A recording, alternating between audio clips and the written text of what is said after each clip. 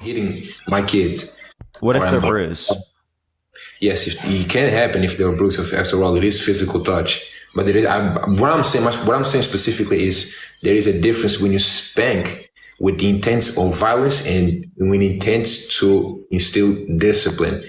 It may happen, but if I'm spanking somebody, if I'm spanking a kid, obviously, if he breaks a bone, okay, that's not really discipline. That's just straight up violence. Okay, nobody gonna break a kid's bone for that. You feel me? Yeah, so you're saying that once it reaches an extensive level of like force or pain, then we would say like, okay, this is not discipline anymore. Okay. So I'm saying, why don't we do that when we're saying that someone is hitting another individual? Because what the parent is doing in this scenario is normalizing this type of behavior. When there is conflict, the way to resolve that conflict is by using this type of violence. So we don't really spank adults because we know that adults have a high level of understanding of their actions. When we spank kids, when we spank our own kids, they are growing up. We are trying to teach them things about life. It's our kids. We discipline them the way we see fit. But there's a difference when we of clear violence. If I punch a kid in the face, that's clear violence. It's a different way for you to spank somebody. You know what I'm saying? Like if I punch a kid in the face, that's clear violence. That's with the intent to hurt somebody. You know? So if you think it's effective for learning, should we use it in school systems? School systems. That's it. Oh, did you get a call? You got to like echo now. You might have to mute and unmute real quick. If it's not fixed, you can send a guest request back. Hey, Yeah, I hear you now. Yeah. Yeah, so should we use it in school systems?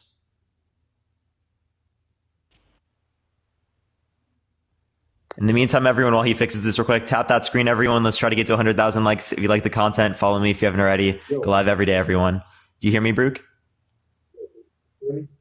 I can't really hear you. Send a guest request back. Just send one right back. Yo, Jesse, I appreciate the hand art. Thank you so much. I appreciate it. Yeah, but everyone, just give it a few minutes, everyone. Or not even a few minutes. So we'll get him back here in like 30 seconds or something. But just tap that screen, y'all. Let's try to get to 100,000 likes.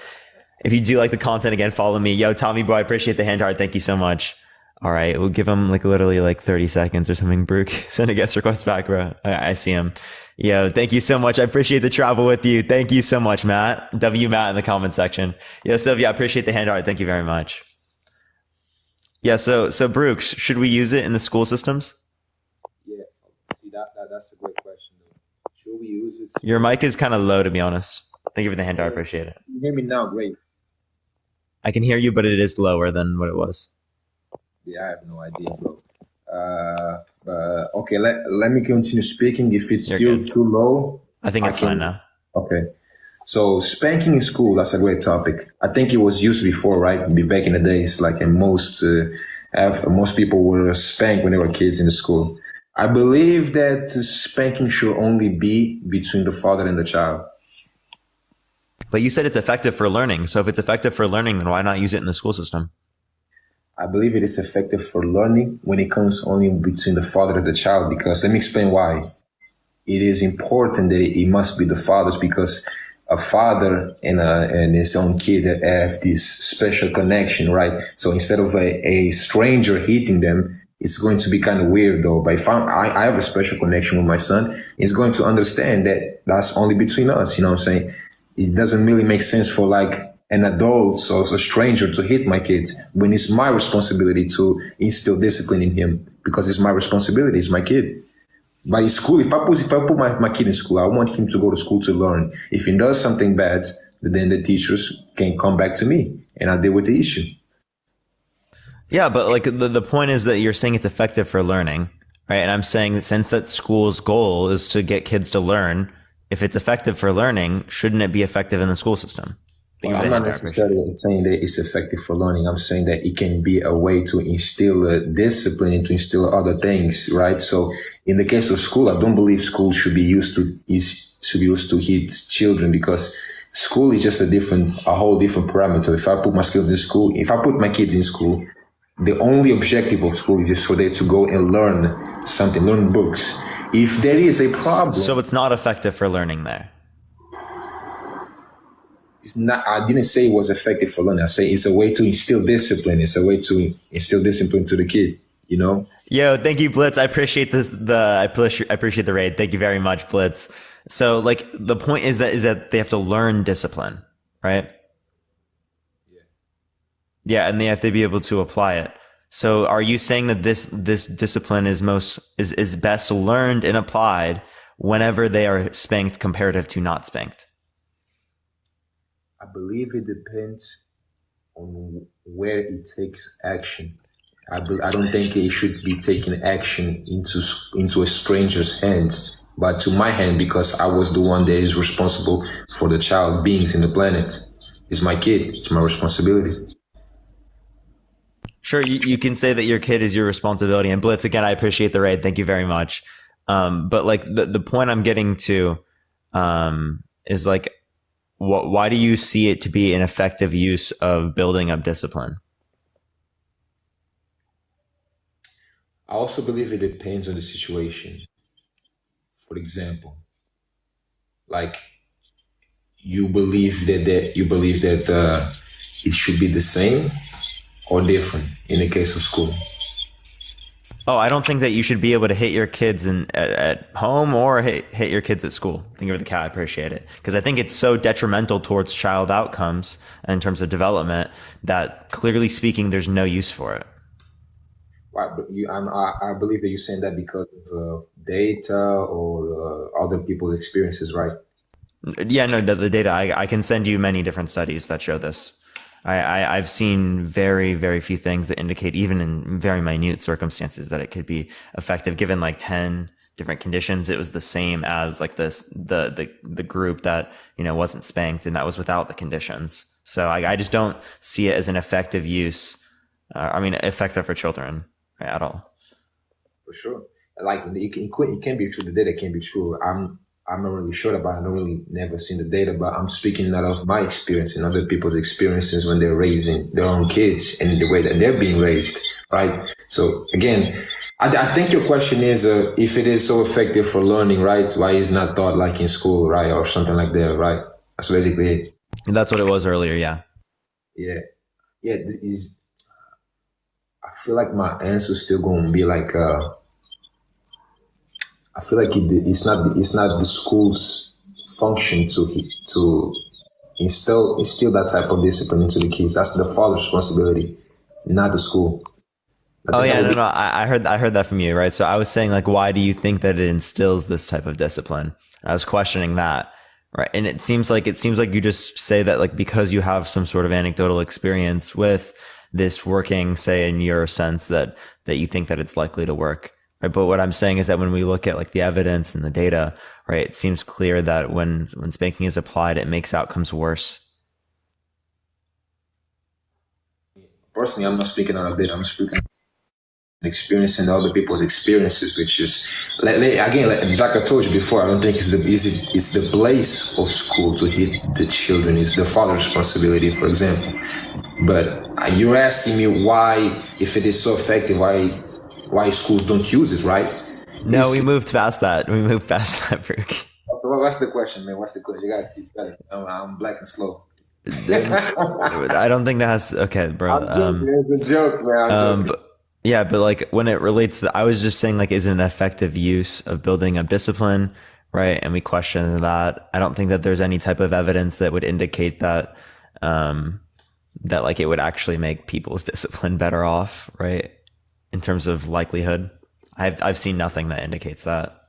Well, that's probably good. Then it's basically like I told you before. It depends on people's experience. From my experience, for example, I was spanked when I did something wrong, and I came out great, as long as some other people. But you can say the same thing. You can say that, oh, I know this guy. Again, but I'm saying it's more likely. Like for example, right? There are people that don't wear seatbelts and are completely fine when they get in car accidents. Right. But if you aren't wearing a seatbelt and you get in a car accident, you're more likely for there to be like risks and danger. That's the point I'm getting to. It depends on the example. Like the purpose of seatbelts is to put you out of danger 100%. If people don't wear seatbelts, they're just being stupid, right? But like again, when you spank somebody, it can go both ways. It can be a very good way to instill discipline, and it can be very bad. It just depends how you use it. Can you show me any evidence that it can be very good? Like I told you, the function of spanking, it can change to good or bad. The seatbelt doesn't change. The seatbelt has a clear function, is to keep you safe. You don't use it, you're just being stupid, right? So the example itself, it's very different, right? And I already gave you examples. I don't have data in my hands. I'm just speaking out of personal knowledge and other people's experience and my experiences. You know what I'm saying? Bro, let me give you an example. Let me give you an example, right? Look, Parker, you have a kid, right? Right, you have a kid. I don't know. I'm 21. Oh, you don't know if you have kids? Okay, damn, you've been busy. I'm saying, like, let's say you have a kid, right? And he does something very bad, like I don't know, like let's say he broke a glass, like he grabbed the glass and broke it on the floor. What would you do? If a kid grabbed the glass and threw it on the floor, Your kid. like my kid, how old are they? Okay, like 6. I think they're 6. Yeah, clearly you talk to them, you try to see what's going on. Clearly there's emotional dysregulation there. If they're 6 years old and they're like just like throwing it on the ground, right? There has to be some sort of like emotional cause or outside cause from that. No one just like randomly like picks up that and just like throws it on the ground. You know what I mean? I mean, it's true, but they're kids. You know, kids sometimes can be very hyperactive, and they just do. Let's say you're in a party, like if you're in a party and you're trying to, you invite your friends. Yeah, if it's like an accident or something, then what you do is you just like clean it up together. Oh yeah, you clean it up together. Yeah. You explain to the kid it's wrong, right? Well, I mean, did they accidentally do it? Like, yeah, make sure to be careful or something like that. Thank you, Hannah. I appreciate the description. Thank you so much. Yeah, but you would tell the kid, okay, bro, like, okay, my son, my kid, I don't know what your name. What would you name your Did they kid? purposefully throw it on the ground? Yes. Okay, they purposefully threw it on the ground. Yes, you have to explain that you don't do stuff like that. That's not like a good way to express your emotions. Thank you for the butterfly. Thank you for the subscription. I appreciate it, Natty. So yeah, clearly you explain that that's not the great way to express your emotions. So what if he does it again? Like he just does it again?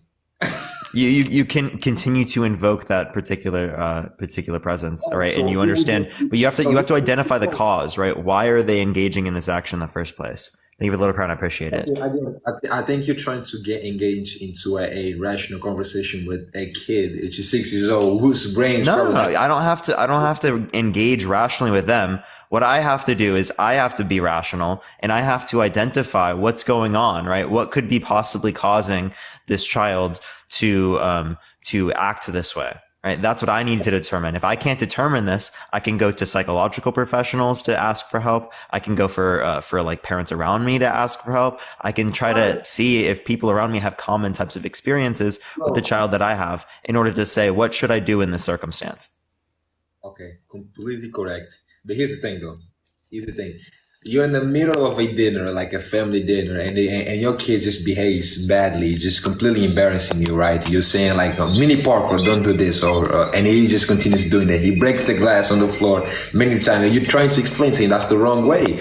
And my question to you is, what if he keeps doing it? You have to be physical. You have to force not to do it, right? You do not have to be physical, right? You can stop them from hurting people, right? But you do not have to force physical violence on them to stop them from engaging in this action. I'm the kid. All right, you in this circumstance, you and them remove yourself from that particular environment. Right. And you have conversations and you talk about this, you would go through it. Because again, right now, it sounds like they want some type of attention. It sounds like maybe there's some sort of issue right there. This is called time out, time in. Right. That's what this is called. And this in the data is significantly more effective at ensuring that your child's emotional and physical health is going to be like sustained and maintained. Like dead serious. Literally just like talking about it, going through the emotions. Let's calm down. What's going on here? Clearly speaking, they're very emotional at the moment, right? Completely. And I agree. I think you should speaking. Is spanking them like helping them with their emotions? Yeah. No, it's bottling them down so that they explode more. I disagree, but here's the thing. Here's the thing.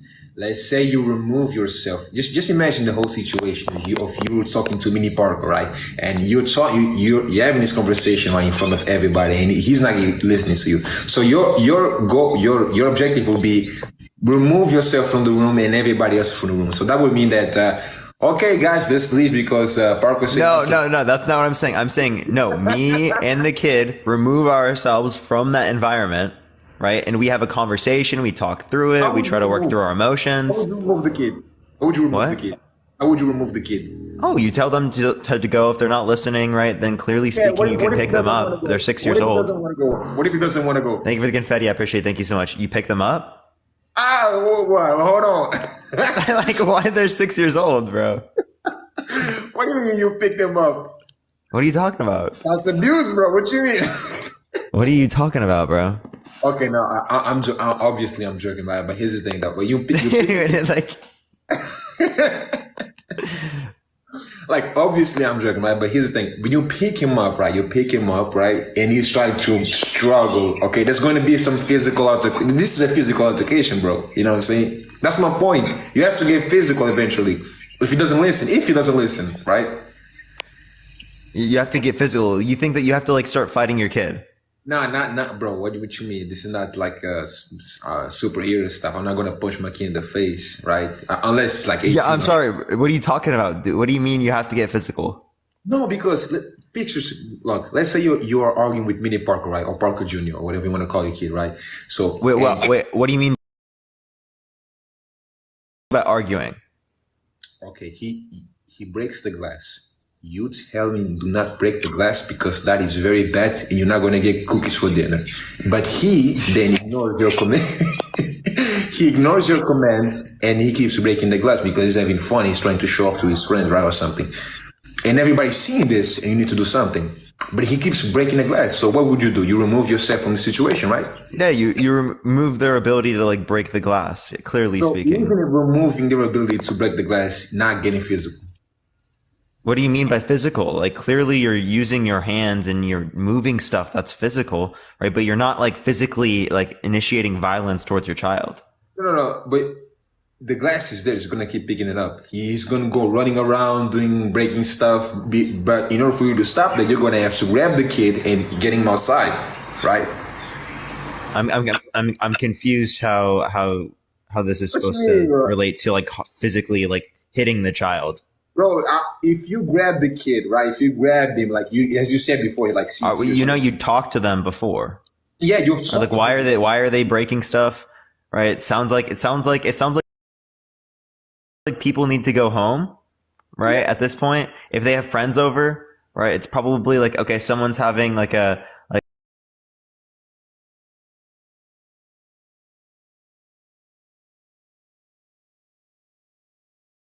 your kid that is 6 years old is going to meet you rationally at your point, which is probably not sometimes. I'm not assuming rationality here, right? What I'm saying is that like there's a way to like calm down the circumstance. But right? There's a way to deal with the circumstance that does not involve hitting your child. And Tommy, I appreciate the raid. Thank you, Tommy. I appreciate it.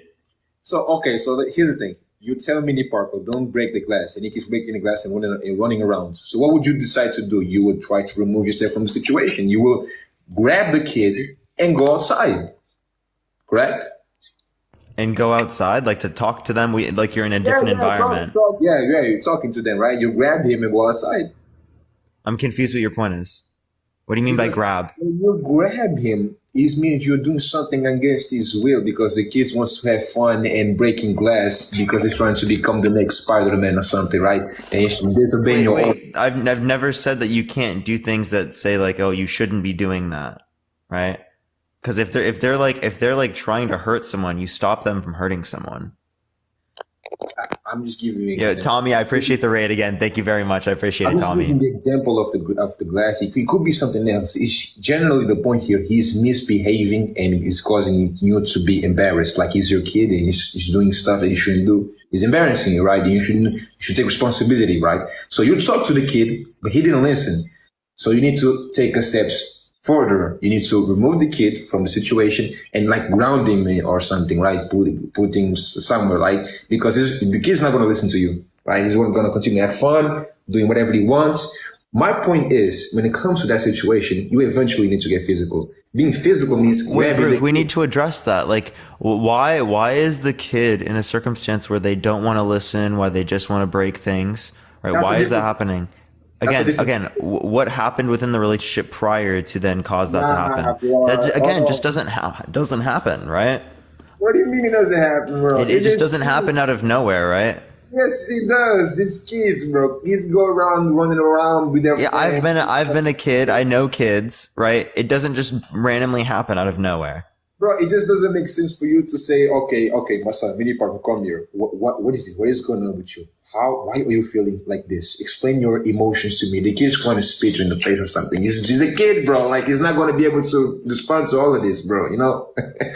You know what I'm saying? Brooks, I have a question, right?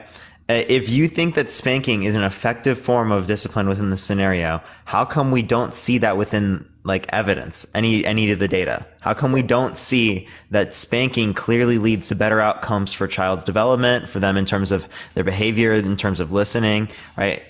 Why don't we see that? Okay, I don't really know what. I've never seen the evidence. It could be real. I just never seen it, to be honest. I'm just speaking out of Jesse, thank you. I appreciate it, Matthew, as well. Thank you. Other people's experiences, my own personal experiences, you know, so I don't really see, I've never seen the data, right? I don't really know. It could be true. It could be true. I'm not saying it's not true. It could be true, right? All I'm saying is... Wait, can I ask a question then? Given that the data concludes that spanking is very detrimental towards child development, what would you say then?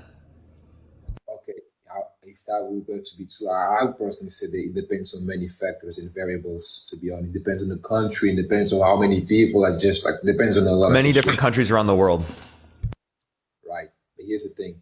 I'm talking about when you say spanking is abuse, it's like you're almost defining that it is 100% abuse. And I told you, it depends on how you use it. That's my whole point. Because I myself, I'm an evidence, right? Me and other people are evidence that you can still succeed in life while being instilled discipline through physical altercation. Because it's possible. It always been throughout history, you know? I don't know if I'm completely getting you there. Okay, it's okay, partner. No, we can heal all the times. No, I was trying to see. So I have a question, right? Like, let's say that like you hate your kid, right? And they keep not listening, right? And they just like continue to not listen. Actually, by the way, if you hate your kid, they're more likely to not listen. Again, I think we already went over that. But again, they don't listen again. They keep not listening and keep doing that, even though you hit them, right? Do you keep ramping up how hard you hit them, or what do you do? Okay, so it depends on how I hit. It depends on what? On how I hit. Well, what do you mean? Like if I punch him really hard, it might work because he's gonna sleep. Okay, no, I'm joking. No, here's the thing. Here's the thing. Okay, look, I see your point. If you hit them and they don't stop, it is more likely that they will stop when you okay. Já vou. Peraí. It is more likely when you hit them and they will behave than when we not hit them because they're kids, they're not going to listen to you. It depends, right? There's no 100% answer for both. Are you going to hit them harder? Yes or no? No, not harder. No, so you run into the same problem. No, it's not the same problem. I just answered your question. Like, what are you going to do? What do you do then? Oh, I will grab the kid and remove myself from the situation. What would you do when you remove yourself from the situation? I will put him in the car and I will drive home to the car and I will say there's not going to be more cookies for you until you behave. And what if he doesn't listen? If he doesn't listen, he will starve to death. Yo, okay, no, I'm serious, dude. That's not even funny anymore. I'm joking. Come on. Like, okay, but you're giving very specific, very radical examples, bro. You know what I'm saying? No, I'm giving radical examples. What I'm doing is I'm applying the same fucking reasoning to you, right? And the thing is, right, how far are you going to go with it? That's really the question. But here's the thing. The real answer is it is more likely that the kid will eventually behave when meet with the physical altercation, then we're not, because if you keep saying the kid, it's the same. Oh, now you're talking about likelihood. You know, they're actually more likely to like behave and do the right thing if they're not hit in the first place. Parker, here's the thing, bro. It's the same. We are in the same situation, because you couldn't answer my question, and I cannot be able to answer your question. You know what I'm saying? I just told you the same example. You cannot resolve Mini Parker, right? He can't talk to you, like, because Mini Parker doesn't want to listen to you. So what would you do? You will remove him from the situation, right? That's getting physical and putting him into some other place, right? But what if he doesn't listen, right? What if he doesn't listen? Even if you talk to him, what if he doesn't listen, right? It's the same answer, bro. It's the same answer. Yeah, so you're gonna have to identify the problem. So you see how you result to the actual the rational thinking, like how should I guide my kid to developing these tools to be able to deal with these circumstances, rather than just necessarily hitting them and expecting some sort of pain response to do it for me. Yeah, but you forget the fact that you're talking to a literal kid. If your kid does not listen to being rational. Yeah, and kids can be guided in ways in which they can act correctly, right? The same thing happened with me, right? I would do dumb shit as a kid, right? But the point is being able to guide your kids so that they can develop these characteristics to be able to deal with it themselves. And ultimately speaking, if they reflect upon their behavior enough, if they feel bad when they do things that are wrong, right? Clearly speaking, they're going to end up doing the right thing later on and learn from those experiences. That's the point. Is these are the first types of experiences that they're having. They're just learning these things. Clearly speaking, right away, they're not going to figure out everything. There are going to be lots of mistakes, the same way that we have mistakes when we first learn things, right? And a lot of parents, they don't want to be patient with their kids and understand that it takes a while for them to learn these things, as this is the first time they're experiencing things, the same way that this is the first time you're experiencing parenting, right? We understand our experiences, but we don't understand theirs. That's true. Yes. I agree. Yeah, you see how a lot of these issues in terms of the kids acting out just comes from like a fundamental misunderstanding between like the parent and the kid. And that if there was like very good communication that existed there, like clearly speaking, these would be significantly less likely to happen. Yeah, for sure. Yeah, no, I never really disagreed. I agree they can results, right? You can speak with the kid and communicate, because kids are eventually human beings, and human beings are smart creatures, right? They can eventually understand. And I'm also saying that to spanking, to instill discipline, it can also work.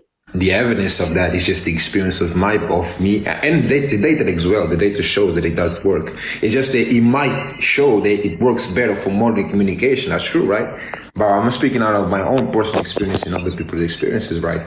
They can both work. It just depends on how you use it. That's the way that I would define it. Do you think kids are human beings? No, I believe that they are aliens. We are the aliens. Thank you for the hand. I appreciate it. Okay, no, for real. Because like, I'm pretty sure that you said that they'll become human beings. I don't know if that was just me. No, they're humans. They're human beings, of course. Okay, no, I was just clarifying. Wow. Okay, yeah. So like, so clearly the point that I want to get to is that you're not actually addressing the issue. Communication is what addresses the issue in the first place. When you rely upon fear in terms of your relationship, that degrades the communication, because now the kids are going to be more likely to like try to deceive you, get around that, because they don't want this negative stimuli. Completely. And like I told you. And then that makes them like less safe, because now then they don't have like a communication to you. I use this example a lot. Thank you for the Panther Pulse. I appreciate it. Thank you so much. Like think about it like when you're like 16, 17, 18, right? You're going to go out to like a party with your friends or something like that. And your parents, they don't like you drinking. They don't like you going to parties. If that's the case, you're going to go around them. You're going to lie to them. You're going to try to deceive them. And clearly speaking, they're not going to be able to know if anything's wrong with you to be able to help you out. And since that is the case, if you get drunk or if something bad goes on, you don't have a way to be able to get home. You're going to do something that's more harmful to be able to get home, or more risky to be able to get home, rather than like what I would have done, like call my mom, right? I would have called my mom, be like, my mom wouldn't have been happy.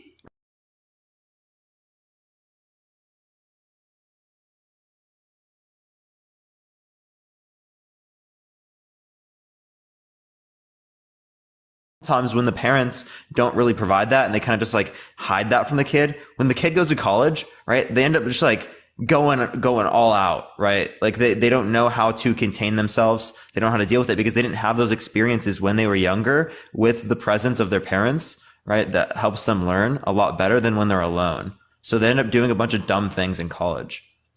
College,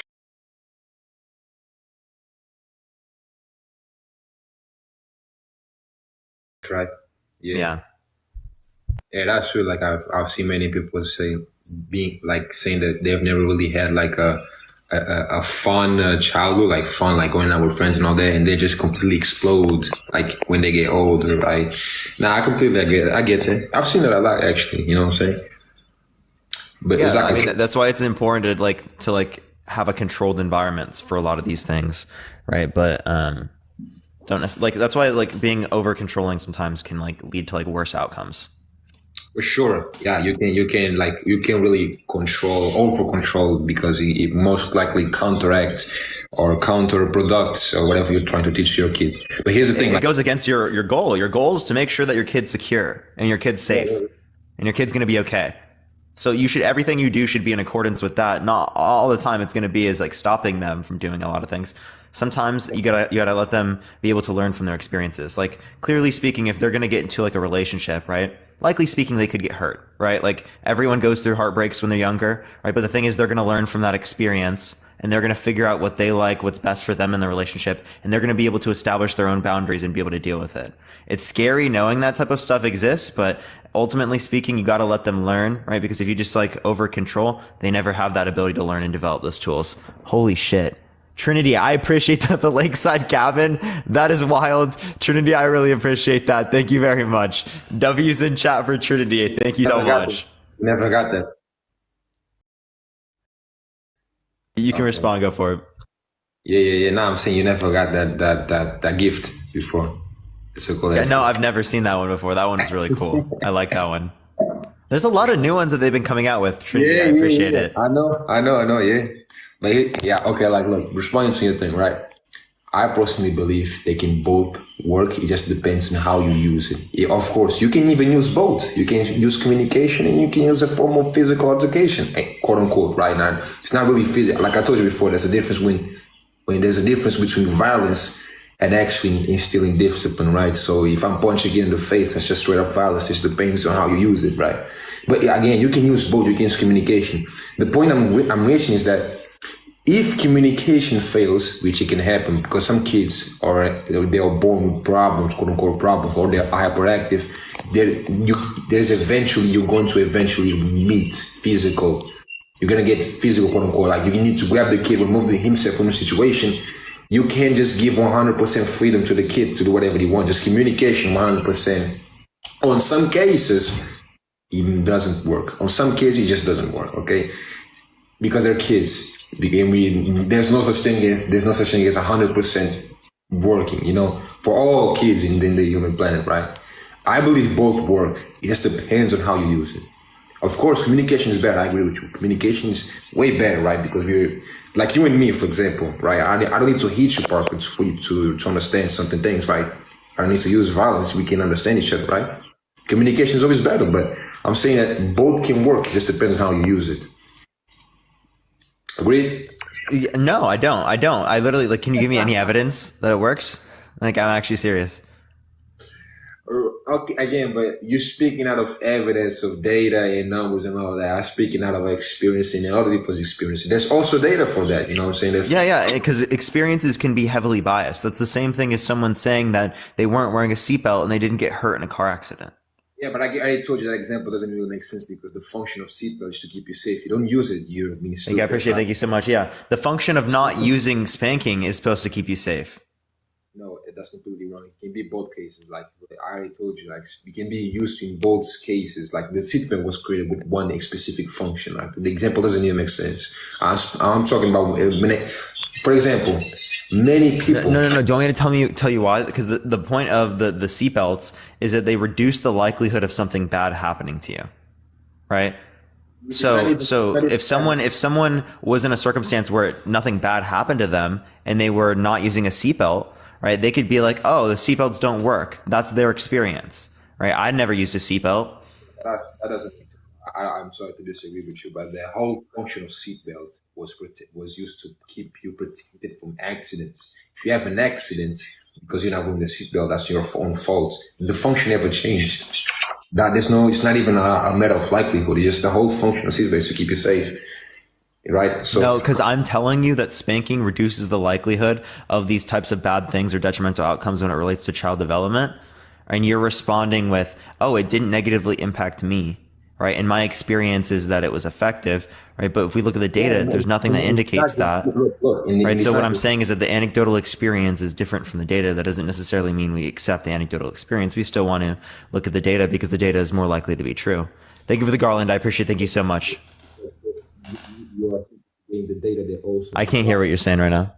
I'm saying you're also forgetting the data that it also implies that it does. You got to fix your mic, bro. I can't hear it. Honestly, it's like super mumbled. Can I hear me? Yeah, I hear you better. All right. Can you hear me now? Good? Perfect? Yep. Okay, nice. So here's the thing though.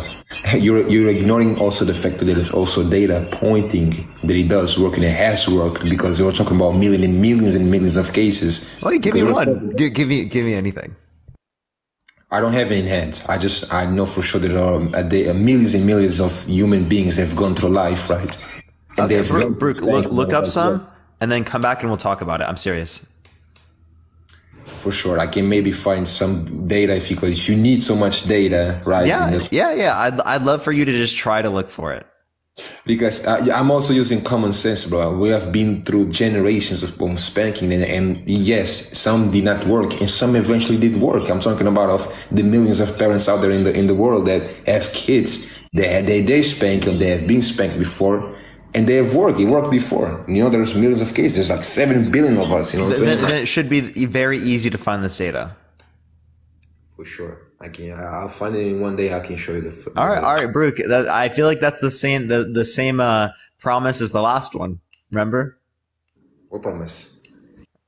I'm gonna get like 300K followers in 2 weeks.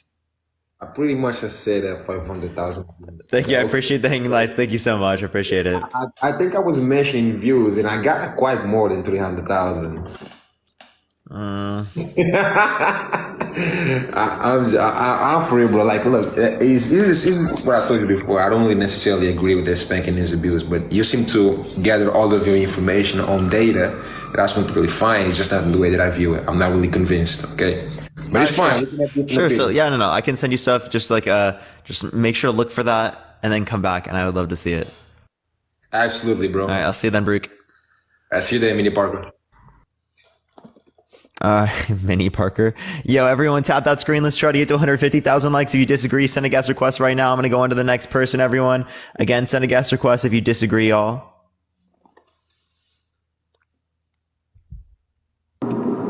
Yo, what's up? How old are you? I am 54. Are you driving? I'm traveling. It's TikTok TOS. Come on another time. I appreciate you, though. TikTok TOS, everyone. You can't drive while on lives, everyone. TikTok TOS.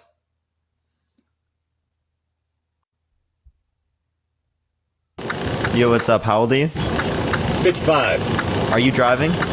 No. What's that sound? I am parked right now. I'm waiting for some paperwork. Believe me. I'm a truck driver. I won't be going anywhere until we're done. Real quick. Let me. I'm sorry, man. I'm sorry, man. I can't deal with the background noise, bro. That's a bit much, chat. That's a bit much. Thank you, Jenny. I appreciate the hand art. I appreciate it. Thank you so much. Yo, what's up? How old are you? Hey, I'm 20. For sure. Do you think spanking is abuse? I do. I was never abused as a child. I've got a pretty solid mom. I just wanted to come on and say I think what you're doing is pretty cool. I appreciate it, man. Thank you so much. I'm looking for people who disagree, though. Thank you so much. I appreciate it. Yeah, you're good. All right, y'all. Let's go on to the next person. Only send a guest request if you disagree again. You got to be 18 plus. You can't be driving, stuff like that. Thank you for the campfire. I appreciate it. Thank you so much. Yo, what's up? How old are you? Thank you. Finally, 34 years old. For sure. Do you think spanking is abuse? No, I do not. Let me explain why. All right, because I've been waiting for a long time. So let me go to my bathroom so my kids don't hear this. All right, so the reason why I don't think spanking is abuse, for these instance, when you put fear in something, because certain time Kids gotta fear you as a parent because they don't listen. If you just talk to your kid, all right, for instance, Jeffrey Dahmer's mom talked to him. Why are you killing this? Why did you hang this cat, right? Talk to him. And then he went on to bigger things. Why? If he would have got his ass whooped, put fear in his life, he would have thought twice of doing that. Just like, okay, I'm gonna just say this. Don't mean to put race in this, but that's why there's a lot of school shootings. Because those kids just get talked to and not disciplined. So explain to me why. Go ahead. Yeah, so in other countries where they're less likely to use things like spanking. We're talking about United States, man. Like I don't want to talk Europe, about other countries. Let's talk about. I'm just making a comparative analysis, sure. So I'm just making a comparative analysis. Go ahead. Yeah, so if we look at other countries around the world, they have way less likely in terms of like the school shootings. I appreciate the hand art. Thank you so much. And they don't have the same sort of parenting mechanisms. They're less likely to use corporal punishment or spanking. Alicia, I appreciate the subscription. Thank you so much. So they actually are more likely to use the communication type methods, and they have less school shootings per capita than we do. Once again, I don't care about what happens over there. I want to care about what happens in America because we move totally different than the UK or anybody else. So no, I'm just like telling this. You that just be what you're go ahead. Yes, they might do that. That's what I'm saying. They might do that. But we move a whole totally different way here in the United States, right? Not necessarily. We kind of have very similar systems. All right. So okay, explain to me. So you don't have kids, right? No. So if your kid goes and kills a cat, right? You're going to sit down and talk to them, right? Yeah, you go through, figure out what the cause of this is. Thank you for the opportunity. You go to psychiatrists, psychologists. So you're going to be, so you as a parent that ain't been to school for psychology, you're going to figure this out. Yeah. Right? You try to figure out what's causing them to engage in this particular type of behavior, what you can do in response to that. So tell me why they still don't know why Jeffrey Dahmer and all the serial killers did what they did. They all got talked to, not disciplined. Oh, so we won't be able to figure it out there, but that doesn't mean that hitting them would have caused that to be fixed, right? I think that hitting them doesn't fix the fact that fear doesn't fix them. That's the point of spanking. Yeah, so fear causes is putting fear.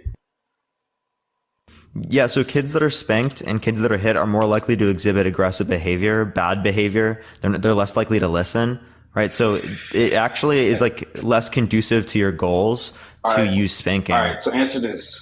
All right, answer me this. Because see, I got whooped as a kid. I burnt my mom's trash can on fire. And you know what I did when I got my ass whooped? Didn't think about doing that again. Because I ain't want to get hurt again. Because I knew what was going to happen. Now, if I just got talked to, that's shit. If that's all what's going to happen.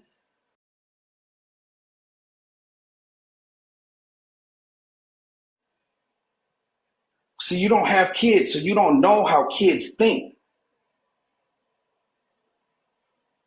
Well, I mean, I was a kid, right? And I knew lots of kids as a kid. But like, if they're smart, if they're smart, why can't you, hold up. If they're smart, why can't they develop the tools necessary to respond correctly? Right? We got to understand what's causing them to act negatively or act badly in this circumstance, why they're using you, right? Instead of the fact that, because if you think about this, right, they're going to be more likely to use you if they're scared of your response, or if they want to deceive you, or if they want to go around you to get what they want.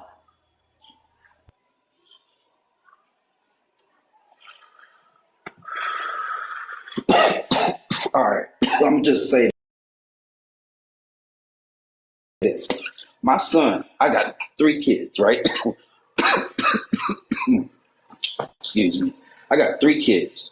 My last son kicked the teacher in the stomach, right? I sat there and I talked to him. Why'd you kick that teacher in the stomach? He said, I don't know why. I just did it. I don't know why, Dad. I just feel like kicking her. Kids do things because they see other kids do things. They follow things. Yes, They're a sponge, so they soak in everything that they see. So when I talked to him and asked him why he did that, I did not whoop him or nothing, right? Sent him back to school. He punched the kid. Wait, can I say one thing real quick? If they're sponges, right? If you hit them, aren't they going to pick up on that? Whenever there's conflict or whenever there's an issue, it's acceptable to hit people because you're actually reinforcing within their head that it's acceptable to hit people. What'd you say? It's acceptable to hit people? You're reinforcing in their head that it's acceptable to hit people. So don't you think that, puts them at a greater predisposition towards... How? No. Because when he's getting hit, he's not getting hit just to be hit. He's getting hit for a reason. There's a reason why.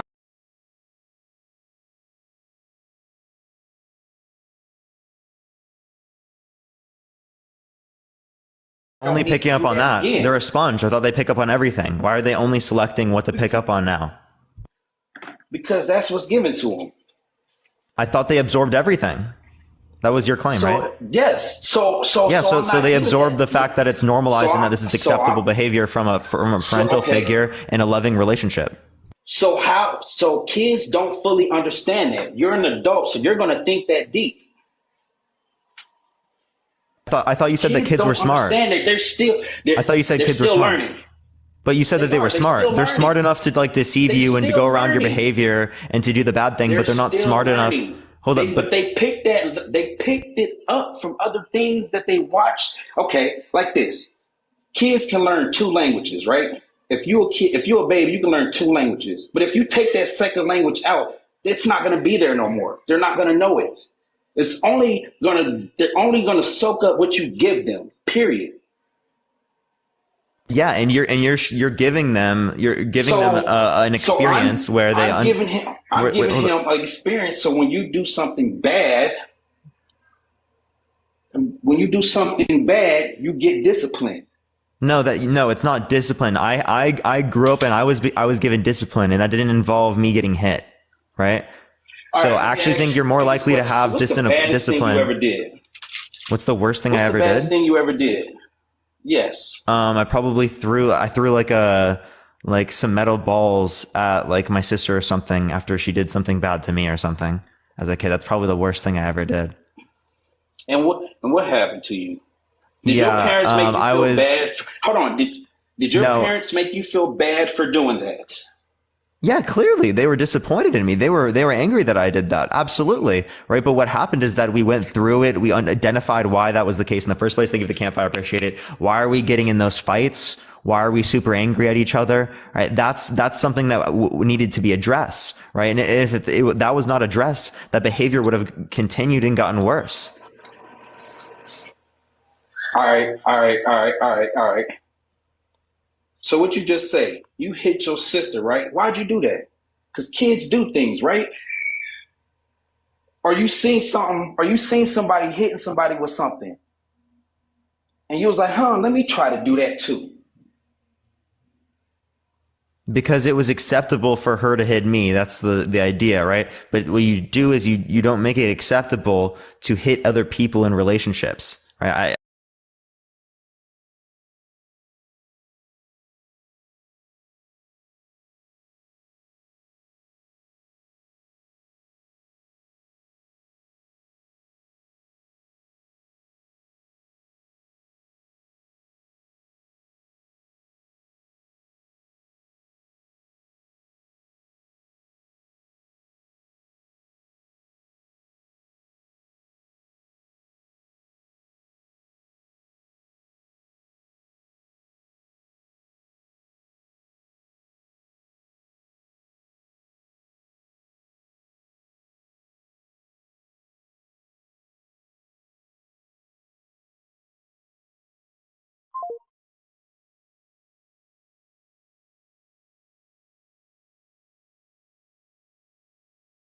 Crazy. She didn't have to get hit, and neither did I. I learned these lessons, and I didn't need to get hit. It takes patience, right? You're willing to be patient with yourself and learning in terms of you being a parent, but you're not willing to extend that same type of patience towards your child in terms of them learning these very base level experiences that they haven't gone through yet. This is the first time they're experiencing life. I'm sorry for cutting you off. I'm sorry. I'm liking this conversation. So you're telling me you're gonna wait. Y'all had to wait. What if it got worse and she ended up knocking you out unconscious and you're in a coma now because y'all waited this long? No, it would have not Answer happened. me that. Don't laugh. It's not going to happen. Don't laugh because stuff happens. That would have not happened with my sister. Answer the question. But I don't think there's a possible world where that would happen, but I'll answer the question. Answer the question. Well, then clearly, right now. Clearly there's something internally, like emotionally, that needs to be dealt with, right? Then you need to talk to a psychologist, a psychiatrist, some professional help, right? Because in that scenario, clearly speaking, they took that to a level in which is not something that is effective or helpful. It is actually something that's very harmful. Okay. So that's what you need to address, right? If it goes past a point in which you can determine, that's when you go to get professional help. You don't hit your child because you hitting your child puts them at a greater predisposition towards engaging in this behavior. That's a lie. No, it's not. I can send you studies. Okay. I literally have a systematic review of 69 different studies over the past 50 years from many different countries around the world that shows generation in, generation out, that there's a negative impact in terms of child development when you use spanking. Right? When it relates to aggressiveness, when it relates to listening, when it relates to good behavior, when it relates to developing PSD, anxiety, depression, right? All of those characteristics.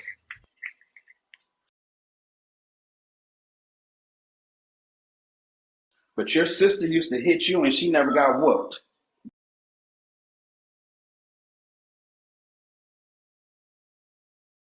Explain that.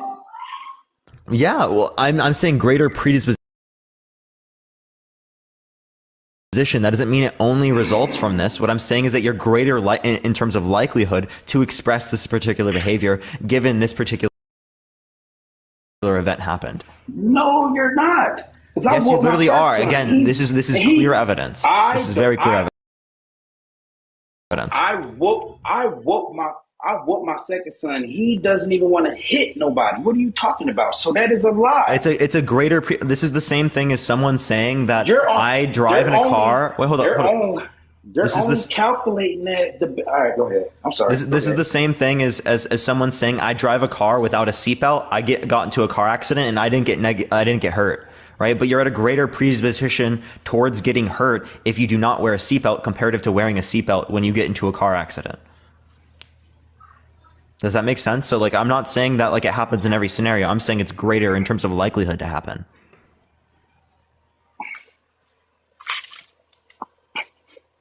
So where are you getting these statistics from? I have an entire resource document filled with things that have many different studies and whatnot. Not only this literally systematic review of 69 different studies, but other types of studies. What's your source? There's Harvard as well. What's your source? Oh, I can just send you the one from Harvard to show the PTSD, anxiety, depression one, and then I have a resource document you can check in my Discord. Hold on. I believe a lot of black people. I'm gonna vouch for a lot of black kids right now. A lot of black kids got their ass whooped. And we would never day in our life, because we know our parents would have whooped our ass if we go shoot up a school. We would have got fucked up. In the back of our head, we know we don't want them problems. But white kids got talked to. It has nothing to do with someone being white as to why they're shooting up schools. Yes, that has nothing to do. No, it really doesn't. It really doesn't, right? You look in Europe. Wait. This is ridiculous. This is actually insane. No. This is black people. Hold up. Can I respond to this? This is actually an insane claim. This is an insane claim. It has nothing to do with the fact that they are white as what causes them to engage in this particular behavior. If we look in Europe, right, where they have white people that exist there, right, they have a way less likelihood of there being school shootings and other stuff like that. It has nothing to do with the fact that they are white. That is actually legitimately harmful to say that this particular behavior is increased due to the color of their skin. But there's a 7-year-old over there in the UK walking around with a knife, stabbing people. Yeah, and that happens in the United States too, right? It's actually at a less likelihood to happen. But my point is this: nobody in his household told him to get a knife or put a knife to him or none of that. We don't know. I don't know what happened in their household. Oh my God! So why are you bringing it up then? So don't bring. What are you talking about? That's just, you gave me one circumstance. I don't know what happened in that one circumstance. What I'm saying is that hold up. What I'm saying is that there are people who are white in many countries around the world that don't shoot up schools. Right? It has nothing to do with the fact that they're white, in which causes this to happen. Right? and they don't deal with half of the shit that we deal with in America. So cut it out. Stop bringing up them because they don't. No, you're literally saying that people literally commit violence because they're white. Like that's an absurd claim. I did not. That's literally what you just said. Like, dude, don't gaslight me, dude. That's literally what you just said. I said because they got talked to. White kids got talked to. They didn't get their ass whooped. Because if they got their ass whooped, they wouldn't have did the shit no more. No, that's not true. They would be at a greater likelihood. No, seriously, if you get spanked, you're at a greater likelihood to exhibit aggressive behavior, which is going to be more likely to lead toward this particular type of behavior. Would you agree that school unalivings are literally aggressive behavior, right? So if you're more likely to express aggressive behavior, more likely to express this. Because their mom talked to them and didn't put fear in their life. My mom talked to me. My mom talked to me. Am I going to do that? No. But you hit your sister back and she talked to you. Yeah, and what happened? I literally never did that again. I never did that again. Why didn't you do it again? Because I actually developed the characteristics to say this is not okay for me to do. I should not do this because this hurts them. Right? Bro, you're not. Because in the same way that it hurts them. Wait. No. In the same way that it hurts me, it hurts them. So a great way to show people, especially children, right, how it hurts is to say, right, you know how things hurt you, right? That's exactly how it hurts other people. That's why you don't want to do that to other people, because you don't want that to be done to yourself. All right. I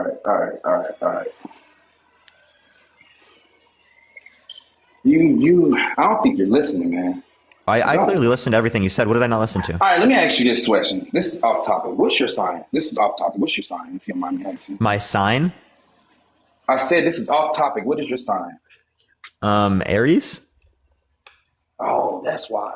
Okay. That's why, bro. Please get a grip on reality, bro. Get a grip, dude. Please, you did not just say that, dude. Unironically. I understand your aggression.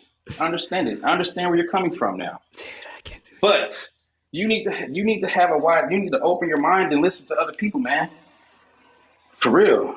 I do. I have an open mind. I listen to other people. Well, why? Okay, if you're listening, when I asked you, your sister got talked to, and it took that time. Why did it have to wait that long? Answer me this. If you won't even know, I can't even ask you this because you don't even believe it. If she had got a whooping, you don't think it would have stopped 10 times faster? No, I think it would have been more likely to happen. That's literally what the data shows. So if you want to have your feelings about what happens, sure, you can have those feelings, right? But I'm telling you what the facts are saying. You know you can't believe everything on the internet, right? Well, it's not just on the internet. This is peer-reviewed data. Like, what are you talking about? These are studies over generations, over like 50 years. You're going off paper. Yeah, we're going off of scholarly papers, academic research that indicates this, that can isolate for variables. Yeah, to determine what's actually causing what. Yeah, absolutely. You've never been through it, so you can't understand it. That's what I'm talking about. I'm saying what works the most for overall. I understand if you talk to your kids, sometimes it'll stop.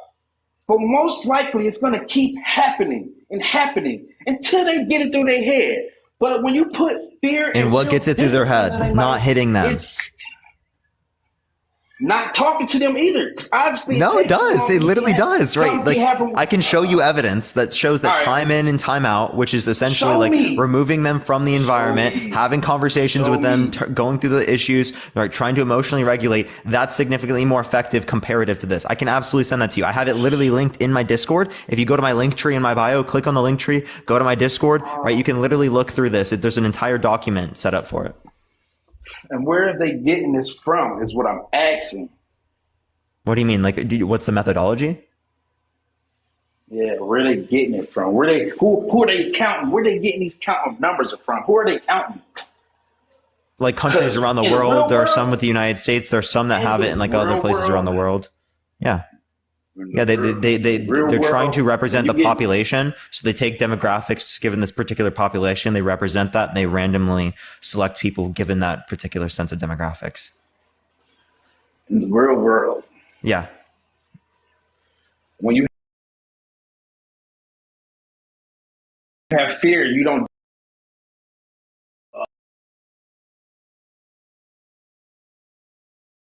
But sure, right? Fear in some sense can be a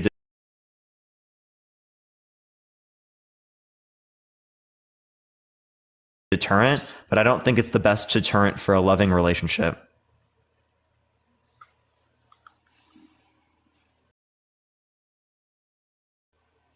What'd you say? I don't think it's the best deterrent for a loving relationship. All right, man. I'm done arguing with you because you ain't listening. I'm gonna let somebody else. What did I not listen to? I literally listened to everything you said. You did. You got it. You got it. Because I keep trying to tell you, fear on discipline, most of the times, because I see people in the chat, no, most of the time, it corrects that kid faster. Talk to the kid, you're going to talk numerous of times. That's why whooping came about, so it could happen faster. Because whooping didn't just come out of nowhere. Yeah, because people are lazy, right? People are lazy. Clearly. People would rather hit their children and harm their children than actually try to develop the skills and guide their kids into being better people. Yeah, clearly, right, that's what it is. Absolutely. So you still didn't answer when I asked you if your sister took too long and something got worse. What would have happened? Well, like if it took too long and something got worse, right? You wouldn't have let it get to a point where it got worse insofar as we got extraordinarily hurt. How you know? Because you can remove them from that circumstance. You can deal with professionals. There's an emotional dysregulation there that's causing them to act this way. Colin, I appreciate the galaxy. Thank you very much. I appreciate it. So putting your kid in a state of mind saying, hey, okay, you got a mental health problem. We're going to go get you fixed and give you some pills. Wait. You don't say that until they're diagnosed, right? You would say, I think there's something that we need to address here. Let's see if we can get some help with this. So when you get the help is what I'm saying. When you get the pills and all that stuff now. You don't get pills like you immediately go and get pills, dude. That's not how it works. You have to be diagnosed with something and then you can be prescribed pills given a diagnosis. Bro, if your parents tell the doctor, hey, I did everything I could. Talked to her, sat her down, took her away, did this, that. Now they're gonna sit here and bring her every week and talk to her. Sometimes talking doesn't work. You need a pill now. Yeah, talking, communicating, and having that type of message is significantly more likely to work than hitting your child. Right? Hitting your child has detrimental impacts on their development, on terms of what they see to be normalized and acceptable behavior. Right. Again, they're significantly more likely to be violent and show aggressive behavior given the fact that they're spanked and given the fact that you show that that's acceptable type of behavior in a relationship. Well, I'm about to go be a good dad. Let me go stop arguing with you, man. I'm about to go tend to my kids, man. Have a nice day. I can't wait till you have kids. You're going to see one day. And I'm never going to hit them. Not once. Yeah. It don't matter.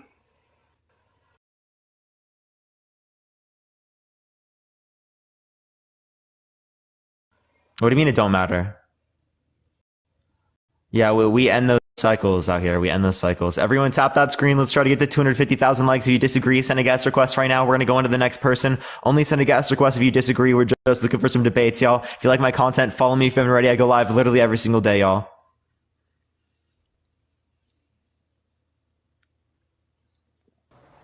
Yo, what's up? How old are you? Oh, shit. I actually don't want to. I appreciate the corn. Thank you. You never mind? Yeah, I don't want to. Why? What's wrong? I requested. I was just like, wait, I actually don't want to. Oh, okay. All right. No, you're good. Sure, bro. Sure. My bad. Okay. All right. We'll go on to the next person, everyone. All right.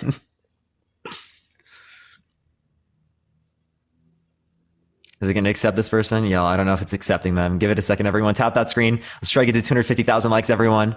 Okay, for some reason, I got to go to the next person. Everyone, give it a second, y'all. Yo, what's up? How old are you? Shut up! Shut up! Please.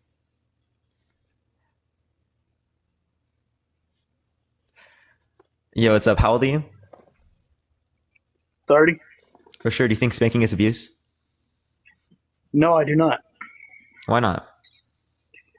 Well, I mean, number one, I'm an old school parent, uh, a young old school parent, because sometimes talking does not seem to work. Say with my son, for example, with him you can talk till you blue in the face. I try to teach my kids about respect. If you respect people that are older than you, we're not going to have a problem.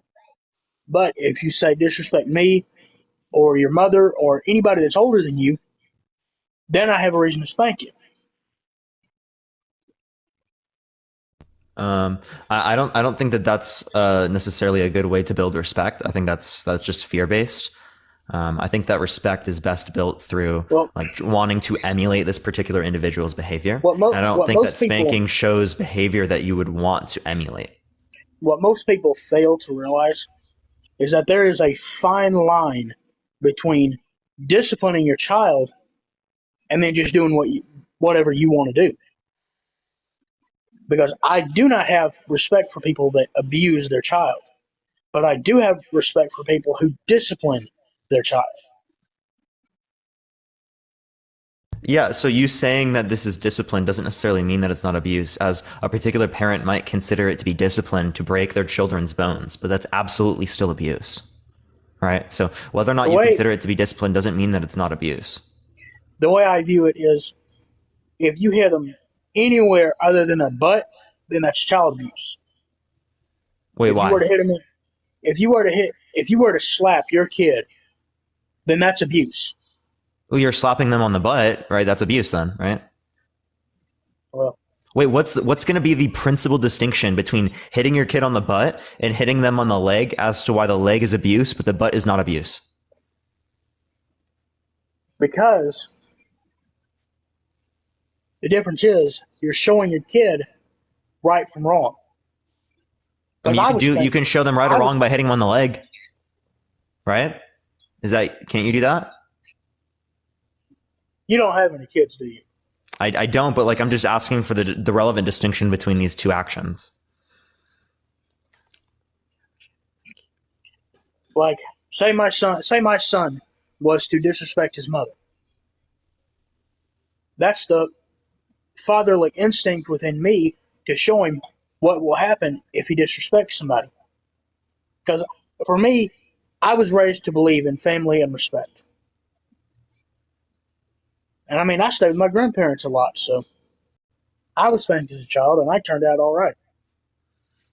Well, you've continued the cycle, right? You've said because I got spanked in my life and I associate that with my parents saying that this is for respect. Well, then that's what it means that it's based upon. But when we look at the data and we look how it actually impacts children psychologically speaking, we see that it doesn't generate respect. It actually makes children more likely to deceive and try to get around these types of negative stimuli, right? Which actually shows that they have more disrespect for that individual.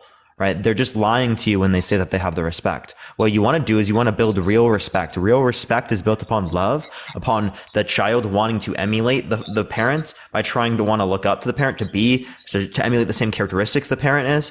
That's what you want your kid to do. You want your kid to look up to you. You don't want your kid to turn away from you, to not like you, to want to go around you. Fear does not build stable relationships.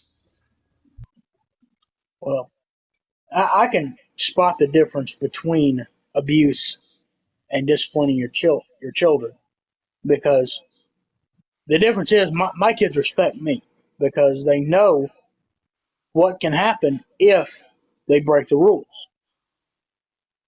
When you have a kid, you're basically entering into a contract, and there are certain stipulations within that contract that the child has to follow.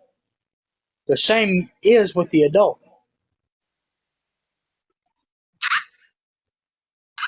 Yeah, so again, that's fear though, right? You're predicating that relationship off of them just being scared of this particular stimuli, right? So when that stimuli doesn't exist anymore, well, then there's no fear. Well, there's no reason not to engage in that action.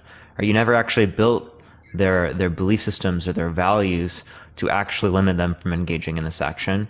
You've simply just given them a negative stimuli to respond to.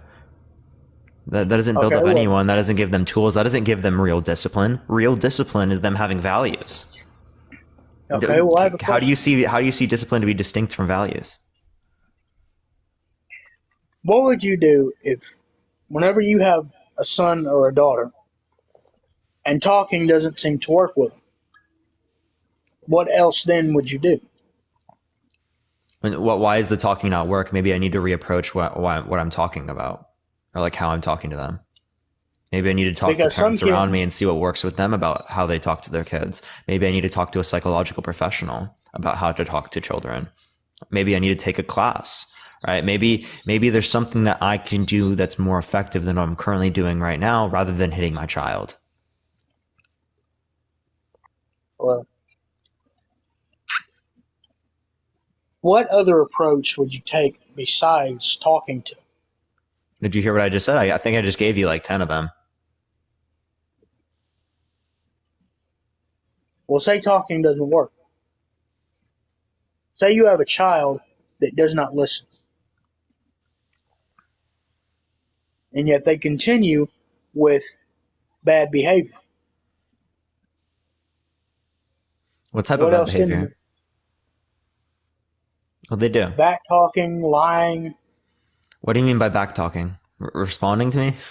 That's allowed. There's nothing wrong with that.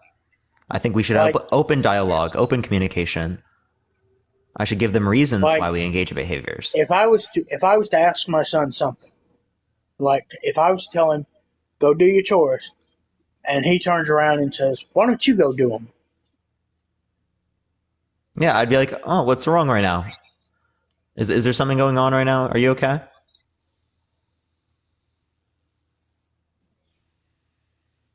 It's not okay to do stuff like that whenever you feel angry, right? What you're doing in this scenario is that you're projecting the way that you feel about your life onto other people around you. So let's talk about it. What's wrong?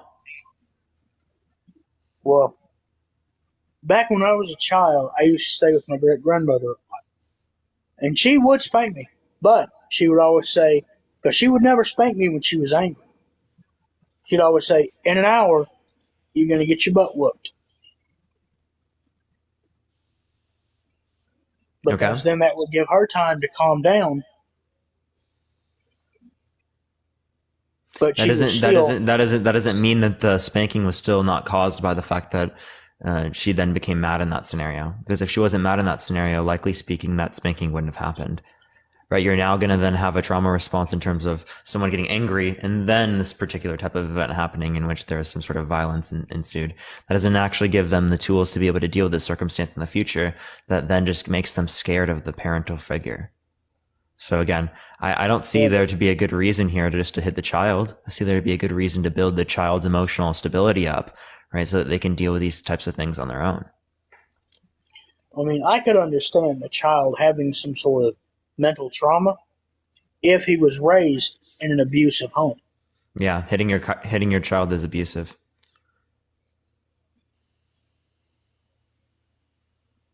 Thank you for the hint. I appreciate it.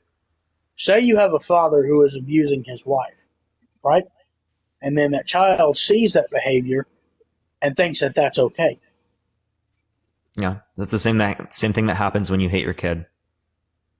Is that they think it's okay. It's acceptable behavior. It's normalized to them. That's why they're more likely to engage in aggressive behavior, because it's being reinforced by the people that they're supposed to emulate.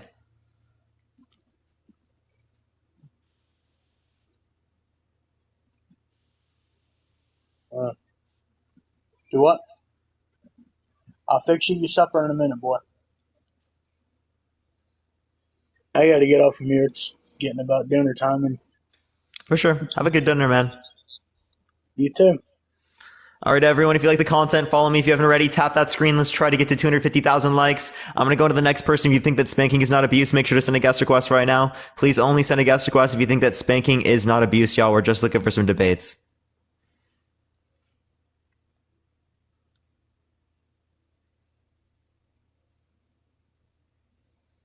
All right, everyone, I'm trying to get someone up here. Give it a second, everyone. I'm trying to go to the next person. If you disagree, send a guest request right now. Again, please only send a guest request if you disagree. We're just looking for some debates, y'all. Again, only send a guest request if you do disagree. We're going on to the next person, everyone. Okay, it's not, for some reason it takes a second to accept people sometimes. So if you send a request, make sure your connection is doing good. You got to be 18 plus as well. Do not send a guest request if you're not 18 plus. Also, if you're driving, you cannot send a request either. It's TikTok TOS, y'all. Okay, it's not accepting this person either. So let me try the next. Give it a second, everyone. If you disagree, send a guest request right now, y'all. I'm trying to get someone up here. Give it a minute, everyone. We're going to the next person. Tap that screen, y'all. Keep tapping. Let's try to get to 250,000 likes, y'all. Smiley, I appreciate the hand heart. Thank you very much. Yo, what's up? How old are you? 19. What's your birth year? Huh? What's your birth year? What'd you say? Yeah, no. That's tough. Too many, didn't hear that. That's wild, chat. That's wild. Okay, everyone, I'm trying to get someone up here. Only send a request if you disagree, y'all. We're just looking for some debates. I'm trying to get someone up here. Again, tap that screen, y'all. Tap that screen. We've got a while left on the live, everyone. We've been on for an hour and 20 minutes. We've got a while left. We're only like a fourth into the live, I think. Yeah, I think it's a fourth. Yeah, this is a fourth into the live. So we still got a while left. We're only 25% into it. Tap that screen. If you disagree, send a guest request right now. I'll likely be able to get to you at some point. Yo, what's up? How old are you? I'm 18. What's your birth year? 2000. Yeah.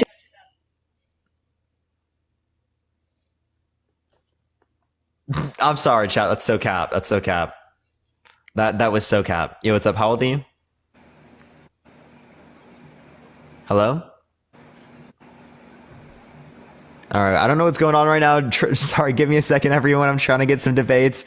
Send a guest request if you disagree. We're just looking for some debates, y'all. Yo, what's up? How old are you? I'm 64. For sure. Do you think spanking is abuse? Yes. All right. I'm just looking for people who disagree, so I do appreciate coming on, Samantha. Thank you so much. All right. You're welcome. Appreciate it. All right. Let me go to the next person. Send a guest request if you disagree, y'all. Again, we're just looking for some debates.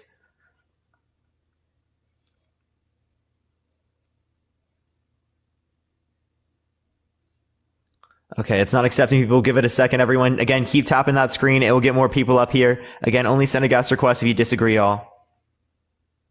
She was very nice. Yo, what's up? How old are you? 29. For sure. Are you driving? No, I parked up. You're parked right now? Yeah. Okay, do you think spanking is abuse?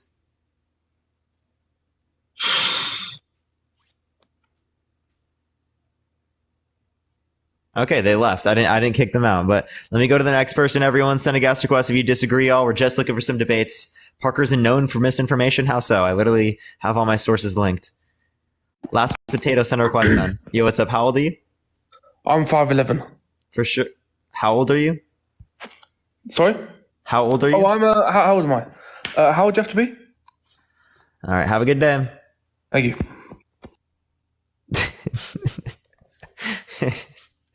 All right, everyone, keep tapping that screen, y'all. Keep tapping that screen. Yo, what's up? How old are you? July. Oh my gosh, bro. Like, why are there so many children, chat? Why are there so many? Go to school. Go to school. What are you doing? You should be in class right now. Yo, what's up? How old are you? What's good, bro? 25. For sure. Do you think spanking is abuse? Nah, definitely not. For sure. Why not? Just cause, bro. Cause like you can discipline a child and not abuse them, not abuse them. Yeah. So why do you think that hitting your child is not abuse? I mean, hitting your child, it depends really. Like disciplining a child, spanking a child, I don't think that's abuse. Not at all. So you don't think that hitting your child is abuse? I mean, it depends on how you're hitting your child. For surely, there's different ways to discipline your child into knowing what's right and wrong, and to knowing not to go over that line, not to cross that line. That words just can't get through to them at the age that they're at, or with the mindset that they have. Yeah, so you're actually putting your kid in a position where they have a greater predisposition towards aggressive, bad behavior. They're less likely to listen. They're more likely to develop anxiety, PTSD, depression, right? So this is like very clearly detrimental towards their child development. So why do you want to engage in a particular behavior that is going to put your kid at such a greater risk or such a greater harm? I mean, if you don't teach them now, then for the rest of their life, they're going to think that disrespect is okay. You can teach them without spanking. Actually, you're more likely to teach them without spanking. That's what kind of the point I just made. A lot of people aren't going to want to hear this, but the attitude from most people going on today is from them not being disciplined as a child. Being able to talk to your mom any type of way and then just, getting time out isn't really learning from that situation. With a spanking, you're going to learn. Like, you're going to definitely feel that I'm not supposed to be doing that. So if spanking is effective for learning, do you think it should be used in school systems? Not that, because, that's your parents, and then we're looking at random adults disciplining child. Yeah, but it's effective for learning, right? Yeah, for sure. Yeah. Yeah, so then we should use it in schools, because schools, the whole goal is to get kids to learn, right? So if we have something that's effective to learning that we're not using in school systems, then clearly speaking, we could be making outcomes better off under your view. So why are you against spanking in school systems if it's going to be leading to, more education? Well, there's stuff you can do at home that you can't do at school. There's things you can say to your mom that you can't say to your teacher. From spanking going on from somebody that you hatred, from that being your whoever's significant other or mother or father, then doesn't spanking cause hatred with your parents too? No, that's because we're family tied. There's that's not seen in the data. The data does say that it's seen in both. Could you give me any evidence to say that there's a statistically significant distinction between the way it is in school systems versus the way it is at home?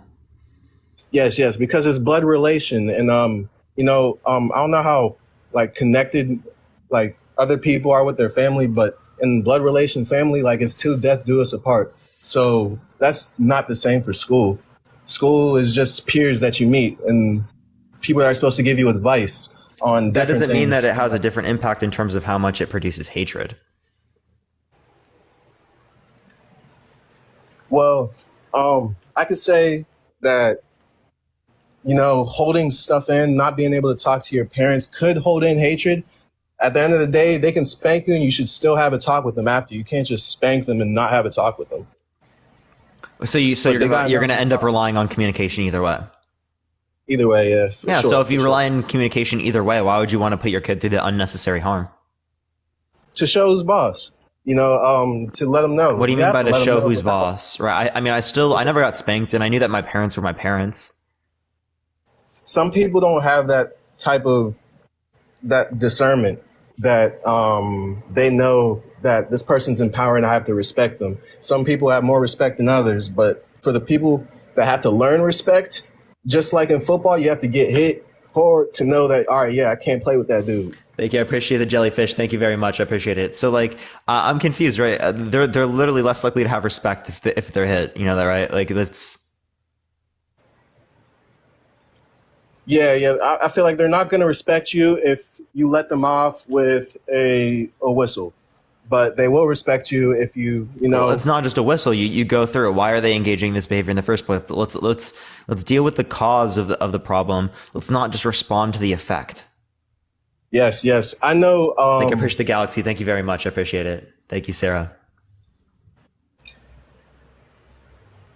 Sarah, thank you very much. I appreciate it. Sorry. No, you're good. Go for it. No, you can go. Well, I know that, assault is assault. And if you were to hit somebody outside, you can go to jail for that. That is leading me up to this, how do I say this? How do I put this into terms?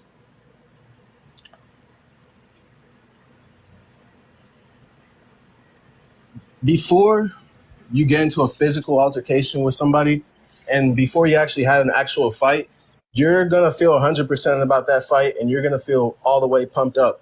But if you got into a fight before, you're going to know that, all right, I got to go into the situation with a mindset without just being all the way 400 on go. So wait, no, I did that without going through a fight. I never got into a fight like that at all. And I was never one to get into a fight or to do anything like that. I was not ever going to do that. Again, kids are more likely to be aggressive or to get in fights because they're aggressive. Again, if they're spanked, you know that, right? Like, again, all of the data is pointing towards that being true. Thank you for the galaxy. I appreciate it. Thank you so much, Sarah. I appreciate it. Hell yeah, hell yeah. Well, life happens eventually, and you're gonna meet bullies in your life, and you know, you're not gonna know how to handle these situations if you never had any altercations in your life. Well, no, like, if you have emotional intelligence, you'll be able to deal with it, right? Hell yeah, you can deal with it, or you can leave it alone. You should deal with it. There's a little bit of you leave it alone, and there's a little bit of you deal with it, right? So we're going to leave it alone in the sense that we don't let it wrap over our heads or tear us down as individuals. Thank you for the galaxy. I appreciate it. Thank you so much. But we're going to deal with it insofar as it doesn't hurt us anymore. Yes, yes. Because if we don't deal with it, then it builds up, right? There's something there that we never dealt with. It builds up, right? Then it's more likely to blow up, right? For unknown reasons. Thank you for the galaxy. I appreciate it. Thank you so much. Whereas if we deal with it, then when we think about it, it doesn't really impact us anymore. I've never been spanked in my life. I'm fortunate enough to never have been spanked, but if I do think I would have, shied away from some bad decisions if I did get spanked or if I was disciplined on some honest stuff type. But you think you would have done worse things if you didn't get hit? No, I would have been just more like in order in touch because I'm not afraid of anybody. I'm not afraid to this may sound horrible, but there was times when I was a kid where I wasn't afraid to cuss my mom out because, she never did anything to me. She'll just walk away and just whatever. So I'll just be, all right, yeah, I could keep saying that. But then I learned also through emotional intelligence, growing older and stuff, that's not okay, obviously. But I just feel so most people, more than 50% of America is,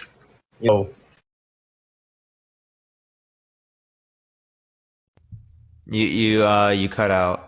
But I kind of think you just kind of went back to my point. Why is there a sense of disrespect that exists there? It sounds like even though you get hit, you still engage in disrespecting a parent.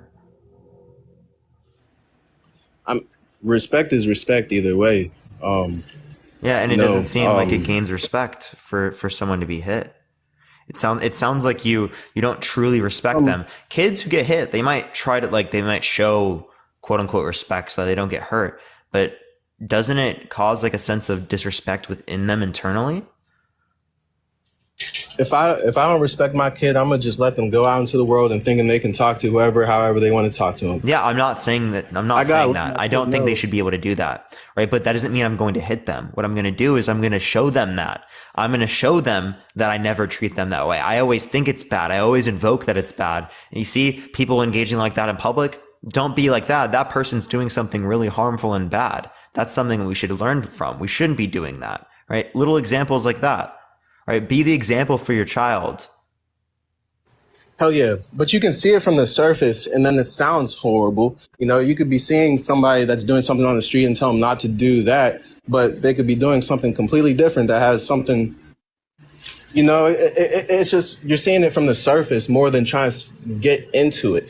If you're raising a dog, there's only so far you can train the dog with just whispering to it. You gotta yell at it sometimes so it knows. I don't think so necessarily, right? But when it relates to kids and dogs, they're vastly different. Okay, your relationship with your dog is significantly less complex than your relationship with the kid that can talk to you, that can communicate with you. Significantly more complex. It's not something you want to compare. Which is why I was saying you can't use indoor voices when disciplining a dog. You have to yell at it. I'm saying you can't discipline a child with just. I don't think you necessarily have to yell at a dog though. You definitely have to, but okay. I don't know. You never yelled for a dog telling him to come. Well, my dog's not really an outdoor dog, so. Maybe if you're using yelling to be able to, if you're using yelling to so that they can hear you, That's not the same thing as like yelling at your dog in general. That's just for attention. You're right. Because you're just that far away from them. I still believe that, a kid that grows up without discipline, without being spanked, is just going to be so arrogant and just, like even with your significant other, you're not going to care for their feelings, bro. You're not going to know actual pain. You're not going to know actual. Say that again. What? I didn't hear you. What?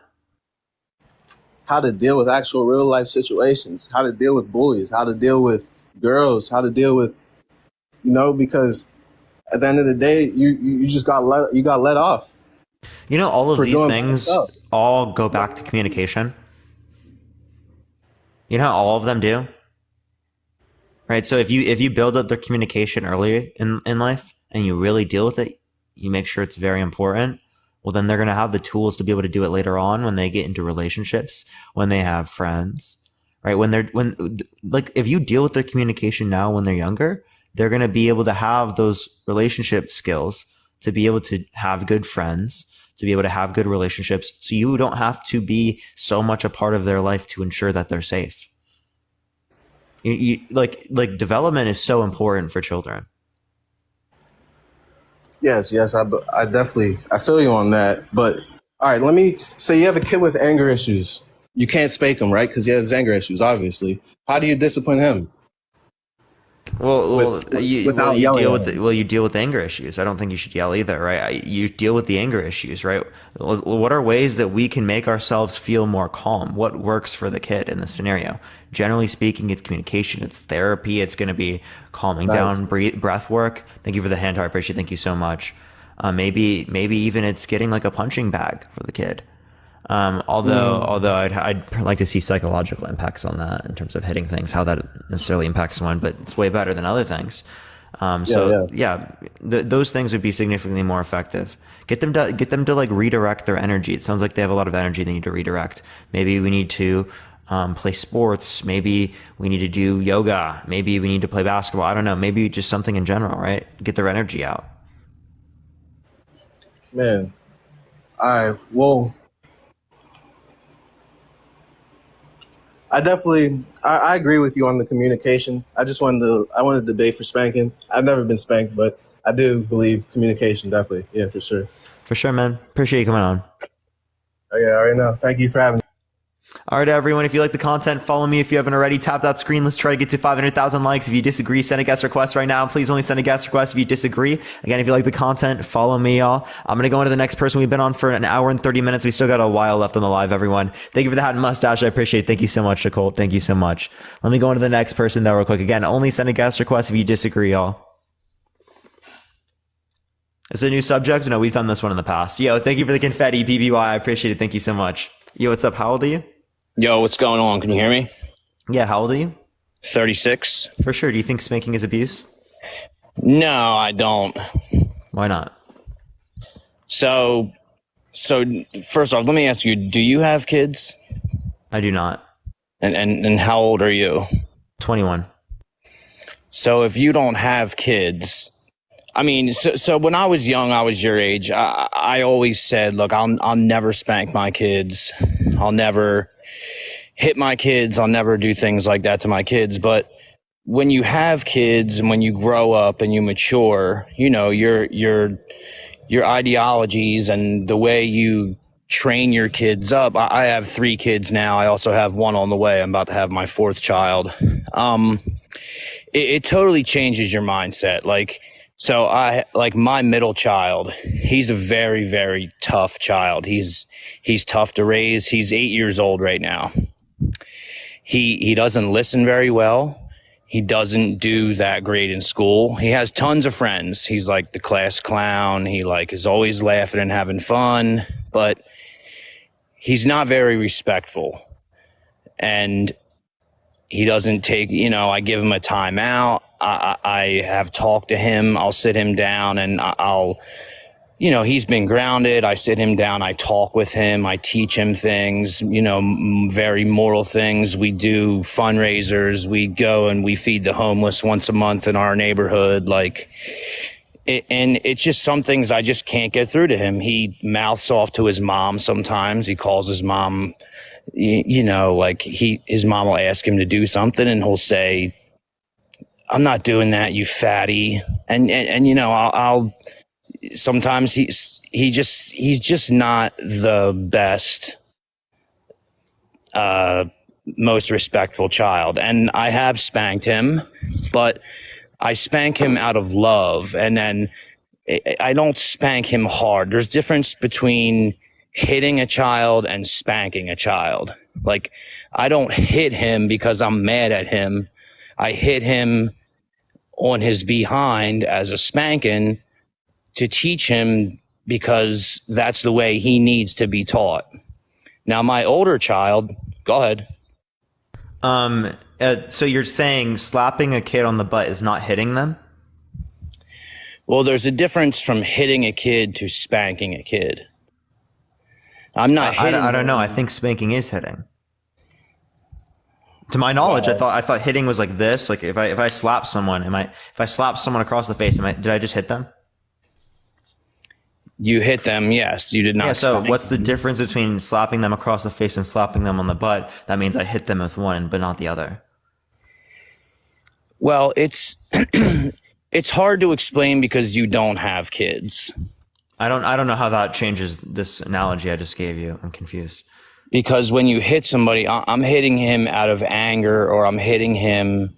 No, if I don't hit them out of anger, if you hit them out of love, just slap them across the face, right? That's still hitting. I would never slap them across the face. Yeah, I don't think you should slap them on the butt either, right? So again, right, what's the relevant distinction between these two actions? So I grew up and I got spanked, and I live in the upper middle class in Pennsylvania. There's nothing wrong with me emotionally or physically. I have a great job. I have a great wife. I have 4 kids. I have a house. I have 3 cars. I have a boat. I have a jet ski. Yeah, and I never got hit, and I'm fine too. Thank you for the hat and mustache. I appreciate it. Thank you so much. What I'm saying is that it puts them at a greater predisposition. I don't spank my older child because my older child doesn't need to be spanked. He is respectful. He listens. I mean, I don't do it as a resort. That is not my first resort, and it never will be, but it has needed to be resorted to because it was just something that had to be done for that certain punishment. It doesn't have to be done. I don't think that it has to be done. Did you go to a psychological professional? No, not a professional, no. So it wasn't the last solution. It clearly wasn't, right? What did you try? I mean, it's really hard because you don't have kids. Everything changes. I just asked a basic question about what you did. I don't think I need the kids to ask that question. I know, but your perspective on everything in the world changes when you have children. I don't know. My parents didn't hit me. They don't think that they have to hit me. They didn't have to hit my children, my sisters. Do you have a biological male and a biological female mother and father? Yes. Mom was stay at home. Dad was working all the time. Traditional family structure. I grew up in a Christian conservative household in Iowa. Never got hit. Okay. I mean, I don't feel any differently towards my father. I don't love him any less. I don't love him. There's nothing wrong with me, and I got spanked. Okay, yeah, but what I'm saying is that getting spanked puts you at a greater predisposition towards aggressive behavior, towards not listening, towards engaging in bad behavior, towards developing PTSD, anxiety, depression, things like that, right? So you're significantly more likely to develop all of these detrimental issues when it relates to child development if you are spanked comparative to not being spanked. That's the idea here. It's not that in every single scenario, it's that you're more likely. Yeah, I feel like I would be more likely. So if I wasn't spanked and disciplined the way I was a very bad child, and I was very bad in my early teens. If I wasn't disciplined the way I was, I may not even be here right now. I did time in jail because I just didn't listen to the system. I bucked the system as a child, and I may have even been a lot worse if not Craig, disciplined. again, kids are more likely to be aggressive, to not listen, to engage in bad behavior that can put them in prison or put them in jail, given the fact that, and again, more aggressive, given the fact that they were spanked. So again, someone's more likely to go to that scenario if they were spanked. So I mean, what causes maybe this in the first place? It's not just like the response to it. What causes this behavior?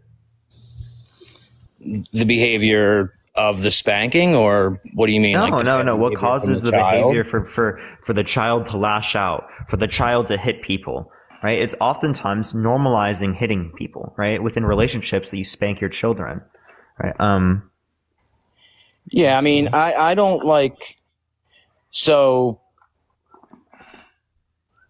when I spank my son, and which isn't very often, mind you, he's very, very rarely spanked. And I don't just spank him and then leave him and then put him in his room. I spank him. I come back a couple minutes later. I sit down with him. I talk to him. I say, hey, you know, it hurts me to spank you just as much as it hurts you, if not more, because I love you so much that it hurts me to hurt you. And I don't want to do that. But, you know, here's what you did wrong. You cannot do these things. You've been in timeout. You've been grounded from your friends. You've taken your phone. And you still continue to do the same thing. So, you know, I teach him and I go over him, and then with him, you know, what's wrong and why I did what I did. And then we talk about it. He hugs me, I hug him. There's no animosity. There's no, you know, he doesn't love me any less. And then we go on our day. And he's learned his lesson. He's definitely more apt to have learned his lesson than if I just let it be or send him to the corner. Yo, Craig, I think I should address this. People have been mentioning your liked videos. Apparently you have like a bunch of teenage girls in your liked videos. Would you want to address that? My son, I don't even use my TikTok really. My sons are always on it. Yeah, just letting you know that's public, by the way. So, I mean, if you're an adult having those types of liked videos, can't you see how that can be like a little bit concerning? Like, there's a lot of them. I have no idea. I don't really ever like any videos. Sorry, I don't really go through and I just watch live videos. That's all. That's all. Why is your kid watching all these videos on your account? I don't know. He's allowed to go on TikTok. I mean, well, these aren't just like TikTok. These are literally like he's watching. Dude, this is bad. It's actually really bad. This is actually like, dude. Let me look. I don't even know how to look at that.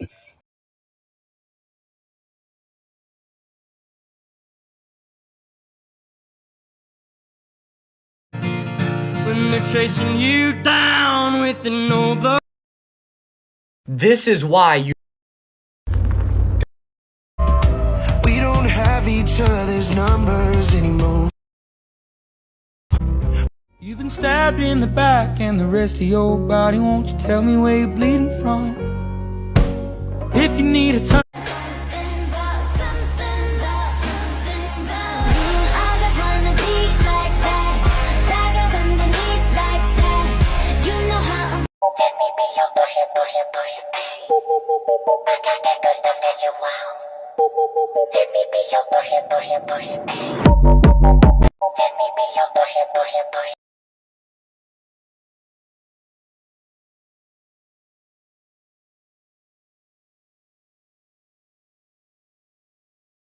I'm from the city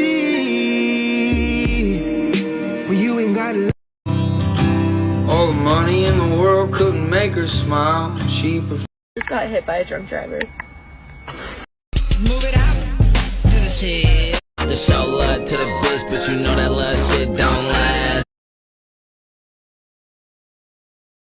He's doing the things he's doing, and you know, it's out of love. I'm not just like spanking him and then walking away, throwing him in a corner or throwing him in his room. You know what I mean? Yeah. Do you think that spanking your kid might make them more likely to go behind your back? I mean, I don't think so. Like, they're young, so they don't really. You mean like when they get older, or? What do you mean? Like go behind my back? How? Like in general, like try to deceive you so that they don't get that punishment. Or not communicate with you. Like, for example, this is like when they get older, right? Let's say that they're going out to parties with their friends, right? You don't like them going out to parties with their friends. You don't want them drinking alcohol. They go and drink alcohol. All right. Now that they don't have the ability to go home, they have no one else that can take them home, and they drove there, right? They might think about driving home and doing something very risky, even though they're drunk, right? So in this scenario, right, if I was there, I would call my mom. I would call my parent, and I wouldn't get hurt, right? My parents would talk to me. They would be like, this is not safe to do, things like that. But I wouldn't get hit. Nothing like that would happen to me. And that's why I would call my parents. But a kid that's been hit, likely speaking, would not call their parents because they're going to get hit. So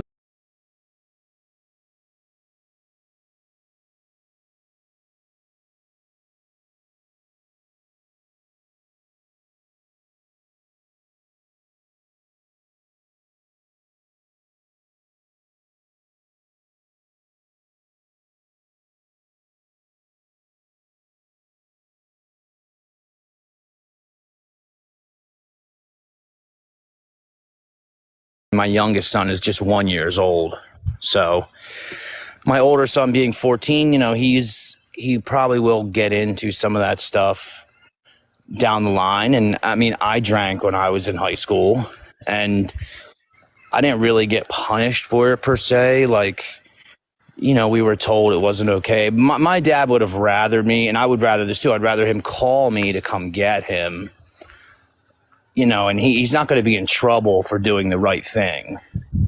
yeah, exactly, right? So clearly speaking, that's why you want to ensure that they have communication, why you incentivize them to do the safe option, right? Rather than having fear in that relationship that can make them more likely to do the unsafe things. Thank you for the confetti. I appreciate it, because they're less likely to want to contact you or to ask for your help. Yeah, I mean, I can see what you're saying, and like I understand that the studies show and the data shows that kids are more likely to be aggressive or more likely to be a worse off child if they're spanked. I can see how that would be a definite issue, but I just don't believe maybe they're being spanked in the correct way. Like, there's a right way and a wrong way to do everything.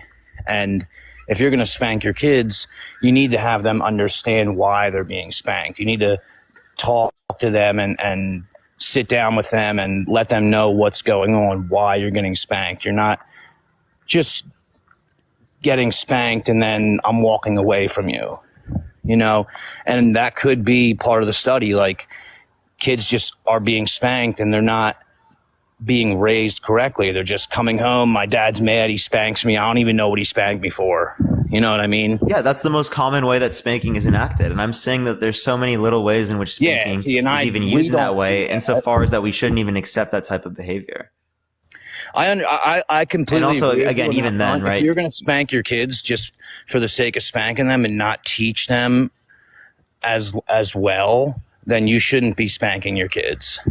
You shouldn't be spanking your kids in general, right? Because what that does, thank you for the call, I appreciate it, thank you so much, is make them think that that's acceptable behavior. When there's conflict, the way to resolve that conflict is by using aggressive or violent behavior. I mean, hey, everybody has their own way. Like, I'm not saying, you know, it's worked for me, and, you know, my children don't love me any less. But I agree with you. If you're not doing anything the right way, then it shouldn't be done. 100%. I don't think there is a right way to hit the kid. I mean, that it'll come. It'll all come in perspective as you get older and as you and anyone else has kids. I mean, I definitely thought my parents don't think that, and they're older than you. Yeah, but I don't think the way my parents think. And you may not think the way your parents think when you're their age either. Yeah, and I won't think the same as you think, right? So I don't know what your point is. I'm saying that children will change your perspective on everything. Sure, right, but I don't think that disputes the point I'm making right now. It's hard to say that you won't spank your children ever if you don't have children. Well, I'm not going to. I know. I ultimately control that, right? So yeah, it's never going to happen. I'm certain of that. I mean, I think I said the same thing when I was 21, man. It's all right. It's not necessary. I mean, you ended up falling into doing it. That doesn't mean that you should.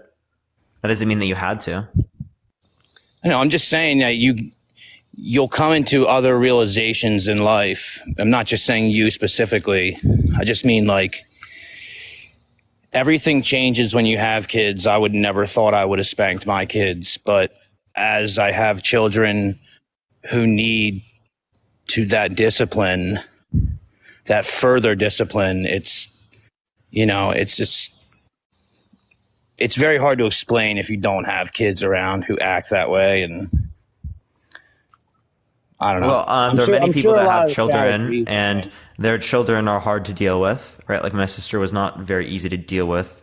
She was always in everything, always doing everything, always, like, there was a lot going on with her, right?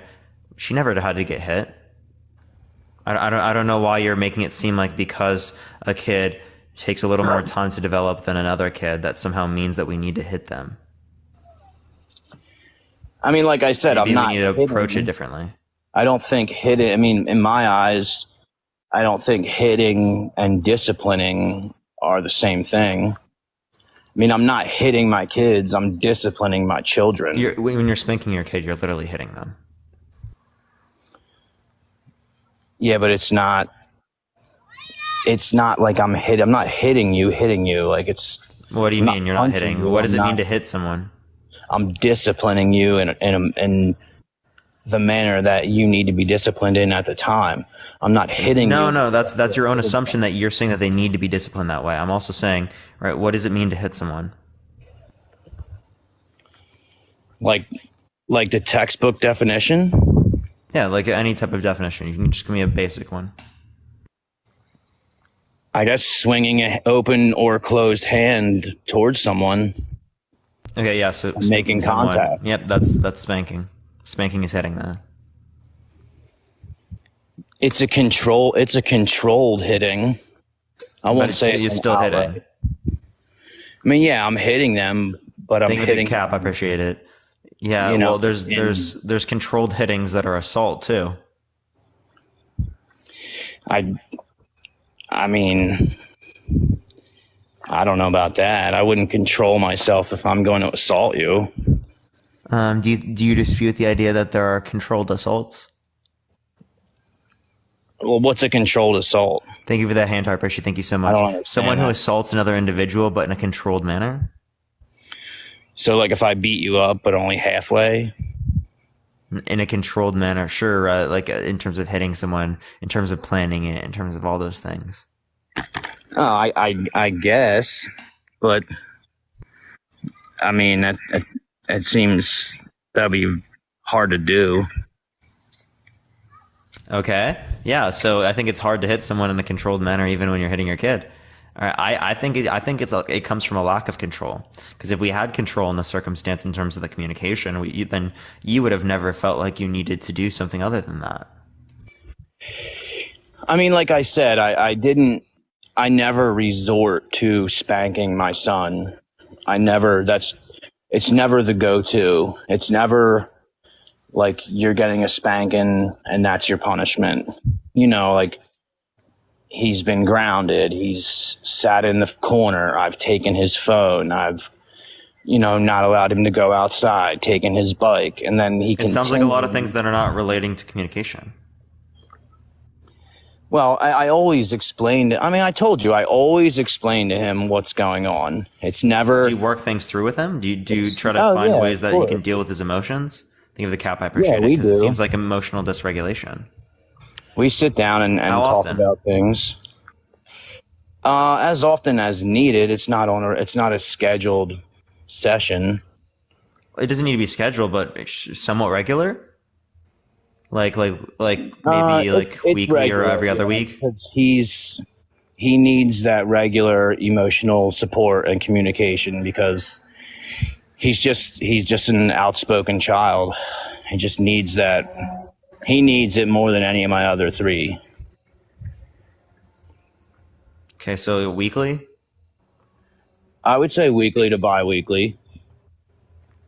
Okay. Have you tried different methods? You should talk to us if it continues and persists, talk to psychological professionals. I don't think that the best way is to hit the child. I think empirically speaking, you're going to put your kid at a significantly greater chance of continuing that behavior. All right. You know what? I'll take your advice. I'll consult a professional and maybe we'll talk with them about it. I'm not opposed. I'm not a rockhead, and I don't claim to know everything. I'm not opposed to trying something else.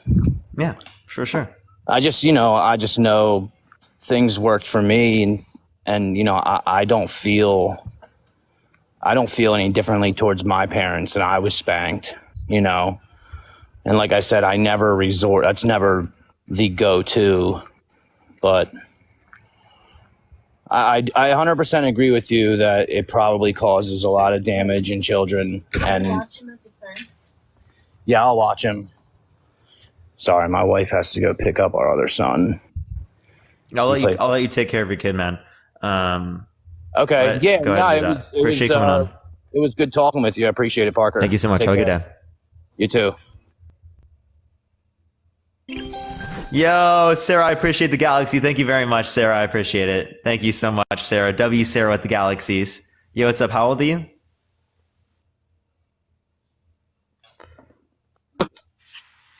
Long time no see, brother. Oh my gosh, it's you again. What's up? Yeah, thank you for all the galaxies. Thank you for the hand heart. No troll. No troll, brother. Let me talk to you, my brother. Parker, I miss you. No lie, I miss you, brother. Okay, let me tell you, spanking is not abuse, brother. What? I have kid. You want me to call him? No. Why do you think it's abuse? Okay, may not call him. Okay, brother. When you spank, brother. Okay, listen to me. Oh, they send us gifts. Parker, I need half of all gifts you get when me here. Okay, please. All right, are you gonna argue? Yes, I argue. I love to argue. Okay, so spanking is not abuse because... Hold on 1 second. Okay, brother. I'm sorry, chat. We're gonna go on to the next person.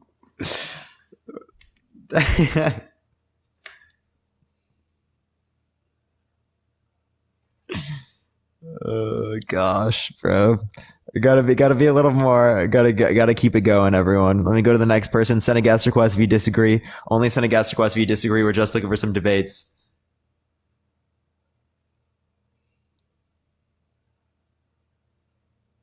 This is so rude, Parker. Mo, come on, bro. Get a grip, Mo. I know you're trolling, bro. I know you're trolling, Mo. It's not. Yo, what's up? How old are you? I'm 44. For sure. Do you think spanking is abuse? I don't. I mean, cause I got a son. I got a 21-year-old. I was spanked when I was a kid. To me, spanking is not abuse. I don't believe it is. I mean, I was spanked. And look at me. I turned out okay, and I still talk. Well, my grandmother was the one that raised me, so and I loved her dearly. To me, the way kids are today, I believe that's the reason why kids are the way they are today, talking back to their parents, cussing them out, hitting them, because it's against the law to discipline your kids now. Yeah, so I think that actual discipline does not result from, thank you, Sarah, I appreciate all the hand hearts, does not result from spanking children. I think spanking children actually degrades discipline in terms of them being more likely to exhibit aggressive behavior, them being more likely to not listen, them being more likely not to exhibit good behavior, things like that. So clearly speaking, I see it to be like degrading to like the types of actions that they engage in if they do get spanked. I mean, I was spanked. I was spanked with extension cords and stuff like that. I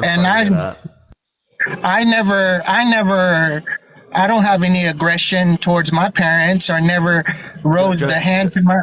Joseph, you're misunderstanding me. I'm saying you're more likely to exhibit these characteristics. I'm not saying in every scenario this happens. I'm saying it's more likely, right? Like, for example, right? If someone drives without using a seatbelt, they can get into a car accident and not get hurt, but they're at a greater likelihood to get hurt comparative to someone who's using a seatbelt. Okay, yeah. I mean, to me, I think spanking shouldn't be against the law like it is now. I mean, I think it should be okay. I mean, if you want, I mean, they're your kids. You want to spank your kids, spank your kids. I mean, because like I said, I spanked my son, and yes, he called the cops, and the cops came to my house, and the cops told me, well, I heard that there was some abuse here, and I told him, no, there's no abuse. And I figured it out, and I told my son why the cops were there. I said, so you're going to call the cops on me? And I turned around and I said, you know what? You're going to get another spanking when they leave. And I told the cops, if you didn't like it, then you can take them with you. Because he's my child. Did you just admit to lying to the police in front of 4,000 people? No, I didn't. I lied to the cop. I told him I was going to spank him when the cops left again, right there in front of the cops. Isn't that illegal in your state? In Texas, this is when I was living in Texas. I'm in California now. Was it illegal in Texas at the time? No, it's not illegal. Okay, so then CPS can't do anything then. You know, I mean, I don't know how it is now in Texas or in any other state. I mean, but back then, I mean, I remember you could spank your kids. I mean, I remember I was in a grocery store when I was a kid and I was acting up. I would get slapped right in the grocery store and nothing would happen. Worse for you doesn't mean that you should continue this cycle towards your children. I mean, I don't spank my kid. I mean, I didn't spank the way, you know, slapping him in the grocery store. I spanked my kid. Yes, I did. I spanked him on the butt, or I spanked him on the hand. Before, I mean, when he turned 7, that's when I started spanking him. But before then, I would put him in the corner, put him in his room. Yeah, so you're not just supposed to put the child in the room. You're supposed to remove them from the environment they were previously in, and you're supposed to do a time in with them. So you're supposed to communicate with them, engage, try to walk through their emotions, try to get them so that they can deal with these things alone. Yeah, that I did too. I mean, I understand that part. I did that. And I told him why he was going to his room. I told him why he was in trouble. I sat down and I told him all that stuff. I mean, everything you're saying, I did. I mean, because yes, when I was a kid, I didn't get told why I was getting spanked. My grandmother told me sometimes, you know, hell, you were in trouble. You got in trouble at school today, so the principal called me, so I'm going to spank you.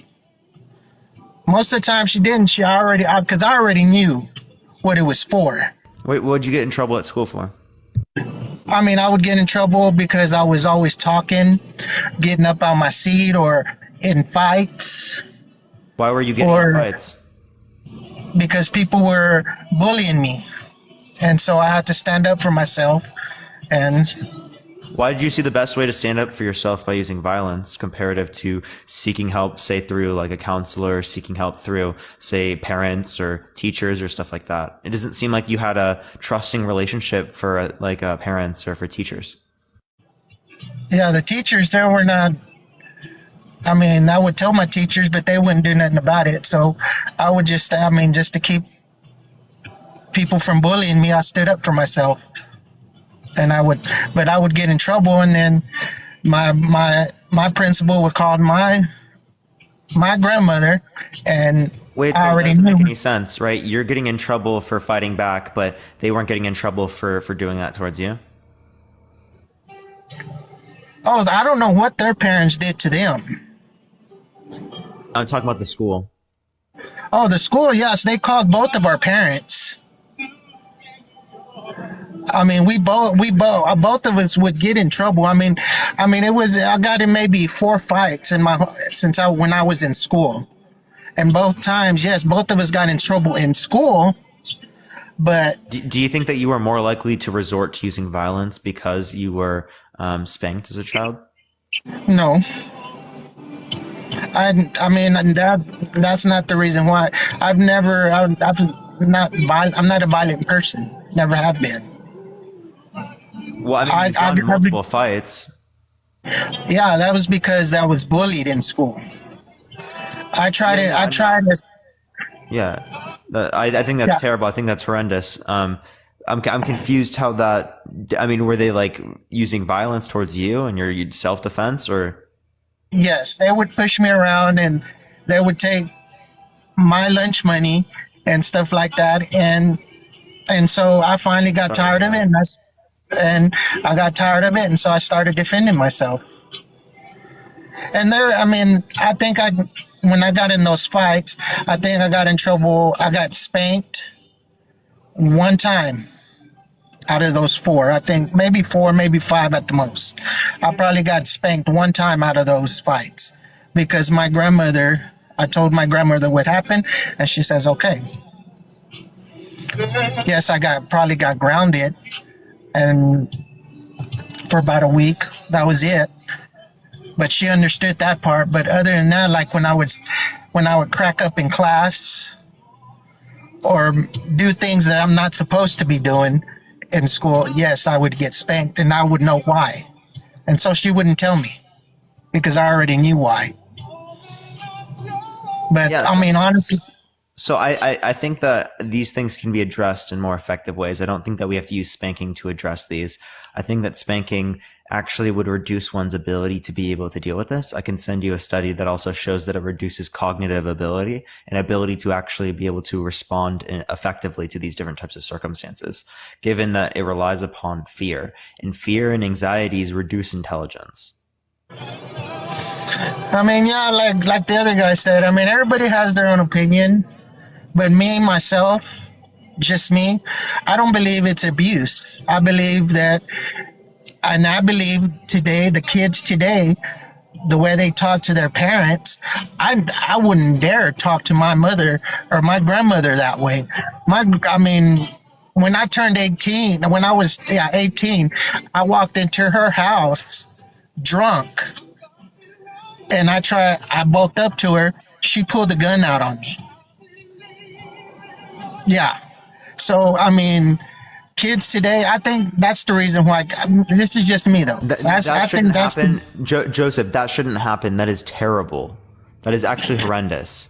Honestly, I don't believe it's terrible. That does not stop kids from engaging in bad behavior. The only reason you see kids engaging in bad behavior more is because that's posted on social medias. Social media didn't exist anywhere near this degree, and you weren't seeing this type of behavior anywhere near to that degree because it wasn't posted all over social media. That should not happen. Okay, but me, honestly, I believe that spanking is not abuse. And I'm always going to believe that. I mean, to me, if I see a dad or a mother spank their kids the right way, now beating your kid is different than, spanking. Yes, it's contact. Hitting your kid. Yeah, I understand. There's a difference between spanking and beating. Beating, and you're just beating that's like saying there's a difference between hitting and beating. Yes, there's a difference. When you're spanking your kid, you're spanking her. How much it happens. That's the only difference, is just like the amount of times it happened. I mean, beating is, you're just literally beating your child to death. I mean, just where he's bleeding and used up and stuff like that. Spanking them is you're spanking them on the behind. You bend them over your knee and you spank them. here about 3 or 4 swats, there's your spanking. And you shouldn't be resorting to that. I think that is very, very detrimental towards their development, right? And it's very, very. I mean, I only have. There's a systematic. I don't have review. no more kids. I don't have no more kids. My son's 21. He turned out just fine. And we still talk. He loves me dearly. I love him dearly. And he goes to college in Texas, and I spanked him. And I mean, I like I said, I don't believe spanking is abuse. But yeah, you say that, but like again, it's very clear within the data. I can show you a systematic review over the past 50 years that demonstrates in 69 different studies that there is a negative impact in terms of child development. Again, within the things that I mentioned earlier in terms of the aggressive behavior, more likely to exhibit bad behavior, the lower levels of cognitive abilities. Again, more likely for that to be the case, more likely to develop anxiety, PTSD, depression, right? Those things are significantly more likely to happen. Why would you want to put your child at a greater risk? I mean, I know my son's not going through none of that. I'm saying, again, it's a more likely, right? This is like someone who's like, I didn't get vaccinated and I didn't get COVID. Yeah, you were at a less likelihood to get COVID given the fact that you were vaccinated or something like that. Yeah. Okay. I mean, I don't know how to speak on that part, but I mean, my opinion though, like I said, I don't know how to explain it. I mean, I just wanted to come on here and say I don't believe spanking is abuse. I mean, because I don't. Thank you, Chudowski. What do you consider abuse? Abuse is neglecting your child. I mean, not disciplining your child. No, like what's physical abuse? Physical abuse is when you're just literally got your fist punching your child or beating them with a damn 2x4 or kicking them. If a parent smacks their kid across the face, is that abuse? Depending on what they did. I mean, like, okay, you're talking back, so you need to get slapped in your mouth. Yes, you do. What do you mean talking back? Okay, I'm gonna tell my grandmother, you're stupid. Yeah, I hate you.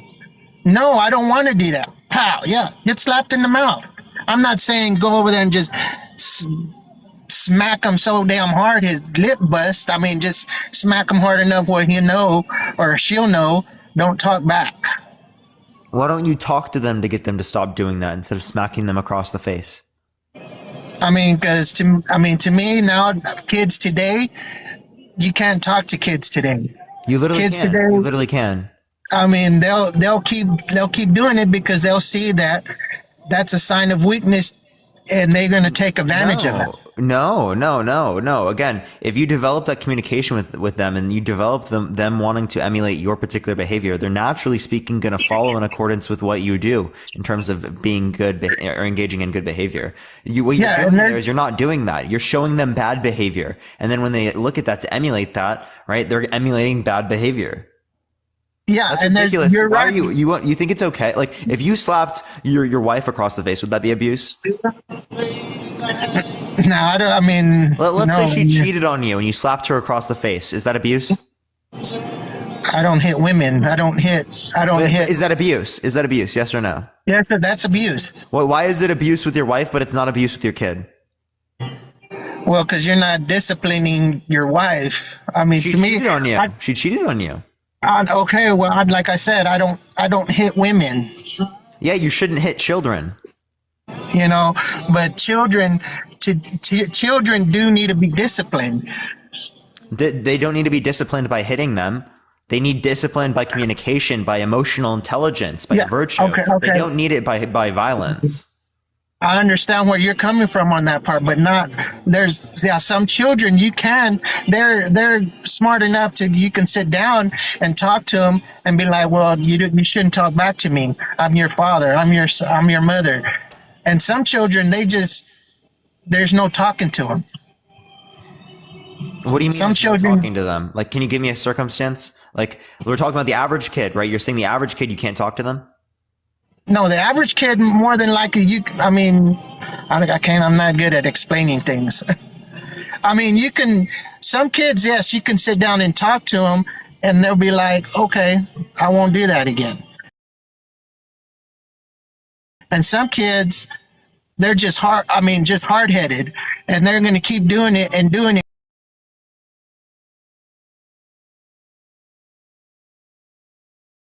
and pushing you until Why are they pushing? Let's identify you why. know, because you don't discipline them, because you won't discipline them. What is discipline? Discipline, I mean, there's a consequence for every action. I mean, okay, well, if you don't spank them, I mean, that say they talk back to you and you decide not to spank them, okay, send them to their room, ground them for a week. So your only notion of discipline is consequence for action. Your notion of discipline does not relate to value systems. What you should do to build up their discipline is by building up their values. If they have values that get them to not engage in these types of bad actions, they're not going to engage in those actions without you being there. Okay. I mean, thank you for the subscription. I appreciate it. Thank you so much. You're not actually building values. You're not actually building discipline. You're building an emotional response system. Mm-hmm. Okay, I see where you're coming from also on that. Yeah. Okay. I mean, but everybody disciplines different. Everybody, like I said, I mean, I discipline different. I mean, my grandmother disciplined me the same way I disciplined my son. And I turned out fine, you know, and yeah, some people drink during pregnancy and their kid turns out fine. That doesn't mean you should drink during pregnancy. That doesn't mean it's okay to drink during pregnancy, because that puts the kid at an extremely great risk of developing FAS or other types of syndromes and whatnot. Mm-hmm.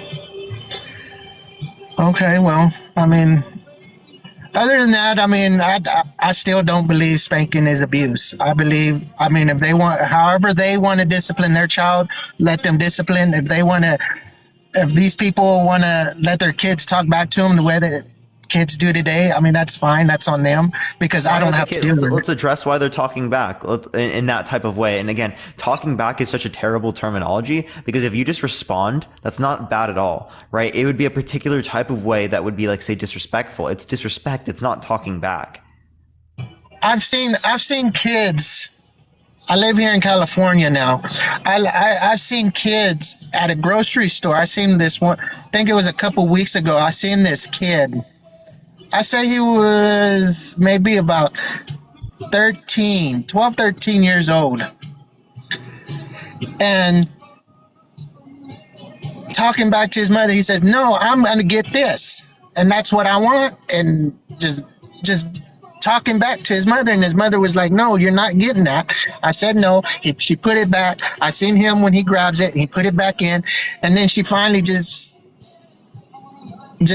gave up and just gave it to him. And she didn't do nothing because he was talking. He told her to shut up. No, shut up, I'm getting it. I don't care. I mean, what parent is going to let that happen? Where do they learn to respond that way? That I don't know. I mean, I wasn't that. Description. Thank you for the superpower. Thank you so much. I'm not their parent, so I don't know how she raised her kids or what. But me, if it was my child, can it likely come from the parent in terms of how the parent often responds to things? It can be, yeah. Don't you think that's most likely the case? Yeah, you could say that, because the mother doesn't do anything about it. Yeah. It's not just not doing anything about it. It's the fact that they respond to bad things in their life that way. So the kid sees that as an acceptable way to respond to things.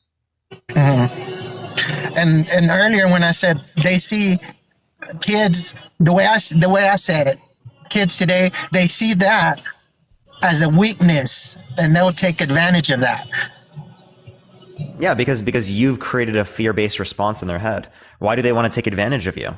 Why don't they want to have a loving relationship with you? Because you've shown them in your life that you take advantage of other types of relationships.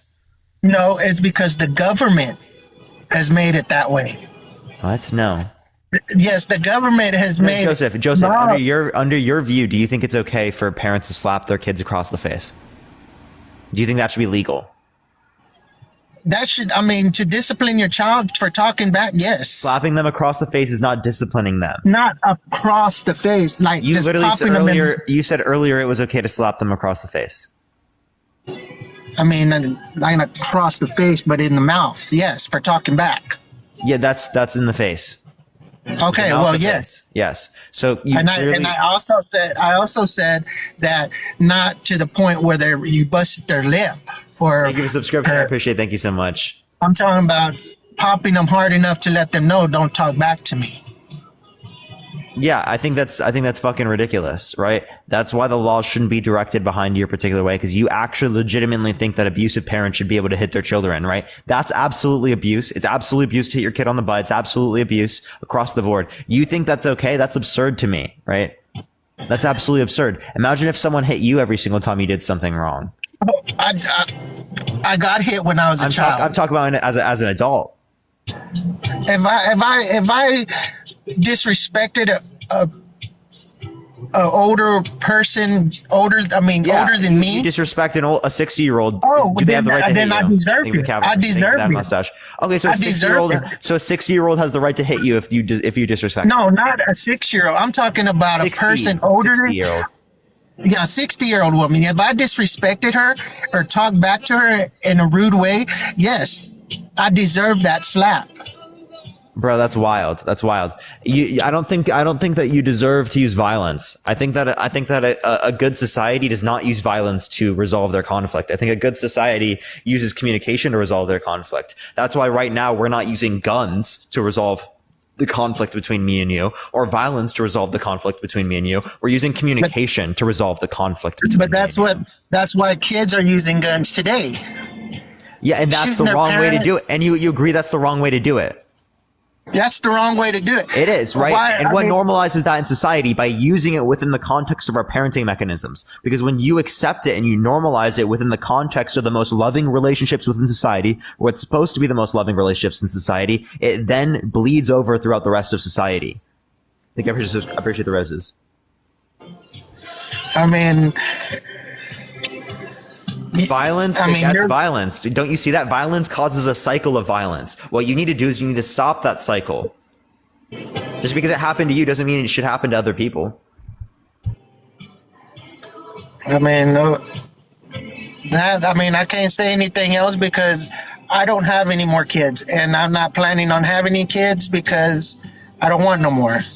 And the way people are disciplining their kids, honestly, I like I said, that's the way they want to discipline. They want to discipline the way they want to discipline. That's on them.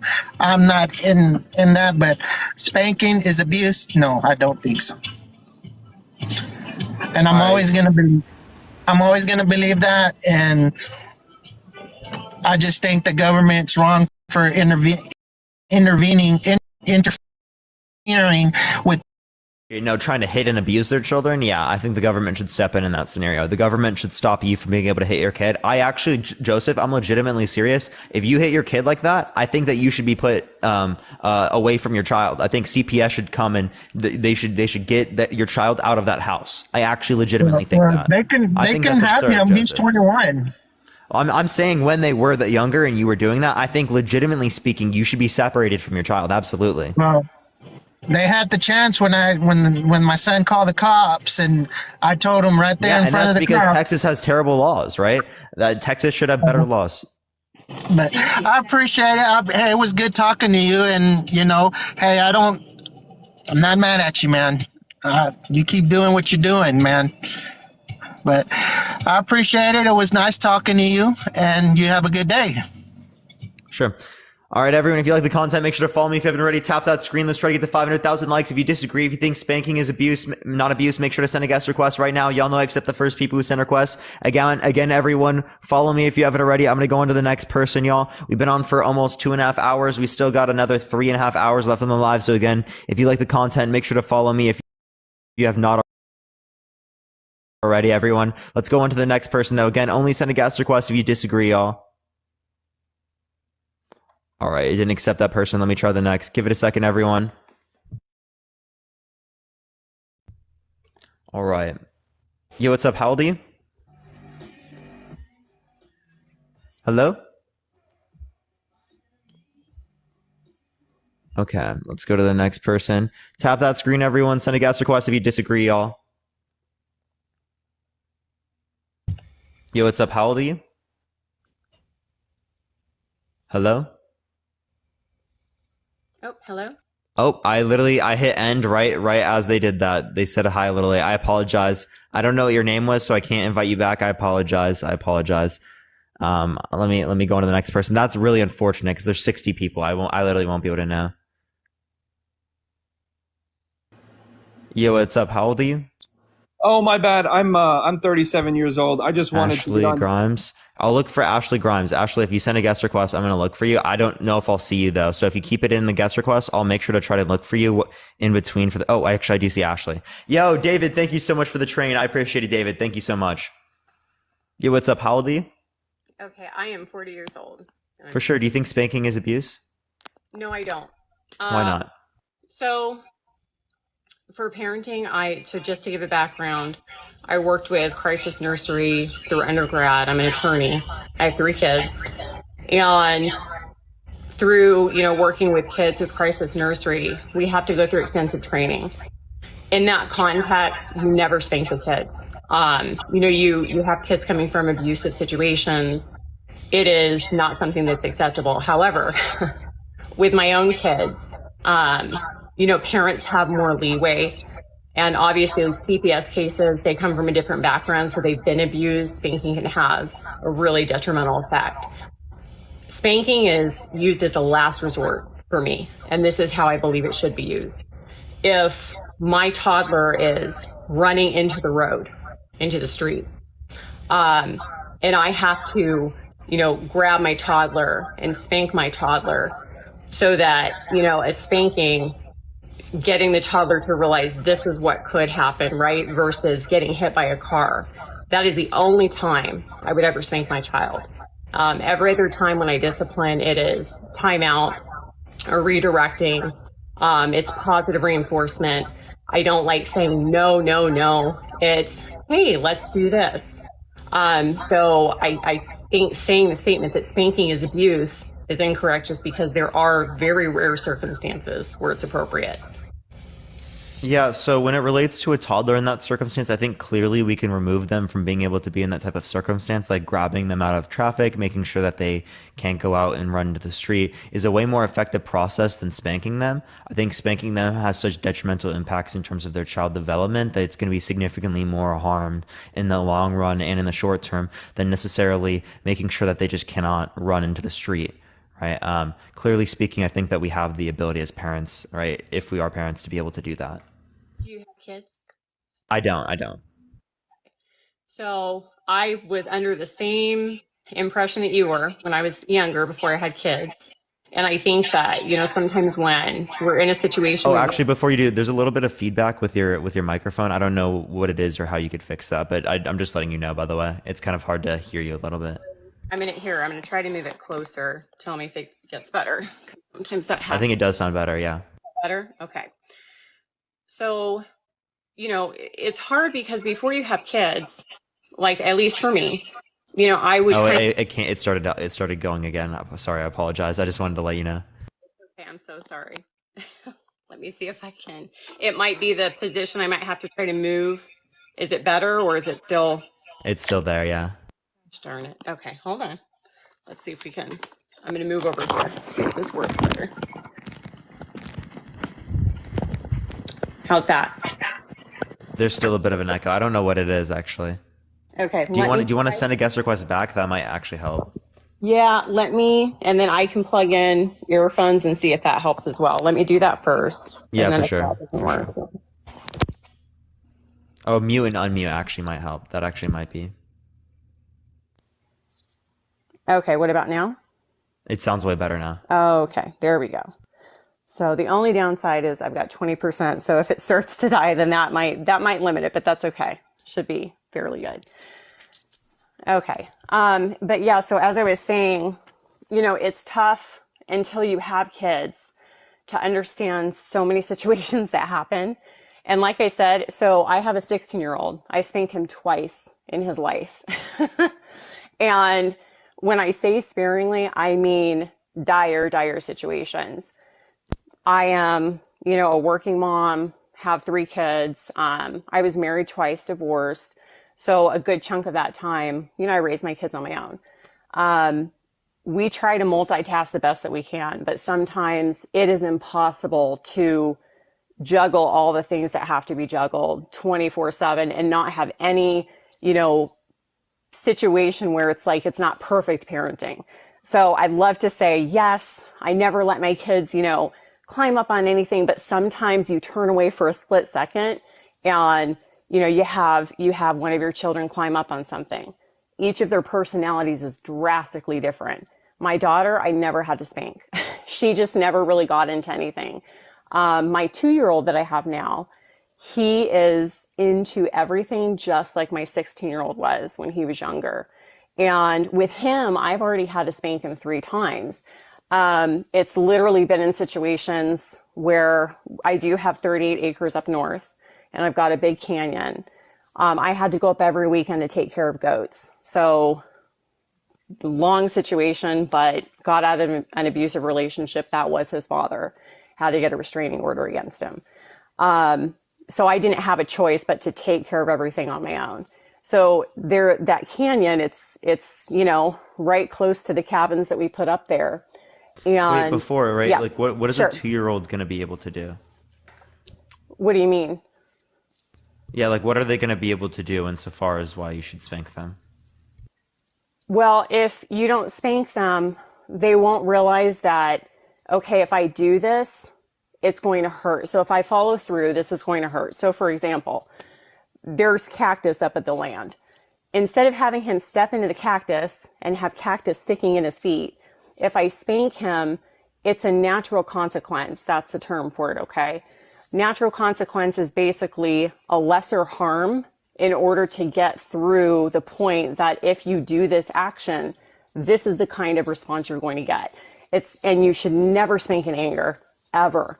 If a parent takes their child and they're angry at all and they spank them, that is abuse, in my view. But if you are spanking your child because you're letting them know, hey, this is going to hurt, and you're giving them a taste of what that's like, it's much better than having them actually have it hurt. I'll give you another example. My son. Well, before you do, the Yeah, natural go ahead. consequence would be like the cactus, not the parent. The parent invoking a consequence is definitely not a natural consequence. So, It's but, mimicking the natural consequence. Yeah, but like how are they going to get caught on a cactus when they're 2 years old?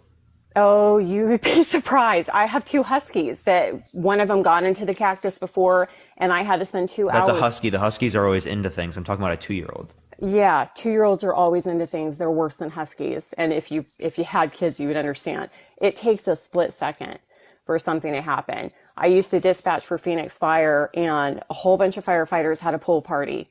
And we always have drownings in Arizona. One of the firefighters, their child got into the pool and drowned. We talked about that for years on the fire department. So people have this misconception that it's so easy to take care of kids and that, oh, they don't get into everything. They are into everything. And it's 24/7. You don't have the ability as a parent to just go, oh, I want to take a break. Or, well, you know what? I just want to check out. You have to fight through and be there for your kids no matter what. So that unfortunately leaves you like stretched if you have more kids. I love my kids more than anything in the world. But my son, for example, another example with him, because he's just the more rambunctious one. He sleeps in his crib, and you lower the crib at certain stages and certain ages. Some kids develop faster though. My daughter was crawling out of the crib, probably 2.5 years old. My son was about almost 3. So they were kind of close, but my son, it took longer. This 2-year-old that I have at 1.5, he crawled out of his crib and I hear a clunk and I hear crying. I run upstairs and I'm like, what in the world? This is like in the middle of the night. He had crawled out of his crib and he fell and he got hurt. So I called the fire department just to be on the safe side. And they came, checked him out. They're like, he's okay, you know, just monitor him. I'm like, I'm just, you know, would rather be safe than sorry.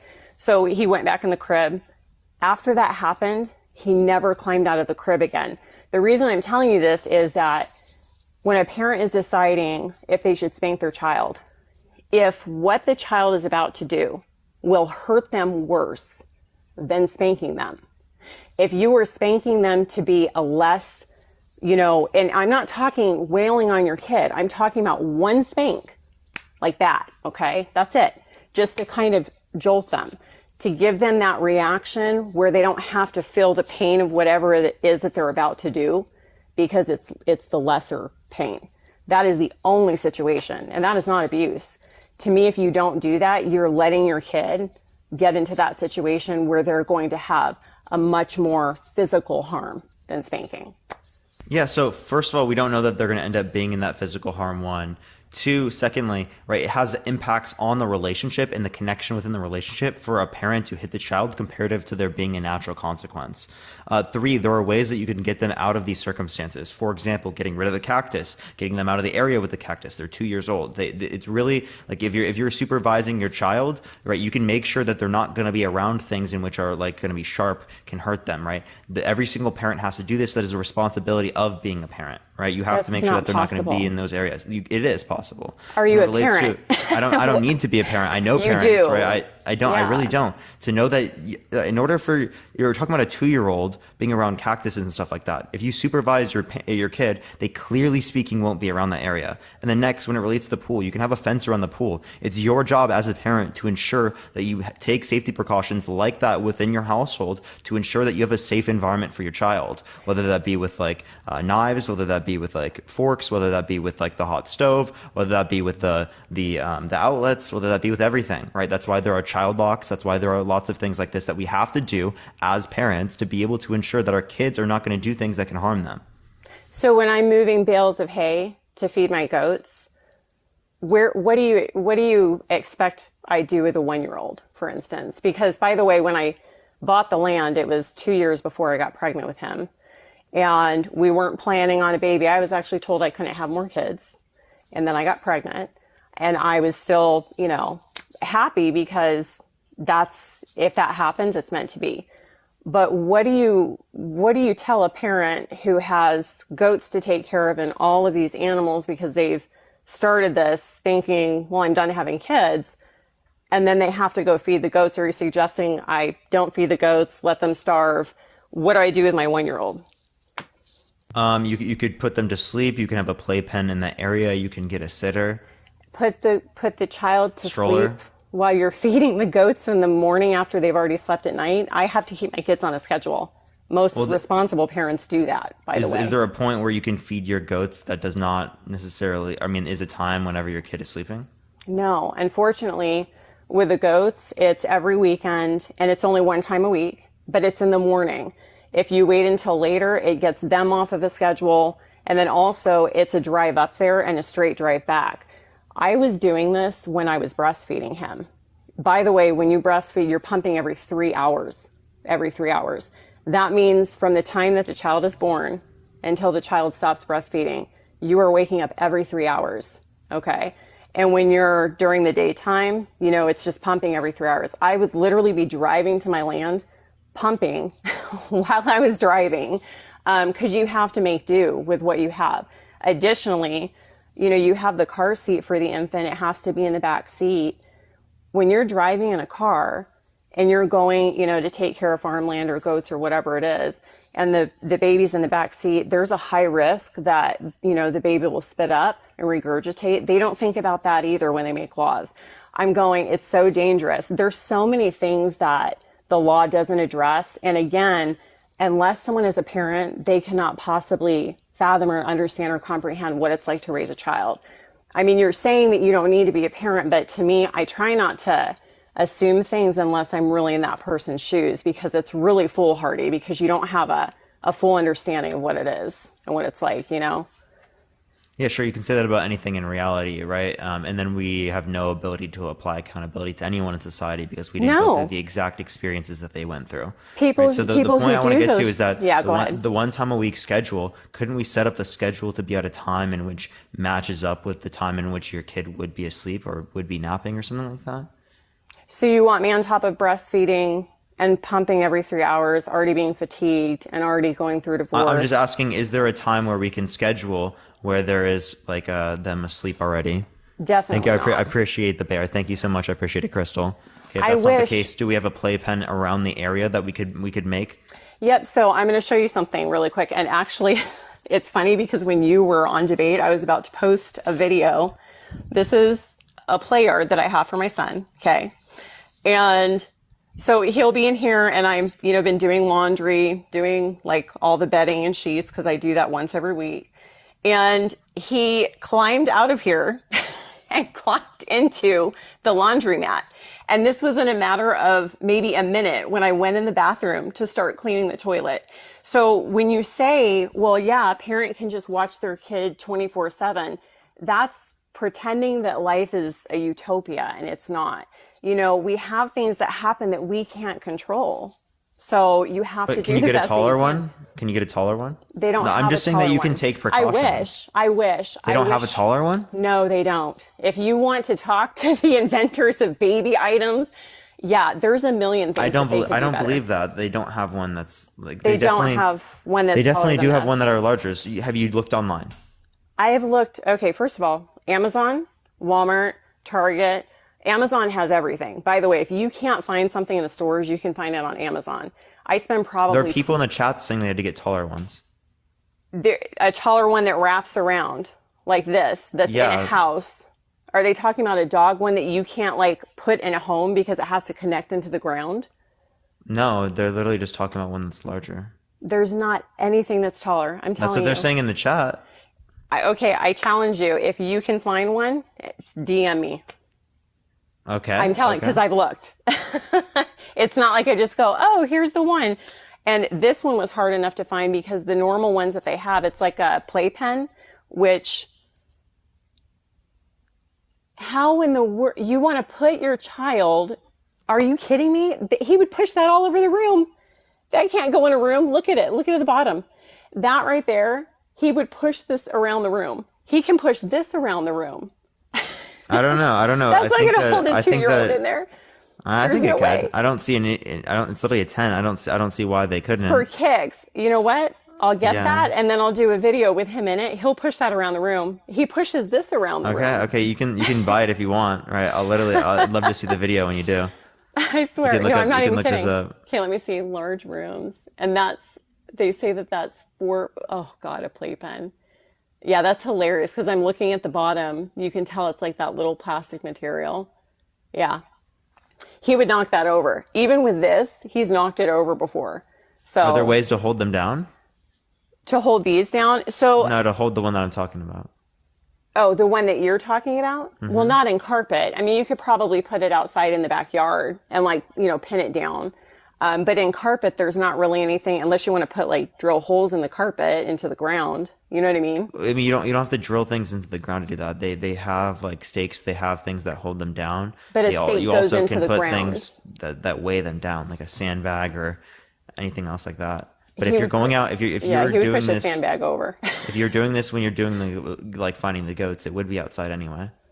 The goats outside, that would work, but it's such a small area.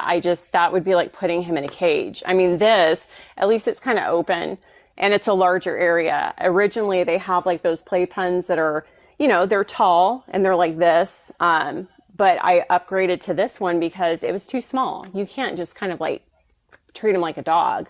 I mean, they're not dogs. Yeah. I'm not telling you to put your kid in like a little cage, right? That's what I'm saying. Right. What I'm saying is that there are other types of things that you can to limit your kid from being able to go around the house and be able to do all these different things. There are precautions that we can take as parents. Right. There are precautions, but all I'm telling you is that life happens and there is nothing that is 100% foolproof.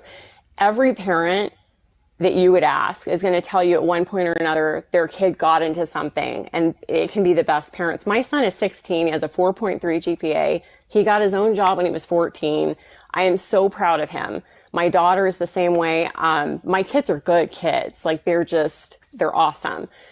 But parents are not perfect.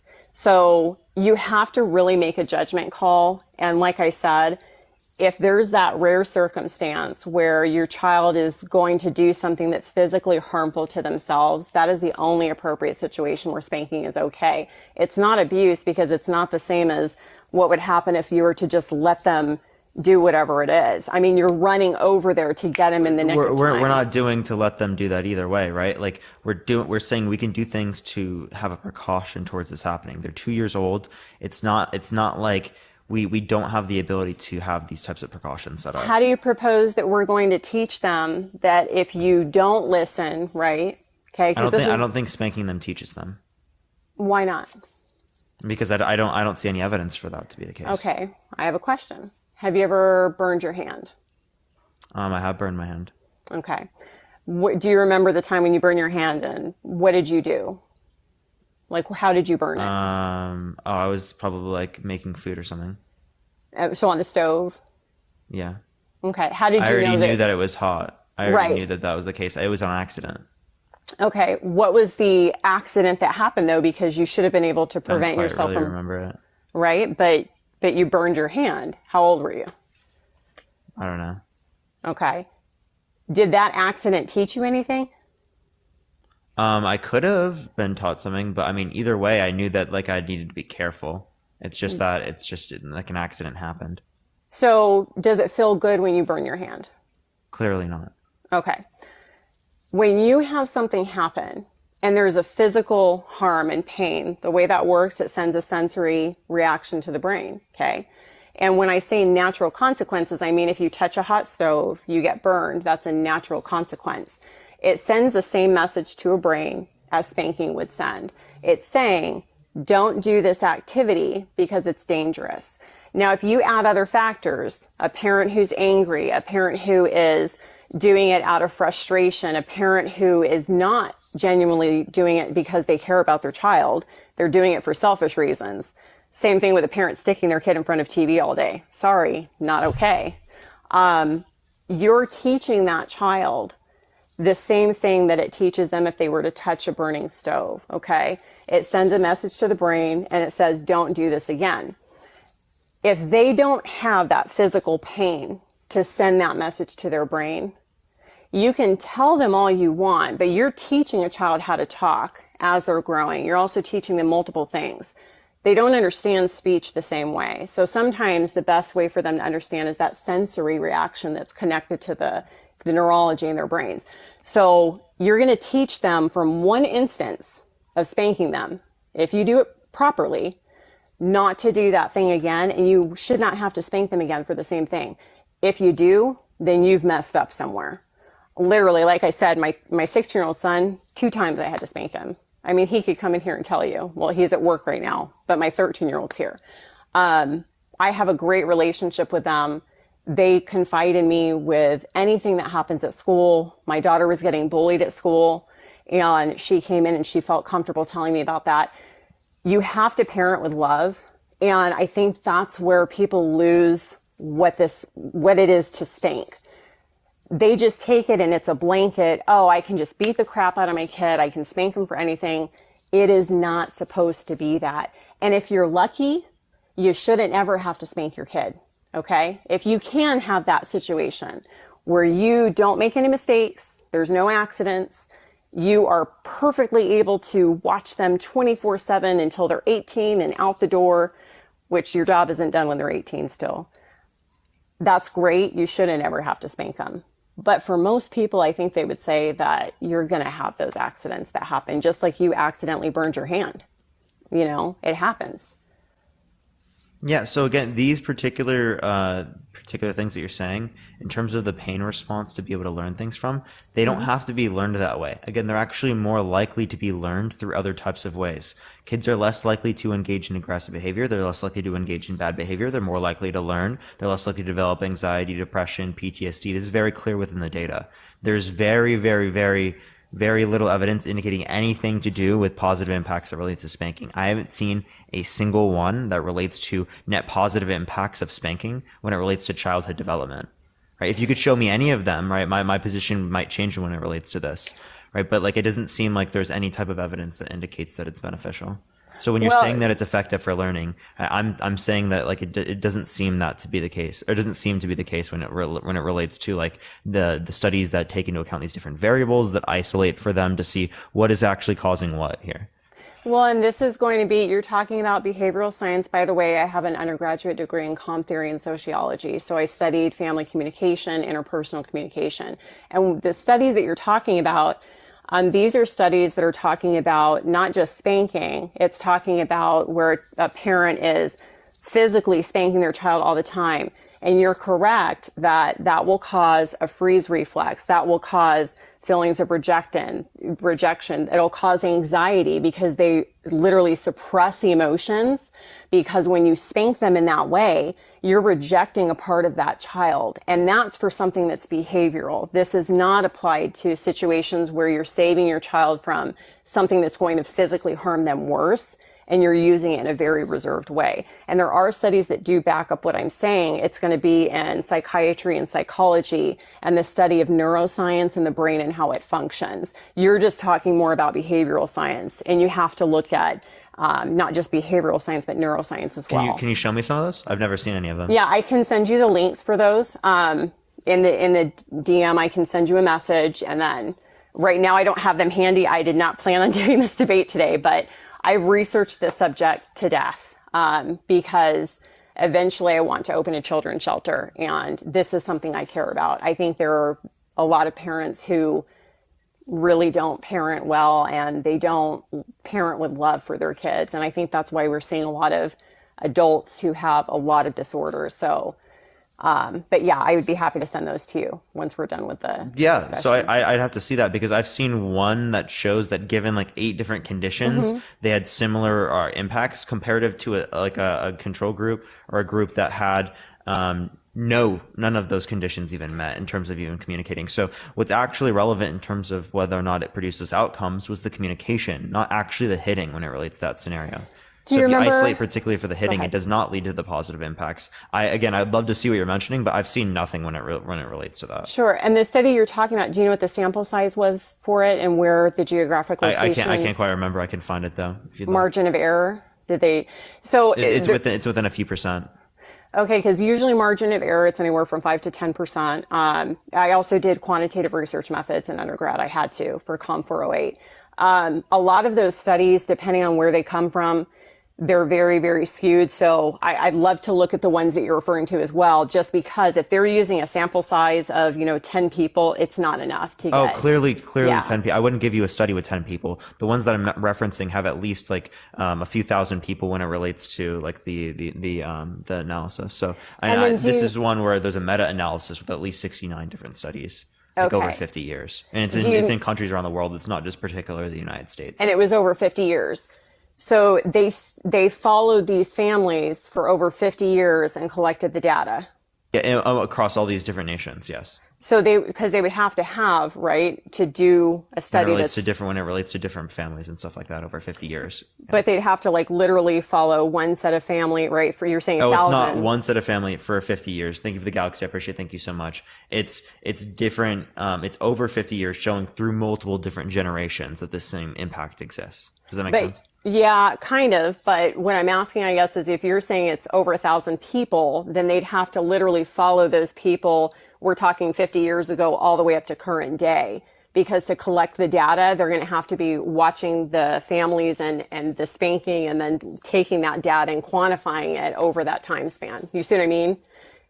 Not necessarily. I'm sure there are probably studies within this that do that. But what I'm saying is that it would be just the different there'd be like a study done on families within the 1970s, right? And then one that's done in the 1980s, right? Longitudinal, right? And stuff like that. Well, I guess when I say God. no, you're fine. And by the way, I watch your debates. You're very intelligent and very articulated, and I've agreed with everything that you've ever said on a debate except for this topic. So, touche. Anyways, to go back to the studies, I guess what I'm asking is when you're looking at, you say they do studies to break it down. A study is, they're either doing quantitative data where it's a questionnaire, right? And they're having families fill out the questionnaire, and then they're taking like the outcome or the results, and the answers are given specifically by the study patients or individuals that they have in the study, right? There's some margin of error with that because people could be dishonest, they could lie, they could have different variables that affect it, versus a study per. Oh, she's paused. Sorry, that was the phone. It's at 10%. Okay. Anyways, versus a study where, let's say that they actually monitor a family and they do, a weekly check-in or a yearly check-in. So they meet with that family each year, and then they say, okay, over this past year, how many times have you spanked your child? Has your child been to therapy? Has your child exhibited any issues with disorders or personality disorders, right? That would be more of a qualitative study versus quantitative, where you're just kind of taking a bunch of data in a questionnaire. Do you see what I mean? No, I know the difference between qualitative. Well, yeah, and I guess I'm asking which one it was. Oh, when it relates to the study? I mean, there are different studies, so it would be depending on which one you're referencing. Well, just one of the studies that you've looked at. You said that there was one like with over 1,000 people, because one particular study, that's the sample size for that specific study. You have to say how many people. There's many different studies. So, I mean, I couldn't represent every single study because there are so many, right? But it's meant to show that there are common conclusions amongst all of these different studies that show this particular thing, even given different methodology. Okay, and that's what I guess I'm just trying to find out what studies, because I've never seen. Yeah, no, I can send it to you. I have it literally you can join my Discord as well, where I have it literally linked to like an entire document. We're even working on one, making it clearer. It's like separated by like which information is which. So I can send that to you if you'd like. Yeah, I'd love to look at it. Yeah, because I have heard about those studies, but I've seen them in the context of, extreme spanking where parents have anger issues. They're usually seeking out therapy for that reason. And obviously that wouldn't fall into, the realm of what I'm talking about, where you literally are spanking your children only to prevent them from having a physical harm, right? So I don't see how that would cause it. So if you have one that like specifically applies to that, I would love to hear it. Like that specifically applies to like, say, they're about to go through this particular harm. Because I mean, in any sense, they might say that about spanking, that it's supposed to be preventing this particular harm in the future. Well, it's a real physical harm, though. Someone says, well, I spanked them because they cussed. And, it's because if they cuss, they're going to get in trouble with the law. That's too attenuated.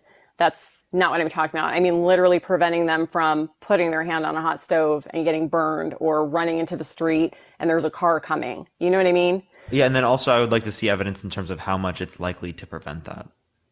Well, you would have to talk to a bunch of parents and ask them what has happened in circumstances where you didn't spank or you didn't punish their child in that way.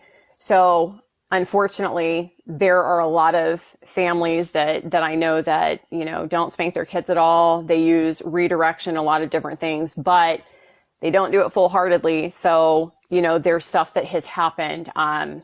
When I told you already about the child that got into the pool and drowned. If the parent had seen that child walking towards the pool and spanked that child, that could have been enough for the child to go, okay, I'm not going to go back to that pool in that area. Like I said, my son has never tried to climb out of his crib again because he fell. Or if they saw that, they could have put up a gate, They had a gate up. In front of the pool? And Yeah, the baby climbed over the gate of the pool. No, there was a dog and the gate wasn't latched all the way. So they had pushed the gate, or someone had pushed the gate, and it didn't latch closed all the time. And the dog got out of the one like gate. around the pool though, or are you talking about one that's like wider around the pool and then there's an area? The tall gates that go around the pool that have that latch at the top, that you click back at the top. Yeah, those are like around the backyard. I'm talking about around the pool. No, I'm talking about around the pool. This fence was 8 feet at least, okay, around the entire pool area. So there's like all of the pool, stone that goes around it. Then there's a grassy area outside of the fenced area where the pool was. And the child got into the pool area because the gate was not latched all the way shut. So the dog got out, and the dog had, So it was the gate not being latched, right? So that seems to be the issue there. Okay, but this is the problem. You're saying that you shouldn't teach your children to stay away from dangerous situations. You should just put them in bubble wrap then? No, we can teach them to get out of that circumstance, right? But like, it's not through hitting them. It's not. I don't think. Yeah, that is hitting. No, I don't it is think. not. Yeah, what's hitting? Hitting is hitting a child on the arm, hitting them on the neck. Spanking is on the bottom. Tell me what hitting is instead of using the word hitting within it. Because when you say hitting, you went like that. There's no difference between that and then on someone's butt. It's the exact same action. You don't call this spanking. If you filed a police report and you said that someone hit it wouldn't be spanking because spanking is particularly like on the butt, but it is hitting the same way that is hitting, just on the butt. That's not how they see it legally. And by the way, I don't care like that. Like, well, you very clearly should care. No, it doesn't matter, right? Because when we're talking about what is a hit, what does it mean to hit someone? Do you know that parents? Ashley, can you respond? What does it mean to hit someone? It means hitting them on any body part other than the buttocks. No. You use the word within it. That begs the question of what hitting is. What's hitting? I just said. You just said hitting within the definition of hitting. Taking a body part and physically smacking or slapping someone on any part of the body other than the buttocks would be hitting. You can't other than the buttocks. Yes. So that's called special pleading then, right? No, it's called hitting and spanking. If you want to throw everything in one category to do your argument, that's fine, but that's the reality. No, that's of it. you saying I'm not going to put this within. Look up the definition. Yeah, I'll look it up. Look up what hitting says and look up what spanking is. Spanking is specifically on the bottom. That's spanking. You can't call this is not spanking. You'll never see. Yeah, so bring one's hand or a tool or weapon into contact with someone or something quickly and forcefully. Mm-hmm. That seems to happen with spanking. Spanking has a whole separate category. It's a subcategory. No. You just created this separate category. If I look it up, this is from Oxford Languages. Bring one's hand or a tool or weapon into contact with someone or something quickly and forcefully. That absolutely is relating to spanking. Okay. Do you know what assault is? Yes. Okay. What is assault? Yeah, assault's going to relate to a particular level of violence targeted towards someone in a physical manner that exceeds a particular threshold of harm. Okay, by your logic, spanking someone is assault, yes? Sure, yeah. Okay, incorrect. If you look up what assault is defined as, it doesn't say anything about except for spanking, except for the bodily part. However, assault, there's certain elements of intent that go into it. There's certain elements of where the actual action is directed, and this all goes into whether or not it's a crime. You can not be committing assault if you're doing it in self-defense. Okay, so that's a defense to the crime. What you're doing is you're lumping something very specific into the category of hitting, and it is not. I'm sorry. Just like saying that everything is assault if it's defined as hitting a person. No, because if you have no intent of harming the person and the person is not in fear and apprehension of that harm, it takes it out of the realm of assault. And for police officers responding, if they respond by the way, I'm taking into account self-defense. I still believe in that, right? I'm not disagreeing with self-defense, right? But this isn't relating to self-defense as we're talking about children. No, I'm trying to get you to understand how things are defined, because what you're doing with defining hitting, you're doing the same thing with what someone would say, okay, well, everything is. What do you mean? I took the definition from Oxford Languages, and you what you're doing is you're creating a special exception. You're saying except for the buttocks. That was you creating a special exception. That's not me changing the definition. You're the one changing the definition. No, the law defines it, and you can look at different statutes in each state. Okay. When you spank a child, you cannot be charged with abuse. I'm sorry. I'm not saying you are right now under law. What I was saying is it's considered hitting. Okay, but this is my question. You're saying spanking is abuse, so you are saying that under the law. I'm saying that we should define it that way under the law. I'm not saying it currently is defined that way under the law. Those are two different claims. But your title says spanking is abuse, so that's misleading, I guess, No. I consider spanking to be abuse. Okay, so you're doing the same thing I'm doing because you're saying I'm redefining it. Well, then you're redefining what spanking is because under current law, spanking is not abuse. I don't have an issue with redefining things. What I'm saying is that you're actually doing what you're saying I'm doing. My point is, I'm not redefining what it is. I'm telling you. You literally did. I literally it says right here. Just telling you under the law that spanking is not abuse, and it's for good reason. It's because when legislators draft laws, they really do look at the backdrop of what the intent is, and they're trying to prevent abuse. They're trying to prevent things that, by the way, abuse is a very, very serious thing. And I have been in an abusive relationship that's physically abusive. I know the difference between abuse and spanking. I was spanked as a child. I got spanked probably twice in my life. And I didn't have disrespect for my parents. I love my parents very much. They're good parents.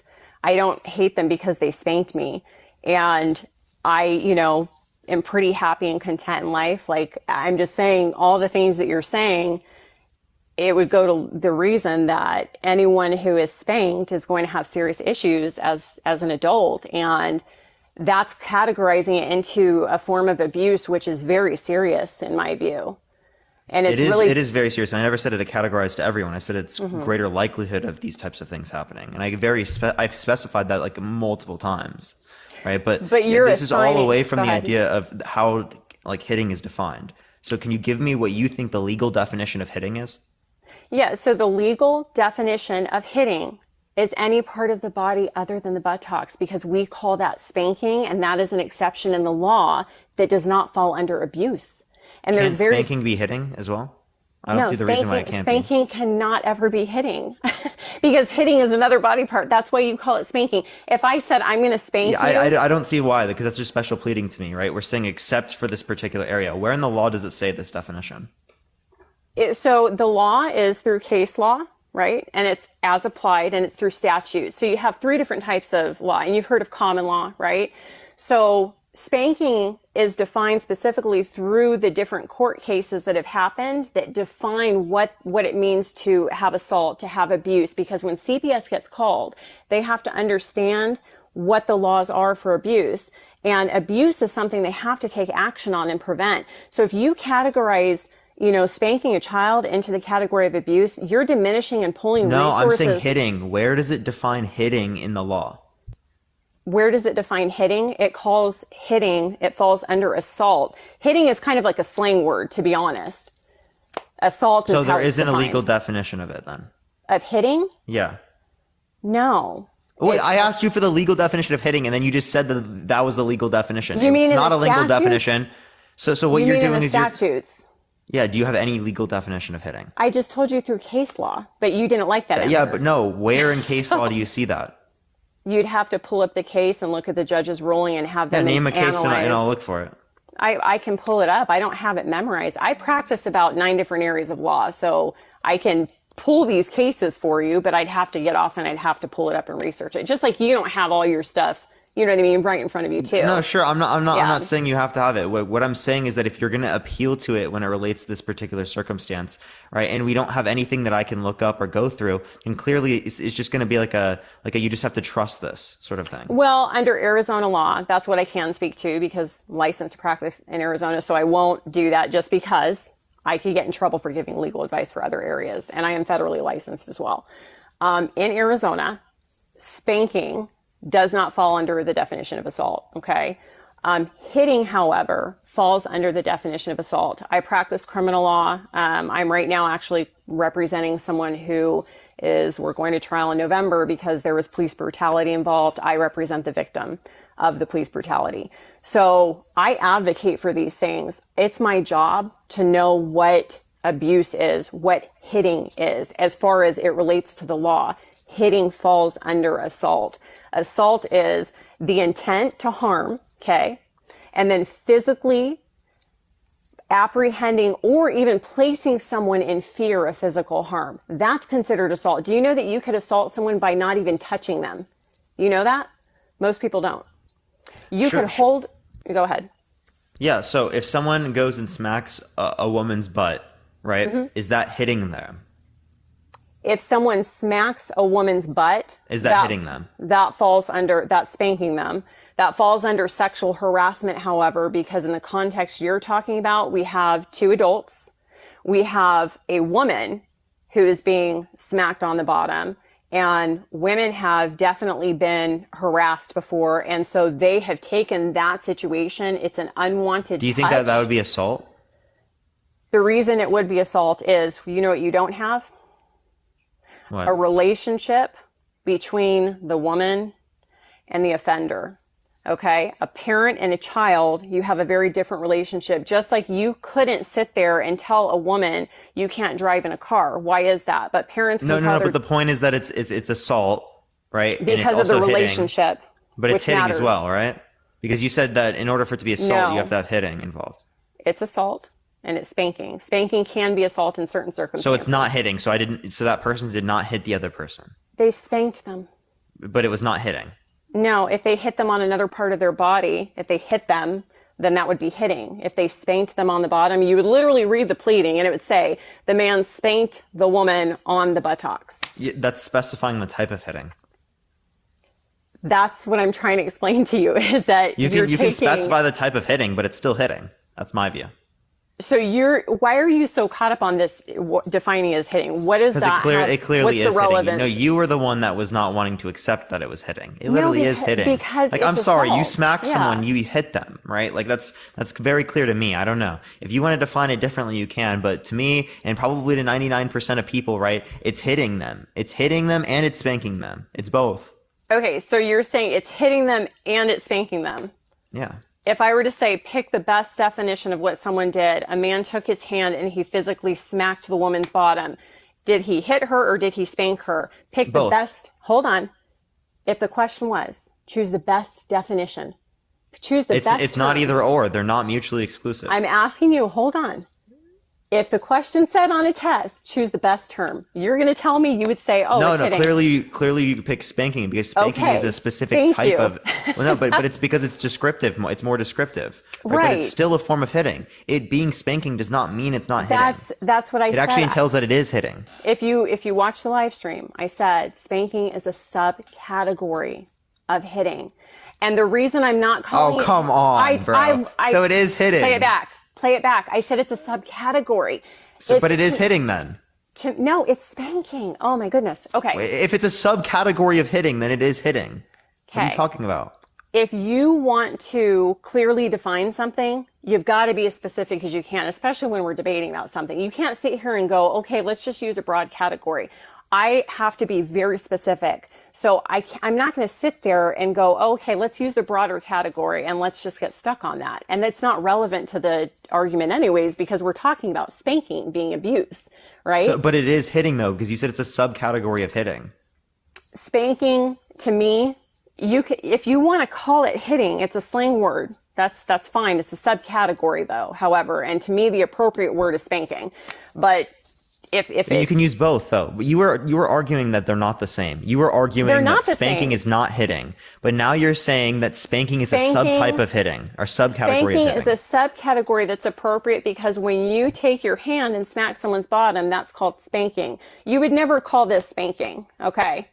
You're not going to say that. You could also say slapping. Okay, so let's get more specific. What's the difference between slapping and hitting? I mean, we're pulling teeth here. Slapping is a type of hitting.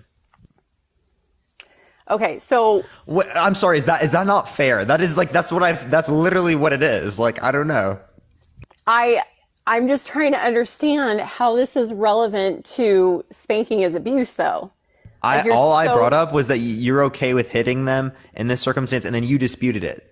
So you just disputed the language. That's what this came from. Because I said it's spanking, and I would not call spanking someone on the bottom hitting ever. You said it was a subcategory of hitting, which means it is hitting.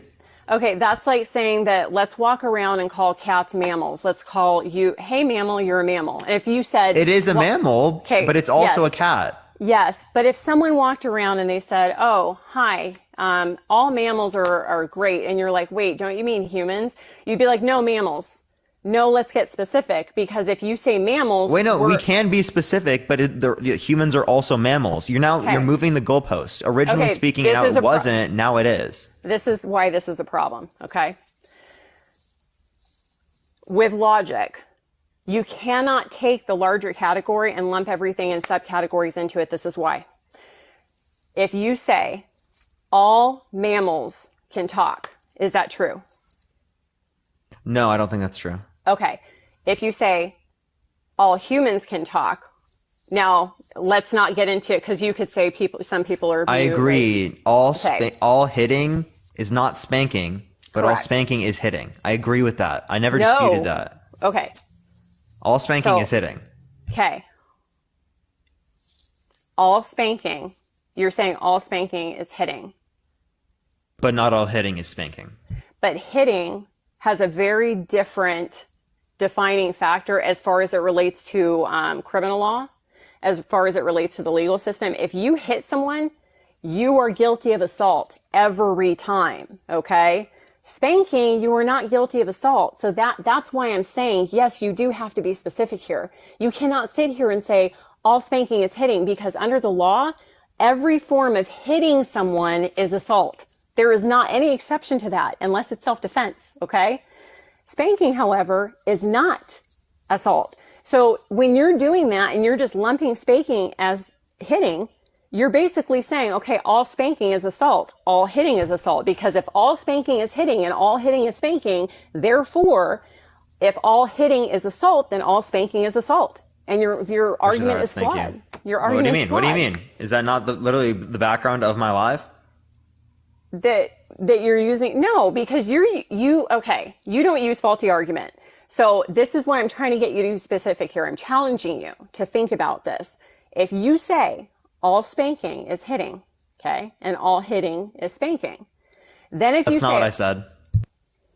I said all spanking is hitting, but not all hitting is spanking. Okay, so you said all spanking is hitting. Okay. If you say all hitting is assault, which is true, by the way, all hitting is assault. I don't think all hitting is necessarily. Thank you. Well, you don't have to think. There would be hitting plus other characteristics, because, like, necessarily speaking, right? You could be UFC fighting consensually, and you could hit someone, right? And that's not going to be assault. That's not going to be abuse, under my view, because it's consentful. Okay, I will give you that, because under contract, we can, change any of these terms, right? We can contract away a lot of things. But let's take contracts out of it, because even with raising kids, that comes into play. And that's what I was trying to explain too. The relationship between a parent and child is different between the relationship of two adults. That's why at the criminal level, there are different, repercussions for things that happen.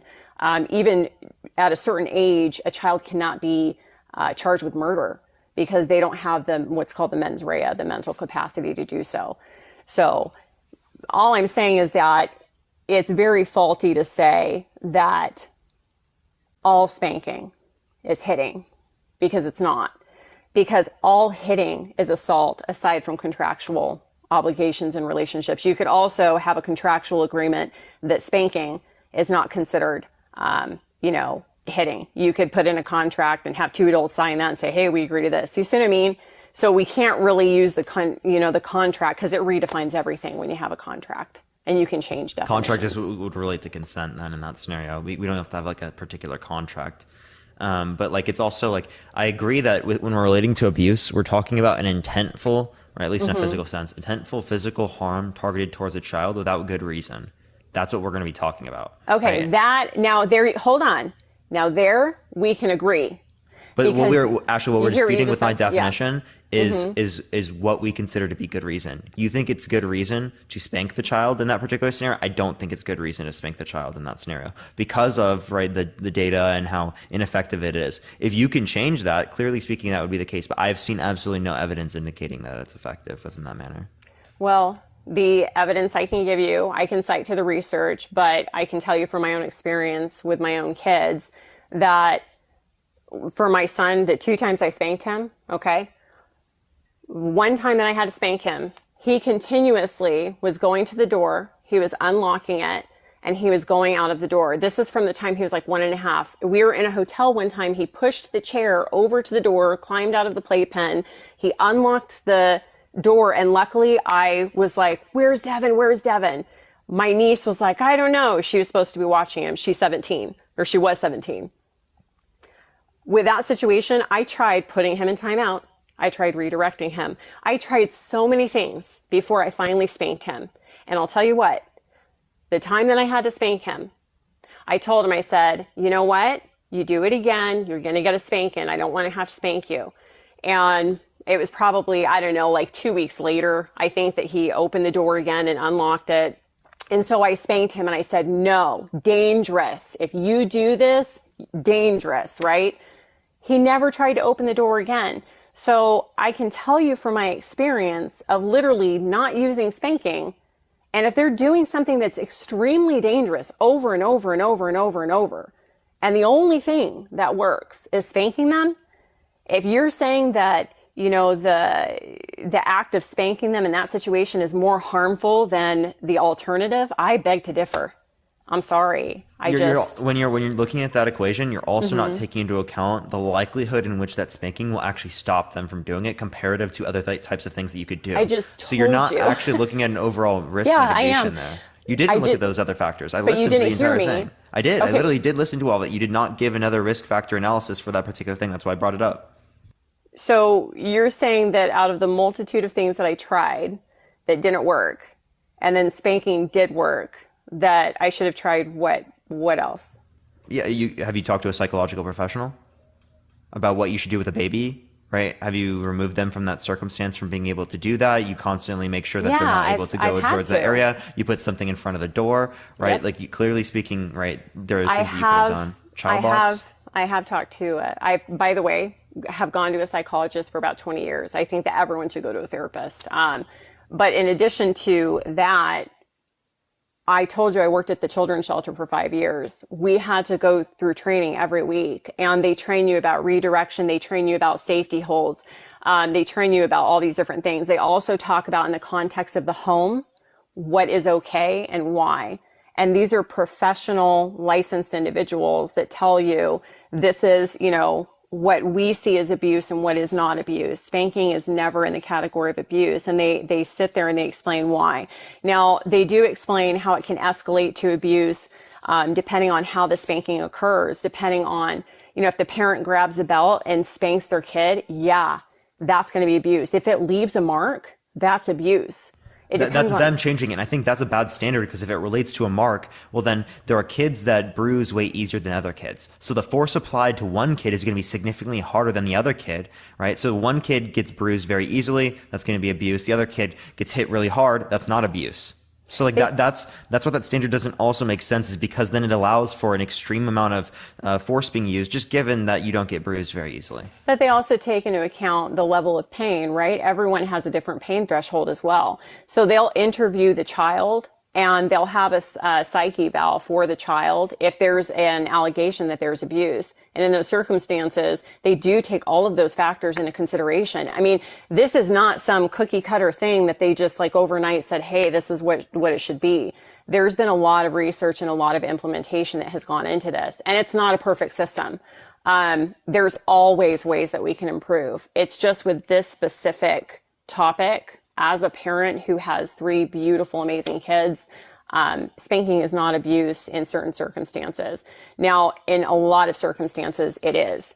But to say spanking is abuse, that connotates that all spanking is abuse. And I disagree based on the reasons I've articulated, you know. Yeah, and I mean, I clearly would think it is, as it's intentfully physically harming a child without good reason, right? That would be my point. You said without good reason, though, and there is. Yeah, good reason. I don't think that there is good reason there, because again, when you're talking about your risk, I don't think you took this into account. Is what is the likelihood that spanking them in this scenario stops them? Thank you for the hand. I appreciate it. In your scenario, well, might have stopped it. In my what scenario, was the likelihood of that event happening? Right. In my scenario, 100%, and the likelihood was. Like 95%, because he kept doing it over and over, and it was hold up. Just because no, just because it did happen in that scenario does not mean that the likelihood was 95%, right? So that's why we have to go back to the studies and be like, what is the likelihood that this is actually a deterrent for this type of action comparative to other types of deterrents? And I'm using my specific circumstance as one of those studies, right? And then you can look at a larger study group, but you're not going to have as qualitative of data. You're going to have more quantitative, which it misses the boat in a lot of ways. That's all I'm saying. What do you mean by this would be qualitative? Because I don't know what quality you're referencing then. Okay, can you hear me? Yeah, the microphone's really bad there. I know. What I'm gonna do is I'm gonna have to go off the debate in a little bit because I'm at 1%. That's why I plugged Here, in. do you want me to follow you back and then we can actually do this another time? We can send each other like the sources and stuff like that, and then we can set this up for another time. You good with that? Yes, perfect. Yeah, because I can't really hear you. So I do appreciate you coming on, Ashley. It was great talking to you. Thank you so much. Have a good day.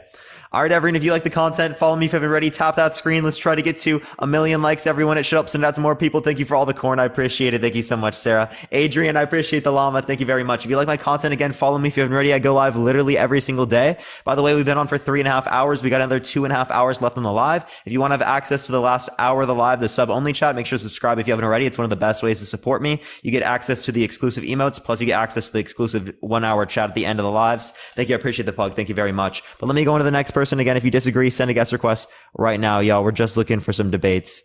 Let me go on to the next one. We love the what's it called? The respectful debates. We love that. Tap that screen, everyone. Let's try to get to 1 million likes, y'all.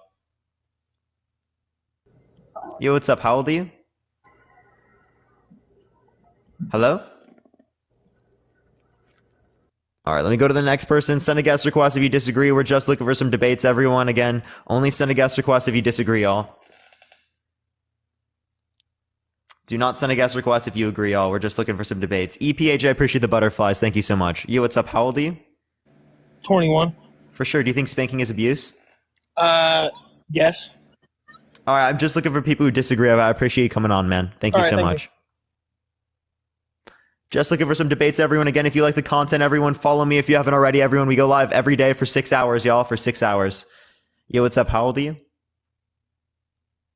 Hey, how's it going? I'm 39. How you doing? For sure. Do you think that spanking is abuse? No. All right. And I would say why that so? it really depends. Well, first, I want you to tell me, why do you think it's abuse? Yeah, so it's intentfully physically harming a child without good reason. That would be mine. And the reason why I think it's not good reason is because we see, thank you for the money gun, I appreciate it, thank you so much. In most circumstances, detrimental outcomes when it relates to child development, whether it be the increased likelihood of aggressive behavior, the increased likelihood of, not listening, the increased likelihood of not doing the right thing. Thank you for the golden, I appreciate it, thank you so much. There's actually a decrease in the level of cognitive abilities due to the increased level of fear. There's an increased likelihood of PTSD, anxiety, depression, things like that. So it's detrimental towards child development. So I will say, those things that you mentioned could happen, and that could happen with, constant abuse, constant spanking, but infrequent spanking, and when it's done properly, when it's done only when it's needed, that could actually be beneficial for the kid, and that can actually help them to make better decisions. So, for example, let's say you had a kid that was in 5th grade, and he was a bully. He was basically hitting kids all the time, and you took him to the proper psychologist. You try to do everything that you could to make sure that he stopped doing that, and he wouldn't stop. What would you do? So they did it how many times? And they're just doing what? Sorry. Let's say that he ended up hurting 5 kids. Hurting 5 kids. Why'd he hurt 5 kids? And what happened? This is just hypothetical. That happens a lot of times in the school systems. Kids end up being bullies and they hurt other kids. Okay, so my kid is bullying other children.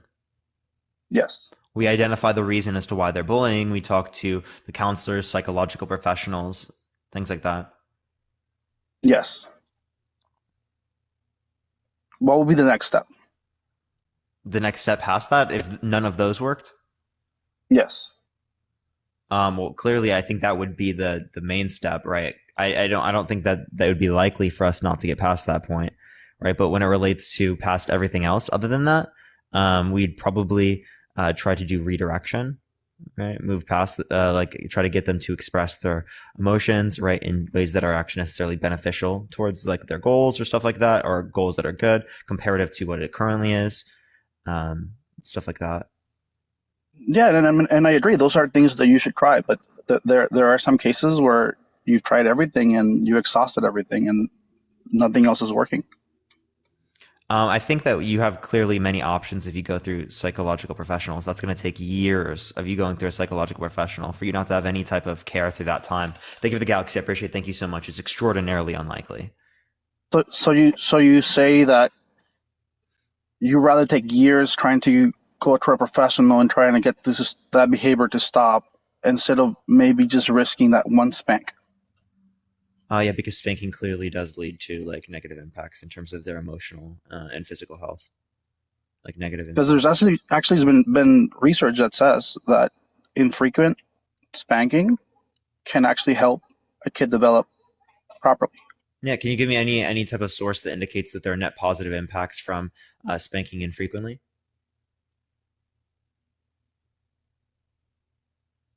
By the way, when you are off the app, I can't hear you, but obviously I'll let you look through it. I'll give you time. In the meantime, everyone tap that screen. What's up? So there was a Purdue research study in about 2011, 2012 that What's did the that. Now, title? the other thing that I can say to you is What's the title? if we look at just the past years, so spanking has been happening less and less. Oh, what's So the would you say title? that What's the title of in that Purdue America, study? one more time? What's the title of that Purdue study? Give me 1 second. For sure. In the meantime, everyone tap that screen. Let's try to get to 1 million likes. Again, if you like the content, follow me if you haven't already. I go live literally every single day. Everyone, again, we got like 2.5 hours left on the live, y'all.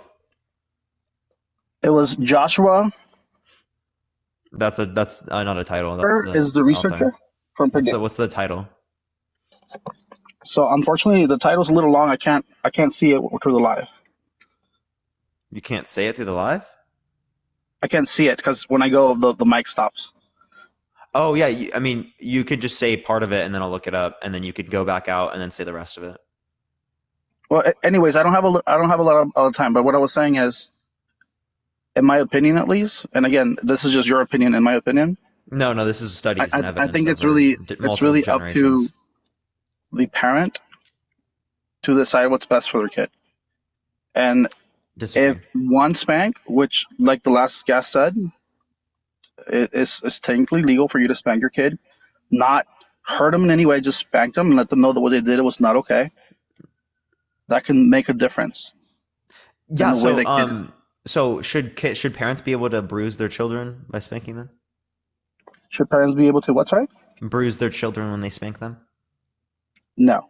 But shouldn't parents be able to determine what's best for their kid? That's what you just said. Correct. That is true. That is true. So you're saying under your view they should be able to bruise their kids. Up to the point where it's actual abuse. And what I'm saying is spanking is not abuse. Yeah, again, so you just think that spanking, right, or hitting your kid prior to it leading to a bruise is okay. Thank you, Kai. I appreciate the subscription. Thank you so much. Or Cal.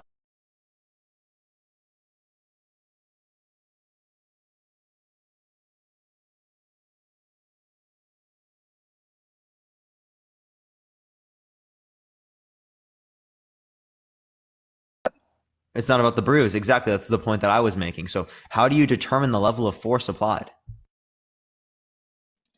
You unfortunately, as a parent, you have to do it when you're calm, and you have to do it with an intention, and you have to be able to talk to your kid afterwards and let them know why you're doing it. No, I'm saying how do you prevent children from being abused under your view? You don't know if they're mad. You don't know how hard they were hitting. How do we prevent that? Unfortunately, I will tell you, you can't. Right? Every single parent is an individual, and there are really abusive parents out there, and there's no way for us to be there and protect every kid out there. And we should try to protect kids that are being abused. But what I'm saying is, the parent, in most cases, want to do what's best for their kid. No, clearly not. That's why we have abuse defined in court is because parents oftentimes won't do the best for their kids. Soul, thank you for the subscription. I appreciate the 6 month. Thank you very much. So are you saying in general, in the world, most kids are abused than loved? I'm saying a lot are abused. I don't know about most. I don't know if I can classify that because a lot. Like it's been normalized throughout most of history. Thank you for the superpower. I appreciate it. Thank you so much. So yeah, I think that you I don't might think have we an can, argument to say and that was most part of my people have argument. been abused. I don't think it's been normalized anymore. I think at least in the United States, it has been frowned upon more recently, and I think it has decreased. So I don't think that's something that's normalized across the United States anymore. And I'm not saying it should be, but what I'm saying is that I think that should be the parent's choice. Yeah, but you don't think it's the parent's choice whenever it causes a particular level of harm towards the child. And I'm saying the harm towards the child is achieved just by spanking them in general. And again, we're both looking at different studies. We can both read about them, but there's just unfortunately not enough data to actually determine that. American adults, 66% of Americans agreed that spanking is okay here. Okay, well, what does that mean? Does that mean that 60% of those people that said that, I mean, out of those 60%, how many have actually hit their kids and how often? I don't know how many hit them, but they said that it's like necessary. Here's another one that says 78% believe that sometimes it's appropriate. More than 70% of Americans agreed in 2012 that it is sometimes necessary to discipline a child with a good, hard spanking. So it's not normalized. And that's just in America. So that research is asking adults? Yeah, this is just, yeah. Okay. Well, what about is there anything that actually is getting it from the kids and actually tells us how many kids are actually I can look hit? for that though. I can look for that though. All right. Well, it was nice talking to you. I gotta go. Appreciate it. Have a good day, man. You have a great day. All right, everyone. If you like the content, make sure to follow me if you haven't already. Thank you for the corn. I appreciate it. Thank you for all the gifts, everyone. Tap that screen. Let's try to get to 1 million likes. Let me go on to the next person. Again, if you like the content, follow me if you haven't already, everyone. But let me go on to the next person, y'all. Tap that screen if you want to see some debates, everyone. Tap that screen if you want to see some debates. Thank you. I appreciate it, Sarah. Thank you very much. Yo, what's up? How old are you? Yo, thank you for the sunglasses. I appreciate it, Eleanor. Thank you very much. By the way, everyone, again, we got another 2 hours and 20 minutes. If you want to have access to the sub-only chat that I will be putting on for the last hour of my live, subscribe to me if you haven't already. It's one of the best ways to support me. You get access to all the emotes, the exclusive emotes, plus you get access to the exclusive sub-only chats that I put on every single day for the last hour of the live. The first 5 hours are always open, everyone. But again, if you like my content, follow me if you haven't already. If you miss any of these lives and you do want to see them, subscribe to me on YouTube. Linktree is in my bio. Subscribe to me on YouTube. That is the best way to catch any of the lives if you do miss them, y'all. Yeah, Scorpio, appreciate the subscription. Thank you so much, Scorpio. I appreciate it. Thank you for the little crown. I appreciate it as well. V, thank you so much. Yo, what's up? How old are you? 28. You're a little far from your mic. I can't quite hear you, man. 28. Could you hear me? 28. Yeah, I hear you now. Do you think that spanking is abuse? I do not. Why so? I feel like it goes into the disciplinary action of the parent. It depends on the type of disciplinary the parent is, and it also depends on the mentality of the child, because you can't spank every child because every child isn't the same. It's a situational. Can you show me any evidence to say that spanking children is a net positive in terms of their behavior or development? It's more of an action and reaction. If you go off of certain scenarios, and if I was to state facts in a situation, you could always find a different situation to go against it, because it's not scientifically proven. It's not scientifically proven that spanking is effective. Actually, it's scientifically proven that spanking is ineffective, that it's harmful towards child development. I can send you many studies that indicate this is true. It's harmful. It's harmful to the mental. As far as physical, the child, unless it's physically abusive to where the child has actually suffered fatal wounds, it's not harmful as grown up to adult. It's more of an emotional trauma.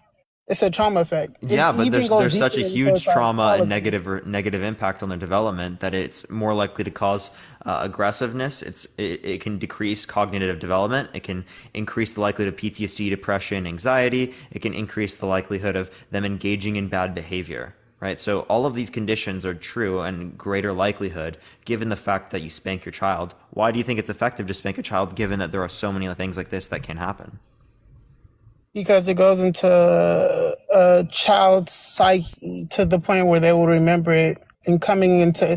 I feel like it goes back to basically human nature. When you sense danger, pain itself is the quickest reminder of anything. It goes back to the war days where they tortured people to basically insert messages into people, like subliminally. You'll remember pain more than you'll remember the message itself. Yeah, so I mean, but what does the pain cause, right? One, first it shows that in conflicts, right, the way to respond to that conflict is by using violence, so it normalizes that. Two, it makes you rely upon some type of pain or emotional response to then stop doing an action instead of building up the values so that you can do it yourself, right? And then three has all these negative impacts on child development, right? Psychologically speaking. So I don't see any good reason to spank the child or to spank any child, given that we have so many risks associated with this particular type of behavior. The risk is more of a risk over reward situation, because if it was to prevent a child from putting itself in danger toward the future, he wouldn't do it again. That's more of But a risk actually, it over doesn't. reward. It doesn't. It puts them at a greater risk to be in danger. And what are your scenarios and facts behind that? Again, I can send you a study from Harvard. I can send you a meta-analysis of 69 different studies over the past 50 years in many different countries that show, generationally speaking, through multiple different generations, there are these negative impacts that I mentioned already. I could go over them again if you'd like, if you didn't quite pick up on them. I will take just one or two scenarios so I can see your understanding. Yeah, so they're more likely to develop aggressive behavior. They're more likely to not listen. They're more likely to engage in bad behavior. They're more likely to have a lower cognitive development. They're more likely to develop anxiety, PTSD, depression. Right, those things are clearly more likely to happen. So that it impacts their mental, psychological, physiological health. So you don't have any particular scenario where a child was not spanked and it in the future grew up as a successful adult with any of those traumas outside of that? I never got spanked. And you're the only scenario basically, and that puts your whole situation and makes you right. No, I'm not just using myself. You were asking for a specific scenario. I gave you myself. Is there any other one besides yourself? The studies, all of the studies, the 69 different studies through this meta-analysis or systemic review, that shows 69 different studies over 50 years in many different countries around the world. That's just one particular systematic review. That's not even referencing the other ones. The research is relating to all that. I can see your point of view from it, but I don't think the emotional trauma and effect from a spanking is going to change a child's life to where it's more detrimental to their future. It really is. This is clear in the evidence. I can show you. I understand your studies, but it's saying the emotional trauma growing up. And I'm like, a spanking compared to the other things that a child might be dealing with in real time won't affect their adulthood as much as the studies believe. Wait, what do you mean as much as this? How do you know that it won't affect their adulthood as much as the studies believe? The studies are the ones that can isolate for more variables and have more likely to be true evidence than you would relate to just based upon your own anecdotal experience. So I don't know how you infer that. Because every child is different. You could do studies on one child and it won't come up the same as studies as another child. Like every test for a kid isn't the same. That's why the studies take into account the overall, it's meant to represent the overall population, right? You're taking demographics of people, right? And you're saying, given a random set of, or given these demographics, we randomly select, given these demographics, we're going to get something that represents the overall population. We test based upon that group, and that group is supposed to emulate the rest of the population. And oftentimes it does within a particular confidence interval. Okay. I can't argue with your studies and what Harvard's saying. I'm just saying my point of view from it and how I see it. Yeah, but if you see so many studies that relate to calling this behavior extremely bad and detrimental towards the health and the development of these children, then why would we posit that the opposite of that is happening, given that all this evidence is pointing towards this conclusion? Because there's been also scenarios where certain children weren't disciplined. I wouldn't even say the word spank because there's different ways that you could discipline your child without spanking them. But every child is different. Every child is different. So some disciplinary actions need to be more intense than others. Some children don't understand communication levels at certain levels because, like I said, every child is not the same. So as a Marine parent will discipline their children different as a teacher would because they're more knowledgeable with talking to children and being more patient, where a Marine parent will be more stern in the disciplinary action. Does that make any sense? Yeah, you're just saying that different parents have different ways of disciplining, right? I think that actual discipline doesn't come from spanking. It comes from building up values because discipline is predicated off of what my values are, right? The reason why I go live every single day, the reason why I do all the things I need to do at school, the reason why I treat people with respect around me is predicated off of my values. My values are determined how I'm socialized, different things like that, right? So clearly speaking, your parents have a huge impact on your value system. Your values then impact the rest of your life, whether it be your relationships, whether it be your friendships, whether it be your work, whether it be your school, whether it be everything you do in your life, how you treat other people. All of that is predicated off your values and your discipline. So yeah, spanking literally degrades the values. It does not actually build onto them in a most likely sense. I'm not saying there aren't people that have been spanked that are doing good or have good values. All right, there are people that are doing very good, that are good people that have been spanked. Thank you for the hand, I appreciate it. Right, but you're putting your kid at a significantly greater likelihood of these negative things happening, given the fact that you apply spanking. In the same sort of way that there are some people who have been in car accidents that didn't wear seatbelts that are completely fine, right? But not wearing a seatbelt drastically increases the risk of you negatively impacting yourself in terms of a car accident.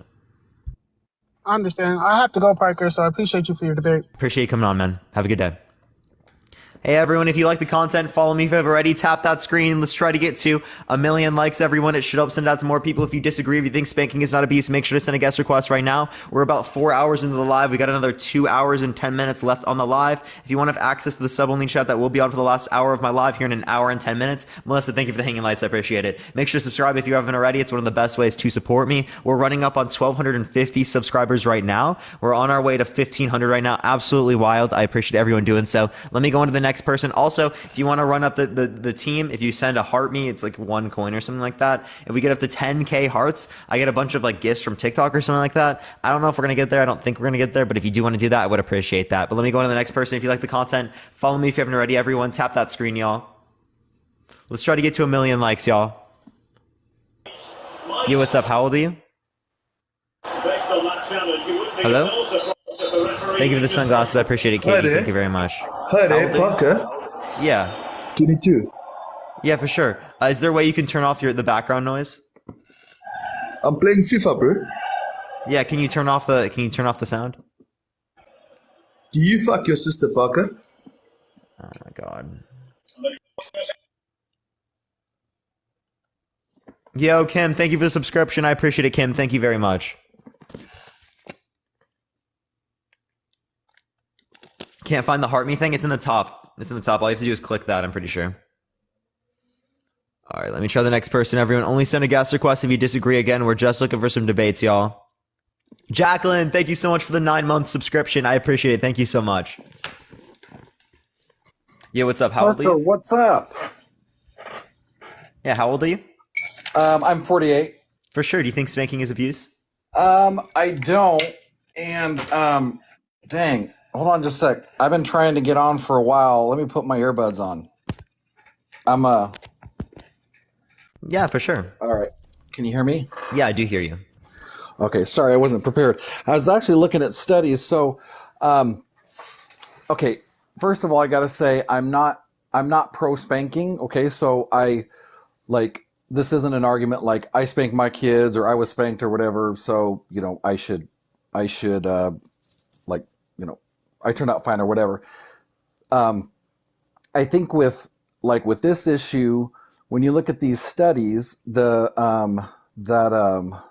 meta-analysis you were talking about, that included like words like smack, like slap, so it's including instances of physical violence that go beyond spanking. And then on these questionnaires, they typically include, kids who, like, if you answer like, I was spanked once, a few times, a lot of times or whatever, they choose like the higher end. So they're trying to show that like the children who are spanked very frequently, I would imagine probably they do have these higher instances of those kind of things, because it is probably, honestly, it's probably children who are beat, but they say spanking, right? Like maybe they got beat on their butt like every single day. That's probably not okay. So, so that's why I think the gal that was on earlier was talking about the thing spanking is abuse and saying it's like extreme or whatever.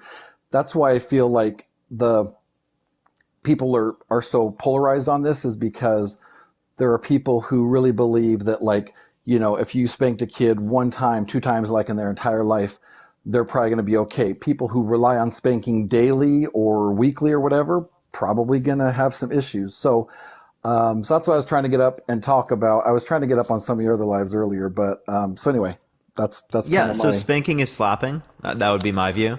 Okay. But slapping would also include slapping across the face, right? Like slapping the Yeah, so head. it's not all forms of slapping, but it is Right. a form of slapping. Right. Yeah, and so what's hard about the meta-analysis is, first of all, like the Harvard study, they showed like a kid, like a cartoon picture of a character being spanked on the buttocks with an open hand, and we're told a person spanks Chris. They were then asked, how many times has a person spanked you? With responses, they said never, one time, a few times, or lots of times. And then, so in that one, it's, it's particular, like, it's defined, it's shown what it is, and then they ask the kid. So I would imagine like spanking and slapping are probably different. So slapping probably like looks like, I don't know, a face, or slapping the head or whatever. So, and keep in mind, Smacking. I think I appreciate the little ground. Thank you. But okay, yeah. I do think it's a type of smacking, but it would be other forms. But yeah, there are forms. Other studies that isolate even particular variables. I've seen ones that like literally give the spanking side. Thank you. I appreciate the hat mustache. Thank you so much. Comparative to the non-spanking side, like 8 different rules of communication that were not applied the other way around, and that still led to equivalent outcomes on either end. And again, what was accounting for most of those outcomes was the level of communication, not particularly the hitting. The hitting actually leads to like detrimental outcomes. Lee, I appreciate the pie mod. Thank you so much. I appreciate it. Well, that's true. I would say yes. I feel like so it's probably true that like the higher the level of spanking, and I don't know if you do that, like, I think people who spank younger kids, like people talk about, spanking a toddler on the behind,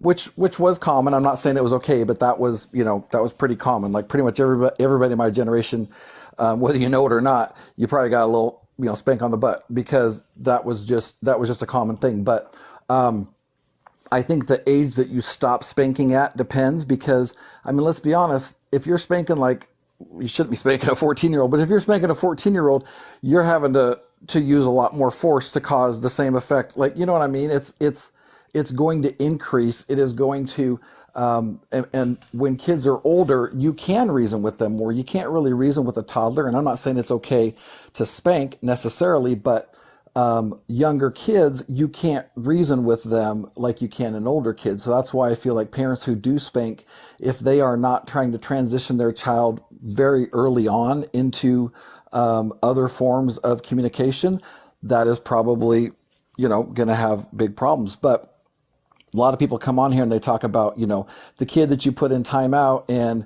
like it never works, or, and anyway, I don't want to come on here. Oh, they're and also defend doing it. ineffective timeout things. That's I think true. a lot Timeout, of these time in, yeah. Yeah, timeout, time in. There we go. That's like, it's like way more effective than like spanking and stuff like that within the data. But like when it relates to this, like I think a lot of those types of issues result from the fact that there wasn't a good set of communication between like the parent and between the child, right? So I think that instead of relying upon spanking or hitting the kid, they should rely upon building up the communication. As again, in the scenarios that we brought up where we would see less negative impacts when it relates to spanking, there's a heavy reliance on communication. So it seems to be that the communication is kind of just like carrying the load there, or that the end goal anyways is the communication. Right. Yeah. And that's actually a really good point. So I think a lot of, you mentioned studies that say, that parents that spank and then they communicate, and, you said it's the communication piece that is found to be effective. I mean, I'd like to see that study, because I really do try to look up this stuff, and sometimes I can find it and sometimes I can't. But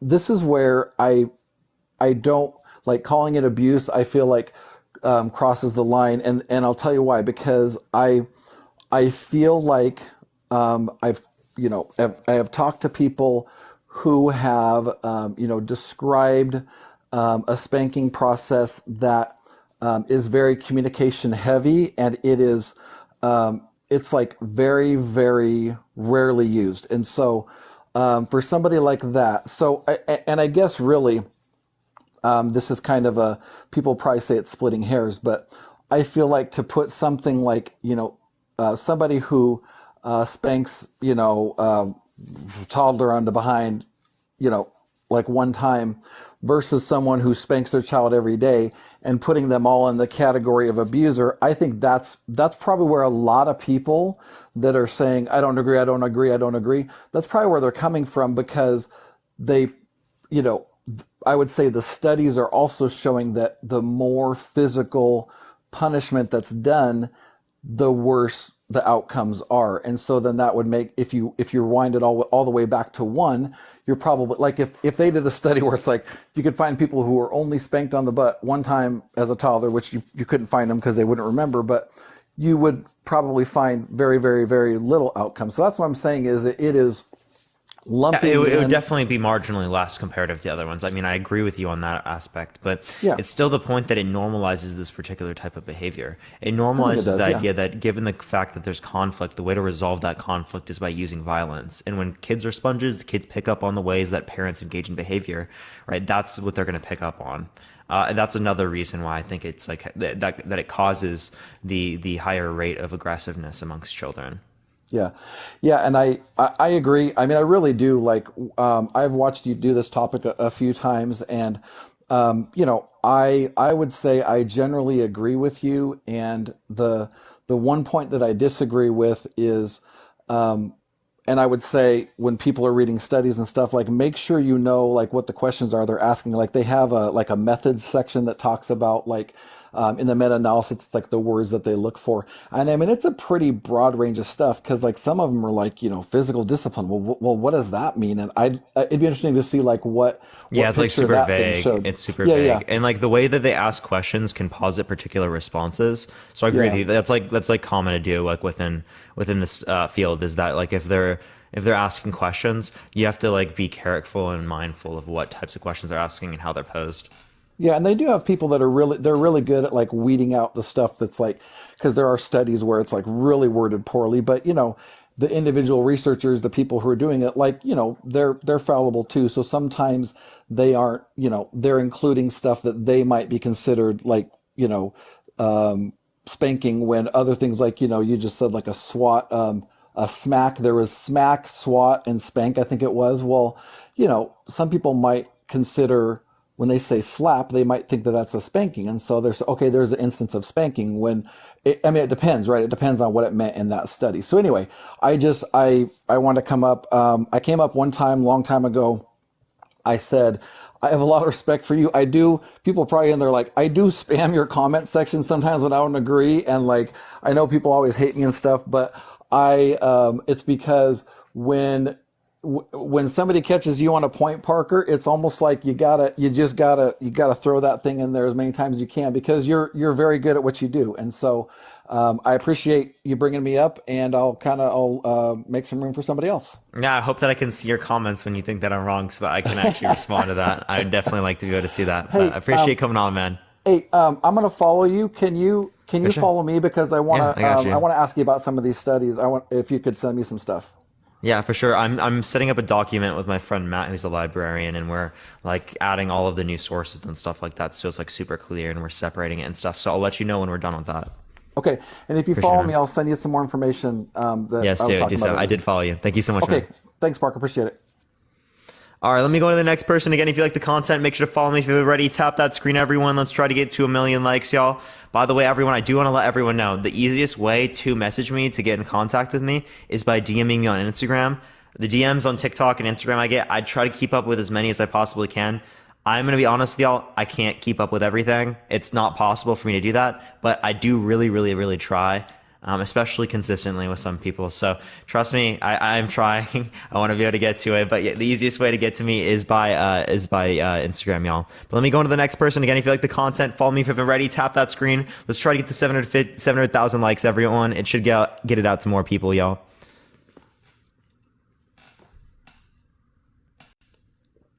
Yeah, what's up? How old are you? I'm 20. Yeah, do you think that spanking is abuse? I feel I don't know if I have a full on stance on whether if it's abuse or not. I definitely feel like um I was spanked growing up. I don't know if I have too much I would say resentment towards my parents for spanking me, more my mother than my father, but I mean it did happen from both of them. Um, I definitely think over the years of my brother and sister being around, it definitely got more lax to the point where they never really spanked either of them nearly as much as having me with 3 years between my sister and 6 years between my brother.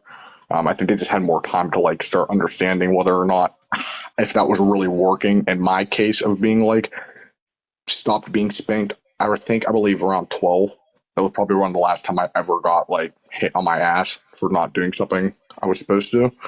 Um, I feel like there's definitely certain moments when I was growing up where I would use that as a reason why um, I didn't cooperate with them on the things that they wanted me to do because I'd be like, spanking me wasn't uh, doing anything but making them feel like they didn't like me.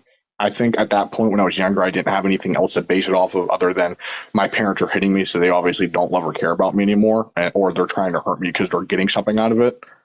I think now, as of being older and having like more experiences with people parenting their younger kids and seeing what actual abuse could look like, um, being very physical and actually seeing them like pushing them up against a wall or being just super physically violent towards them in general and almost feeling like I need to say something, not even being a parent, because I just feel like it's not okay for them to be putting their hands on them like that. But I don't know if spanking in general on the ass with just your hand is something that I would take as abuse. Okay, so you see someone hitting a child right in public, like by spanking them. You wouldn't think twice about it? No, I would think I would have to go from personal experience because I think anybody could go really based off of in the moment. And I think under majority of circumstances, if I were to see somebody in public, like at a store or something, I remember a couple times it happened to me personally at Kohl's. I mean, if I were to see that happening out in public and it was just like a 1-2 hit and like the grab on the shoulder and being like, you need to get your shit together, I don't know. I don't think I can really say I would say anything if they're all running around and they're just trying to get them to like. Would it catch you off guard though? Would it catch you off guard? It would definitely catch my attention, but I don't think I would ever have the even inkling of thinking I'm going to intervene, even being an adult now and feeling more justified than being like a teenager. I don't really think I could ever go out to somebody else's child if I saw them just smack them on the ass once or twice. It wasn't like they pulled their pants down in the middle in front of anybody. That never happened to me personally. I don't know if that's what you're meaning, but like, I don't know if I would say anything. I feel like pulling the pants down is a little different because it's just like you're almost like having like indecent exposure happening on top of it, especially if it's underwear. That's different, right? But like, right. I still think it's something that's not only going to catch your attention and make you be like, okay, that's a bit wild, right? But like the point in which I'm showing you with that is that if it does catch your attention, it's not just like some normal act or some normal response. Because if a parent was just telling their kid, oh, don't do this, that's not good for you to do, you're not going to second guess that. You're not going to take a look. You're not going to be caught off guard by that. But when it relates to this, it absolutely is something that catches you off guard, indicating that it's a little bit different than other types of actions in general, at least. Thank you for the jellyfish. Thank you so much. I appreciate it. So I guess here's my point is, where do you draw the line? At what point is if someone spanks their kid and it leaves a bruise, is that too much? Oh, 100%. I think I could say that I never had a mark that would last any longer than maybe for the rest of the day of when it happened. If it was something that like I was doing something very out of line, I remember using certain type of language when I was just starting to be around 11 years old, saying things that I just shouldn't have been saying in public for sure, and my mother being very upset with me and spanking me. And I mean, I can't remember if even that was like it lasted March or anything. I don't think that's even appropriate in any sense of the standard to have some type of bruise or multiple day lasting mark that's like obviously it was you're putting a lot of effort into hitting them. You weren't just smacking them like you were putting in a lot of effort behind that hit.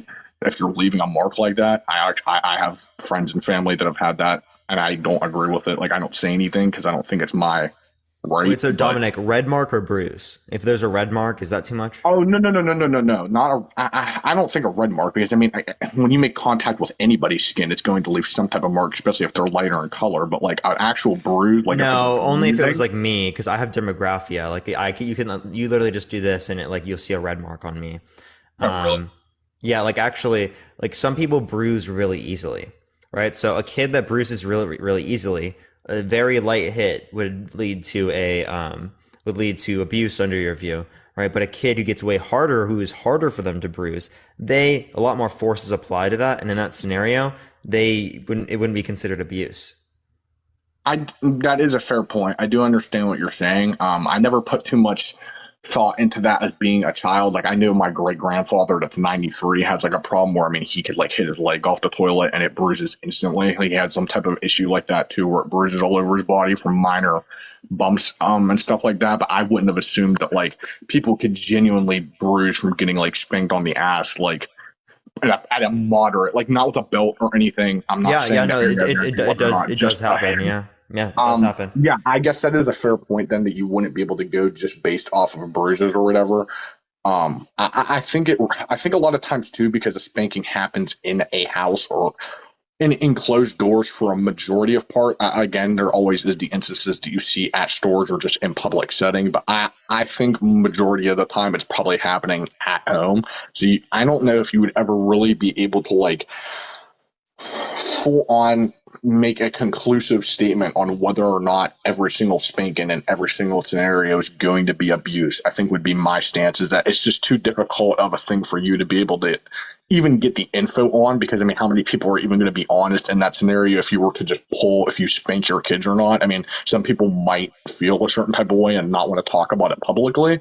So I don't know if you would be able to ever actually get like a percentage of people that like legitimately abuse their children just from spanking inherently and not balling a fist or anything else just from spanking. I think it would just at the very least be a difficult thing for anybody to prove that is just outrightly abused because I have been spanked and I will go out on a limb and say I don't know if I've ever thought realistically that I was abused before. I think I can say that my parents were they did the best that they could and they improved with my brother and sister tremendously and I don't hold any grudges because of that. Yeah, someone could be spanked and it could lead to a bruise, and they could think that their parents didn't abuse them. This is something that we do a lot with our parents. We try to look at what our parents did to us as not as bad as what it actually is, because we want to think that our parents are better off or that have done a lot comparative to the average person. But if we heard about that in a different family, we'd think completely different about it. I don't know if that's what I was trying to imply. I will be more clear. I think out of my personal experience of what I'm saying is like I don't personally think that under any instance, even stuff that like I do have categorized in my head as moments that like if I ever have children, I don't know if I'll ever react like that because I just don't think it was a necessary reaction for what I did at that time. I never look back on any of the instances as being physically abusive towards me and like actually mentally diminishing my mental health on a standard of the fact of like not understanding of when what is happening is abuse. Like I know when someone hurts me and when it's like meant to get my attention and when it's meant to actually physically cause me harm and mentally distress me in that moment to cause me fear. I don't know if I was ever afraid of my parents, like because they were going like at any moment they were going to hit me. That's what I would more lean towards abuse being is like you legitimately not feeling comfortable around your parents or whoever your legal guardian is because they are constantly causing you physical harm. That would be trauma from the harm. Okay. That doesn't necessarily mean that it doesn't harm them. So I could have been abused. You're just saying I never really got any trauma from it. Yeah, you can be abused and not necessarily develop as much trauma as what other people have. Okay. Like you can Okay. develop like different levels of trauma depending on who you are. Thank you for the hat mustache. I appreciate it. Thank you so much. I'm not saying that every single person who's spanked is going to have depression or going to have PTSD or going to have anxiety or going to be extremely aggressive. What I'm saying is that these characteristics are more likely to happen given that's the case. The same way that if someone doesn't wear a seatbelt, they're more likely to put themselves at risk or more likely to die in a car accident compared to someone who does wear a seatbelt. Okay.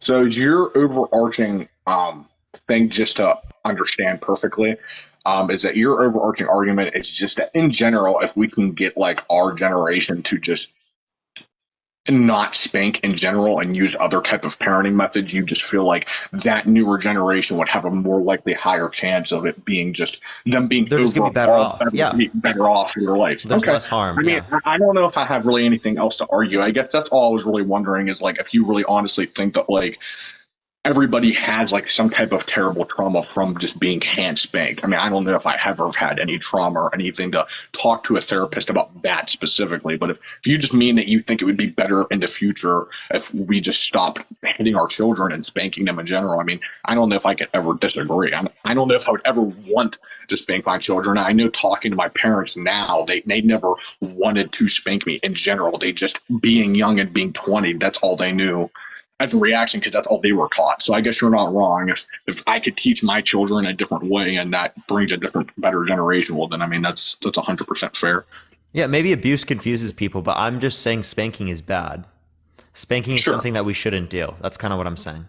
I think that probably is it. And I can get maybe gaining more traction and everything. I'm not telling you to change what you're saying. I think that would be just spanking is bad. I can change it to that, but I mean, I think that abuse and bad necessarily mean the same thing. But yeah, I think that is an argument in of itself. I think abuse and bad could genuinely mean different things. Like I had a bad day, but it doesn't mean it was abusive to me. No. The reason why we would consider it abuse is because it would be bad or for a bad reason. Because my definition of abuse, thank you for the gamer cat, appreciate, thank you so much, is intentfully, in terms of a physical sense, intentfully physically harming a child without good reason.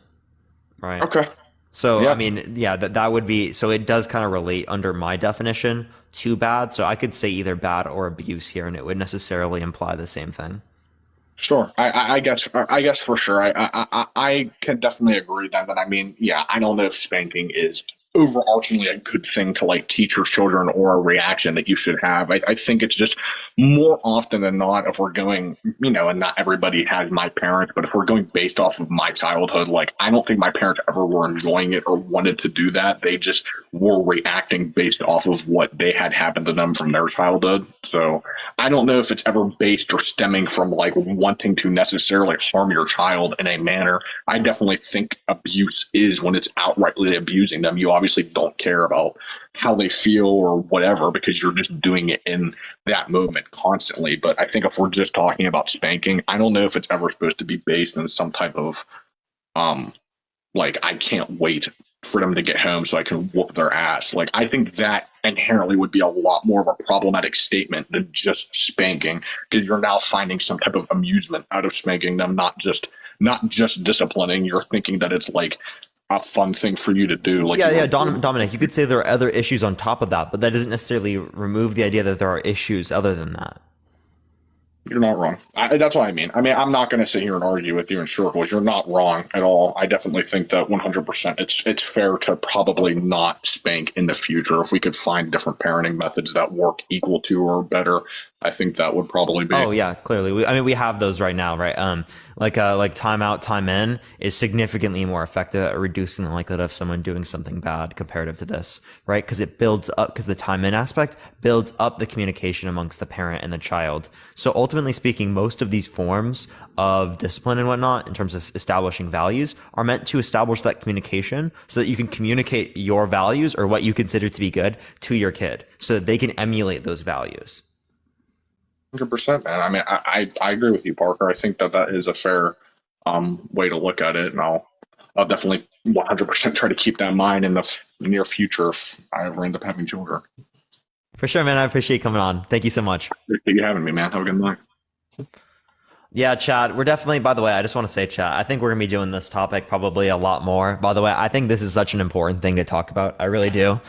So I definitely probably will be doing this a lot more in the future. By the way, everyone, we got an hour and 45 minutes left on the live. Here in about 45 minutes, we're going to be moving over to the sub only chat. If you want to have access to the sub only chat, subscribe to me. If you haven't already, it helps me come on here every single day. So make sure to sub. It's one of the best ways to support me. If you can, of course, don't do so if you cannot. By the way, everyone, if you do not have the ability to sub and you are here all the time, DM me on Instagram. That is probably a way where I can give some people access to the free subs, but only do so if you really do need the help, as I want to make sure that I can give it to people who do need it. So yeah, if you do really want it and you're always in my lives, make sure to DM me on Instagram. Yeah, what's up? How old are you? Hey, I'm 18. For sure. What's your birth year? My birthday is 2005. For sure. Do you think that spanking is abuse? I don't, and here's my reasoning for that. It's because my dad was never the parent who put hands on me. It was always my mom. And you want to sit there and talk about communication. My dad knows nothing about me when it comes to personal things. I always find that I'm more comfortable talking to my mom, and I'm not sure if that has any correlation. And I don't think that being spanked as a child has any correlation to turning violent. I feel like people are born violent. I don't. Okay, go ahead. Oh, no, it's clearly correlated, right? But there's also a causal factor, right? It is the case that spanking causes people to be way more likely engaging in aggressive behavior. I mean, I guess nigger. Oh my God, fuck you. God damn. Oh my God, dude. Why does it have to be a fucking Parker, dude? Why does it have to be a Parker? Oh my God. Why does it have to fucking be a Parker, dude? Please, bro. Please. Why does it have to be a Parker? Why, bro? Why? Just remove your name. Please, just delete your name. You're not a Parker. Fuck you. Tap that screen, everyone. Let's try to get to 1 million likes. If you disagree, send a guest request right now. Please only send a guest request if you think that spanking is not abuse. I'm going to go into the next person, though. Again, only send a guest request if you disagree, y'all. If you like my content, again, follow me if you have not already, everyone. Again, we are just looking for some debates, y'all.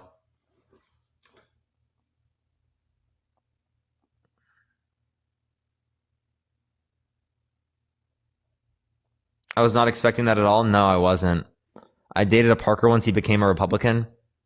See, this is why they just need us. None of them are Parkers. They're not real Parkers, okay? I'm the only real Parker. What do I do? Yo, what's up? How old are you? You're lying. Hello? How old are you? 35. What's your birth year?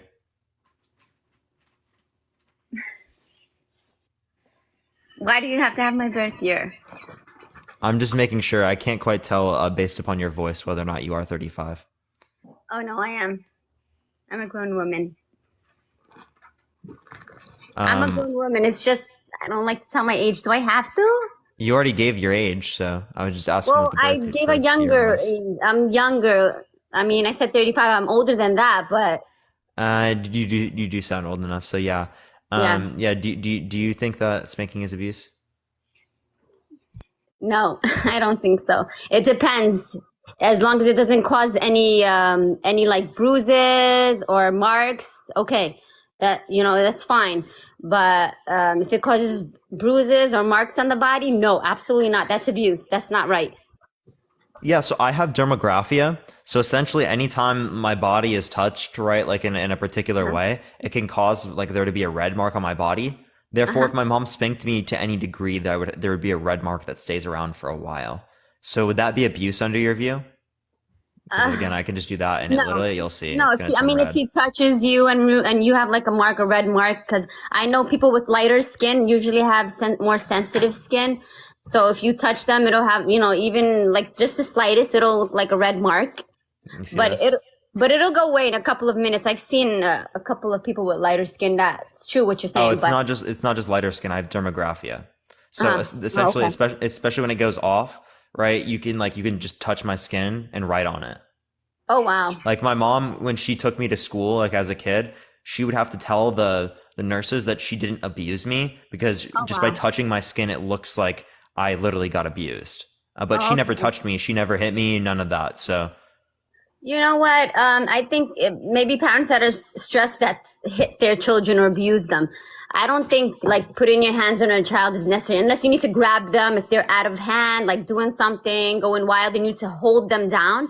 That's fine. But I feel like because I raised children already, so I know how it is. So I found that you know, if you just hold them and you sit them down and you give them the firm look and you explain to them why what they're doing is wrong and how they have to behave and give them a warning and, you know, tell them what's going to happen if they, you know, cross that line again and act that particular way that you don't want them to act. Like it works more effectively than spanking a child or hitting them or just, you know, pulling them, you know, acting aggressively towards a child. I found that it works better. It worked better for me as a mother. My children understood better. They didn't feel scared when I would do it, when I would like discipline them in that kind of a manner. Yeah. So you think that spanking is a less effective method of disciplining your children comparative to what again? Sorry. Yeah. Definitely like when you comparative to what again? Sorry. Oh, that's bad. It's compared to like, you know, there's a different way. I've seen, because I have 3 children, so, and now they're grown young adults. So, you know, I gotta be honest, I did use both of the kind of methods. I used to sometimes use the spanky, and sometimes I would use, when I started watching that nanny, it's called The Nanny from Britain. I learned how to like discipline my children better.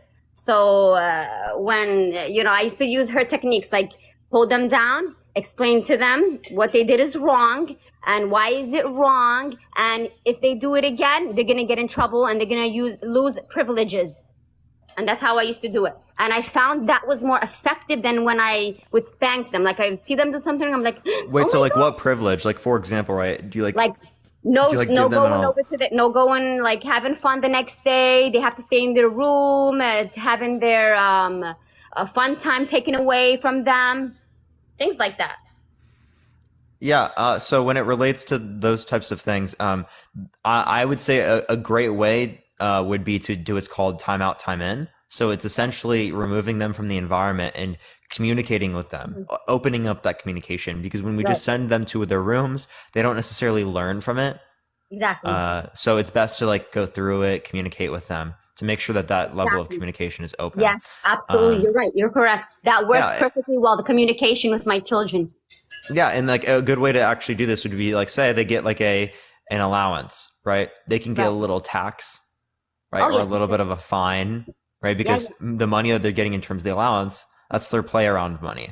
It's not like they're losing anything that's like fundamental to them in terms of social interaction, in terms of like communication with their friends, stuff like that, right? It's the fact that they're acknowledging, okay, I'm getting a disincentive for this particular type of behavior. Right. So yeah, is there anything else you like to particularly go over or talk about? No, I think appreciate you coming on. Thank you so much. Thank you for having me. Bye. By the way, everyone, again, if you like the content, make sure to follow me if you haven't already. Tap that screen, everyone. It should help send it out to more people, y'all. Again, we got about 35 minutes until I'm going to be going over to the sub-only chat. If you want to have access to the subscriber-only chat, subscribe to me if you haven't already. Helps me come on here every single day. Tap that screen, everyone. Let's try to get to 1 million likes. If we hit 1.5 million likes, everyone, we're going to be giving away around 2 or 3 subs, something like that. Let's try to get to 1.5 million likes, everyone. But let me go into the next person, y'all. Okay, it didn't accept that person. Let me try the next. Again, if you have any questions, put in the comment section right now. If you like my content, follow me if you haven't already, everyone.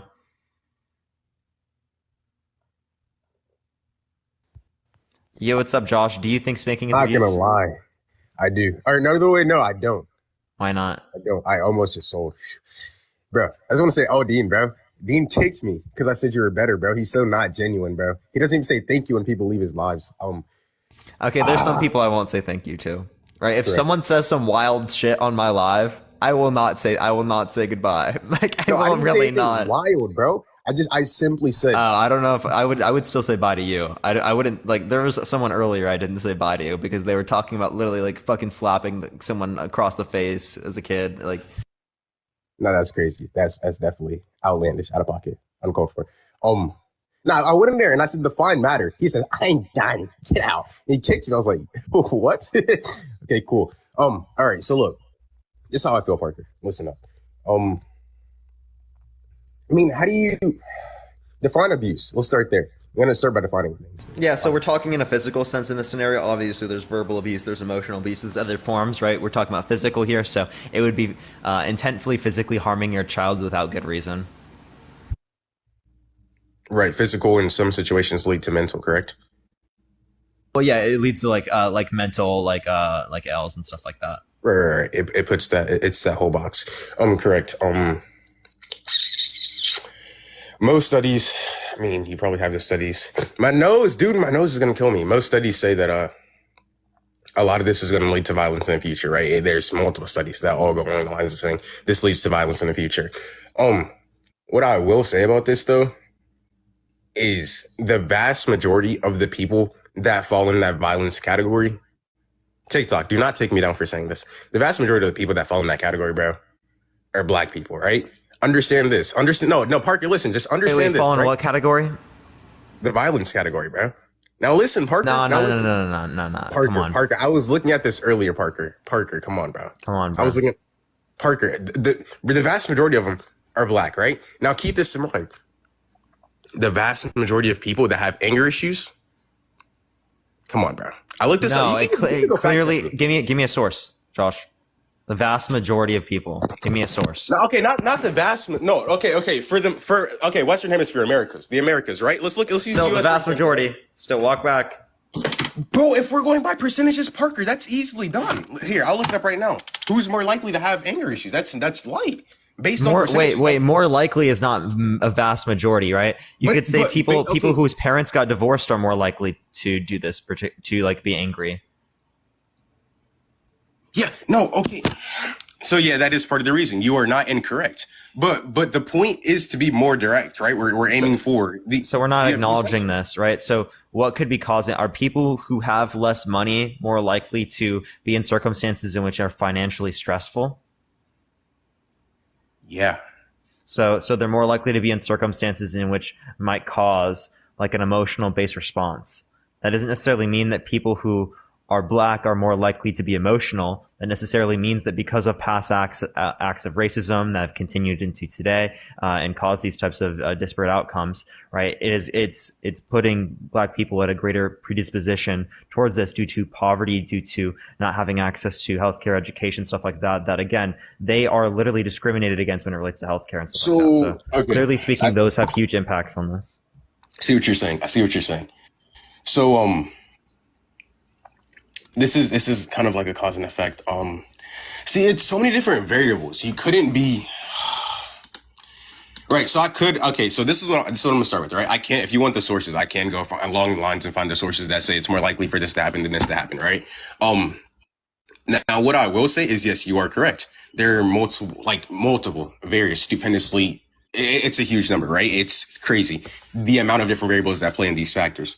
We understood, right? I can't just throw this box here, make this very broad statement and saying, yes, these two are directly correlated, which in some sense they're not, but there are some correlations, right? I can make a solid statement and say that, we see a lot of these quote unquote, there's a higher chance of a black person being the person to have an anger issue, right? And with that being stated, right, when we look at the numbers that are on paper, Parker, this is what you have to understand. It doesn't matter where it kind of like almost, or I guess you could say it doesn't really matter where it originated from, but it's the fact that it's what's on paper. So what's on paper right now is what we go based off of, right? And when we go based off of what's on paper, we have to wonder why people do.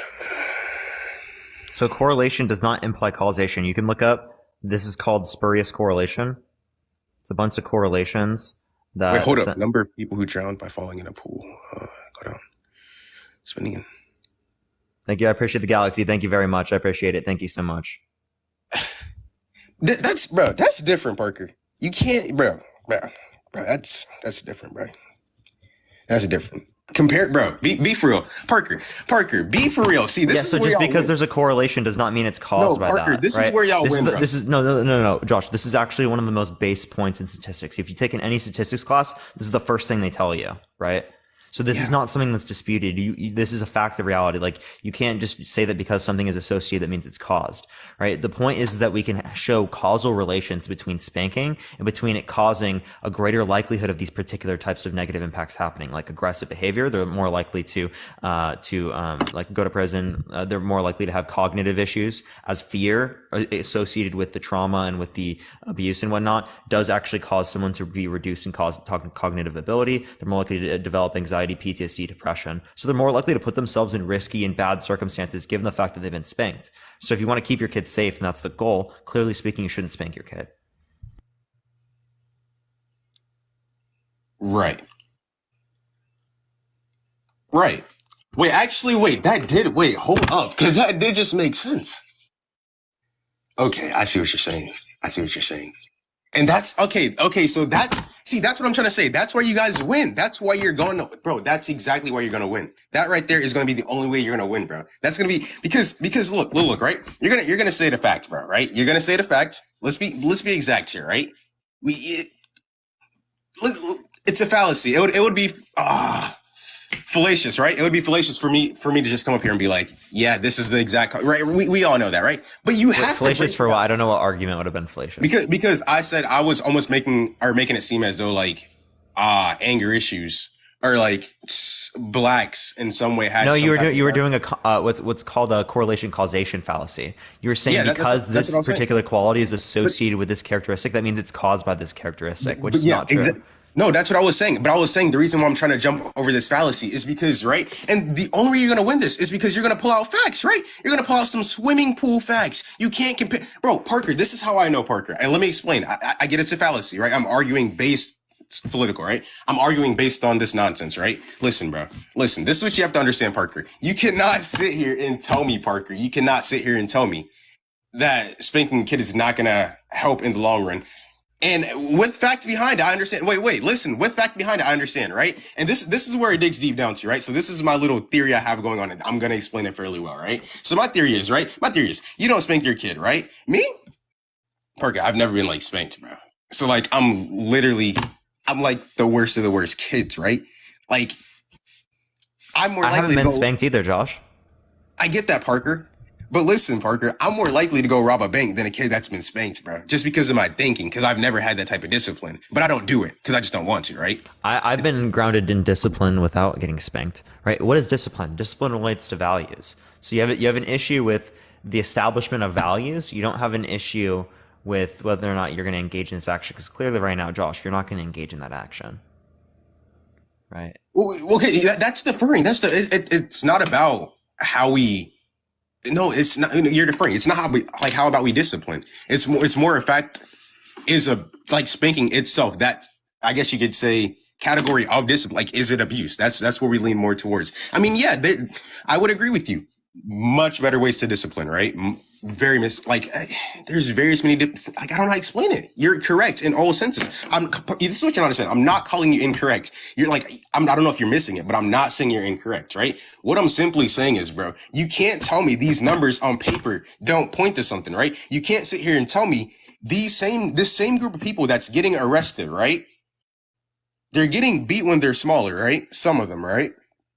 But then some of them also have a much higher chance, and most of them do have, if we go by percentages, have more anger issues when we categorize it, right? You can't tell me this is all not correlated in some way, right? Even if it's fallacious. I mean, no, okay. Are you trying to say that some of the issues within the black community could have been caused by spanking? No, because I would be pointing to what you're trying to say. Yeah, but like that would be through the idea that black people's culture was ripped away from them, and they adopted the culture that was particularly around them, right? And that's redneck culture in those particular areas where spanking was prevalent in terms of like a form of considered discipline, along with the idea that people who are in poverty are significantly more likely to adopt these types of parenting mechanisms because they have a lack of resources in which can give them psychological based disciplines, right? Environmentally based disciplines that are meant to respond to so like these different types of parenting mechanisms, right? So you're only looking at particular outcomes in which are just associated with characteristics. You're not looking at things that based upon a causal mechanism, right, at all. right? That's why, like, when you try to analyze what's happening in reality, that you are just trying to associate it with these generalized groups and stuff like that. So you feel as though anger issues as a whole, temperament to some degree, really on another level doesn't really play effect in how far you get or where you end up, unless it had some type of environmental issue or bad cause to it. That's kind of just where, because do you believe some people naturally just have anger issues? Naturally have anger issues. You can have like natural anger responses, I guess. I think a lot of the responses in terms of anger are socialized, though. It's a little. I don't think you have any to go into science. particular Yeah, I group of understand. people based upon their ethnicity are more likely to, like, in a natural standpoint, be angry, right? When it relates to something like ethnicity or skin color, I don't think that there's any basis for that. I think that's gonna be like socialized and stuff. So you don't feel that it's in. I can't agree with that point right there. I would say that's kind of incorrect. You don't feel that it's innate that a lot of people, there's a few different I'm not exactly sure. I've never really studied that part of neurology. I've never really studied where the anger issue side of it or that those exact chemicals. But I could possibly argue that there are some people that have a chemical differential, and there's definitely people, and I believe it's innate. I believe it definitely can pass down through blood, and I definitely believe that some people are more likely to have anger issues due to that aspect rather than what they see in society as a whole and what's happening around them. And I don't think that's tied towards someone's race or someone's ethnicity. No, it's not tied to it. But when we look at what's on paper, what does that say, Parker? That's what I'm trying to get to you. It's like we can't ignore that. I mean, it's not. It's definitely a variable, right? The variable is there, right? We understand it's on paper.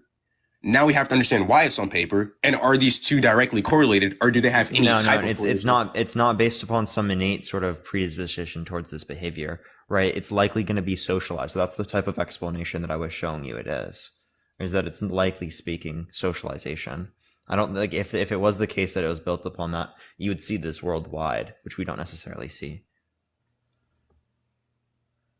So you believe, so we understand what's on paper about anger issues, right? But the only difference is you believe that it's just more on the social side. It's more of what you see around you. Yeah, it's socially influenced, right? The reason why people it's mostly socially. Yeah, like sure, I agree with you that there are biological influences towards being like angry or whatnot. I don't think that is what's related to based upon someone having a particular ethnicity or race, right? I don't think that's happening at all, right? I think that it's going to be, generally speaking, like a psychosocial phenomena. So you think like you think physical discipline. Do you okay. Do you think we would see a dramatic difference if we even put a stop like half of it on spanking? Yeah, we'd see a huge better impact in society. But we can't just stop spanking. We have to stop spanking and build up communication, right? And have other types of methods of dealing with people in society. You can't just remove one thing, right? In just general, you can, and it probably would lead to better impacts, but not towards a desirable outcome. So could I argue efficiency in that sense? What do you mean? Could I argue efficiency that it'd be much faster than explaining? Because Parker. That'd be objective. It actually isn't though. Wait, hold up. No, perceptually speaking, it might, like, you might think that's the case, but it actually does lead, even in the short term, towards worse behavior. Yo, I gotta study this, bro. Hey, all right, bro. Hold up. Give me what is today? Give me until the 10th, bro. I'm coming back for the kill, bro. All right, for sure, bro. I'll do that within the next 5 days or so. All right. See you soon. Cheers. All right, everyone, tap that screen. Let's try to get to 1 million likes. If you disagree, send a guest request right now. By the way, here in about 19 minutes, we're going to be moving over to the sub-only chat. So if you want to have access to the subscriber-only chat, subscribe to me if you haven't already. It helps me come on here every single day. I'm going to go on to the next person, though. And then again, we're going to be moving to the sub-only chat here in 19 minutes, y'all. All right, everyone. Yo, what's up? How old are you? Oh, I'm 54. For sure. Do you think spanking is abuse? It depends on the type of spanking. All right.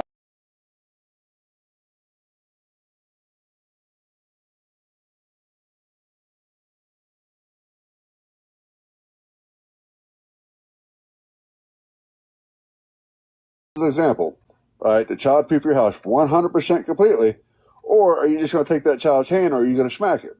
Now, that is not abuse, okay? What that does is it puts the child in a different mindset, gets those neurotransmitters going, okay? It says, well, maybe I shouldn't do that. You're not hurting the child.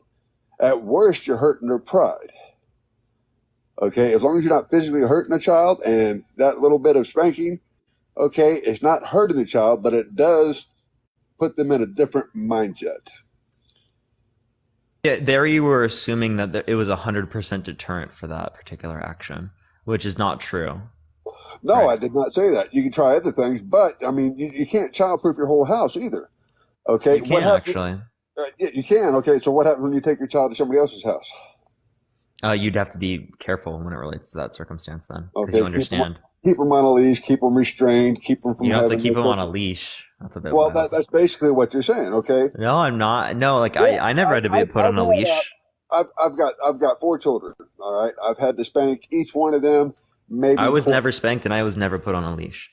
Okay, I'm just saying, I've maybe had to spank them twice, okay? And that was when they were in the toddler ages, when they're reaching for something they know they shouldn't grab, say somebody's got a drink on the table or whatnot, right? No. That tap on the hand, that little of a spank is not an abuse, but it does change their mindset to where maybe I shouldn't do this, okay? It's like, I don't know how else to explain that, okay? If you're leaving welts on your child, if you're busting their butt till they're red, okay, that is an abuse, okay?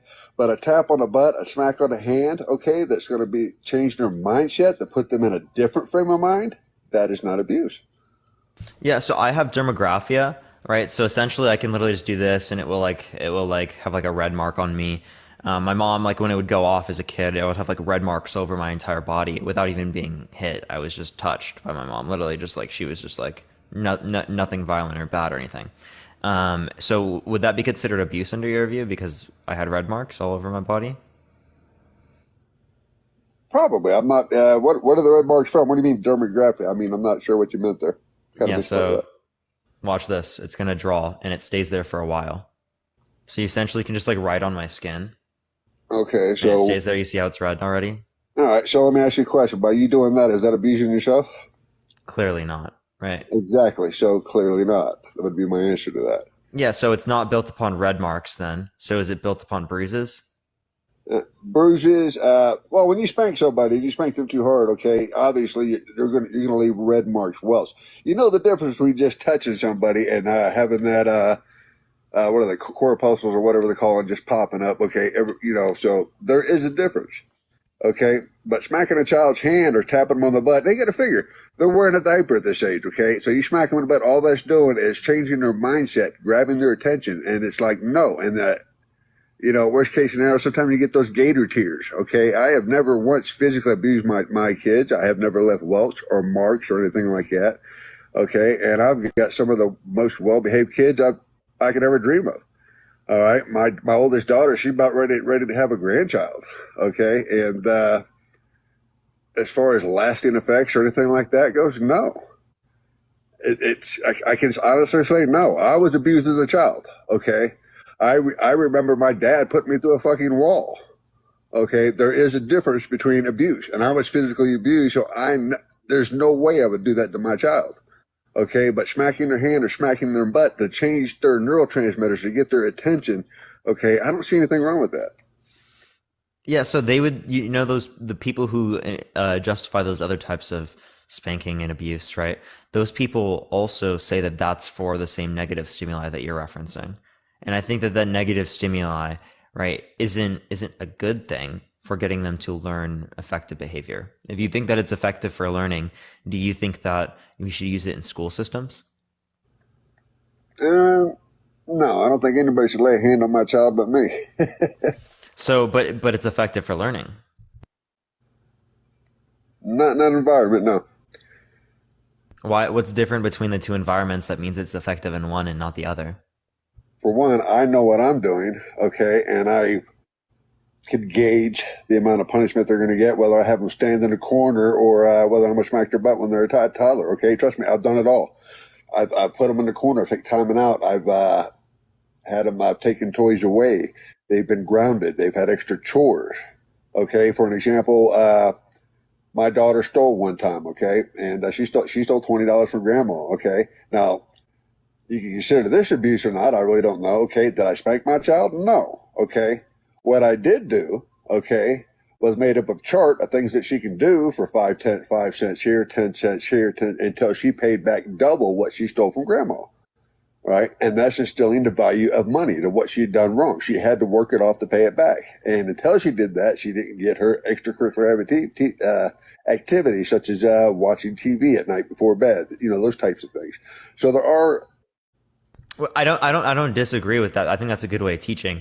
I mean, I probably would have given them more than a few cents, right? Because it's a hefty sum to pay back if it's a few cents. But I think that's a significantly better way of dealing with parenting compared to the other ways. It's kind of similar to my way of like they have a particular allowance, right? They get like a tax or they get like a particular fine given that allowance, right? Or say they have particular chores, right? They might have a little bit extra of the chores in terms of, again, paying that off. So I don't see any issue with that. I think that's a really good way of dealing with it. It teaches them a really good job. It's also associated with like the future, right? Like in terms of like how they're going to have to pay things off later on.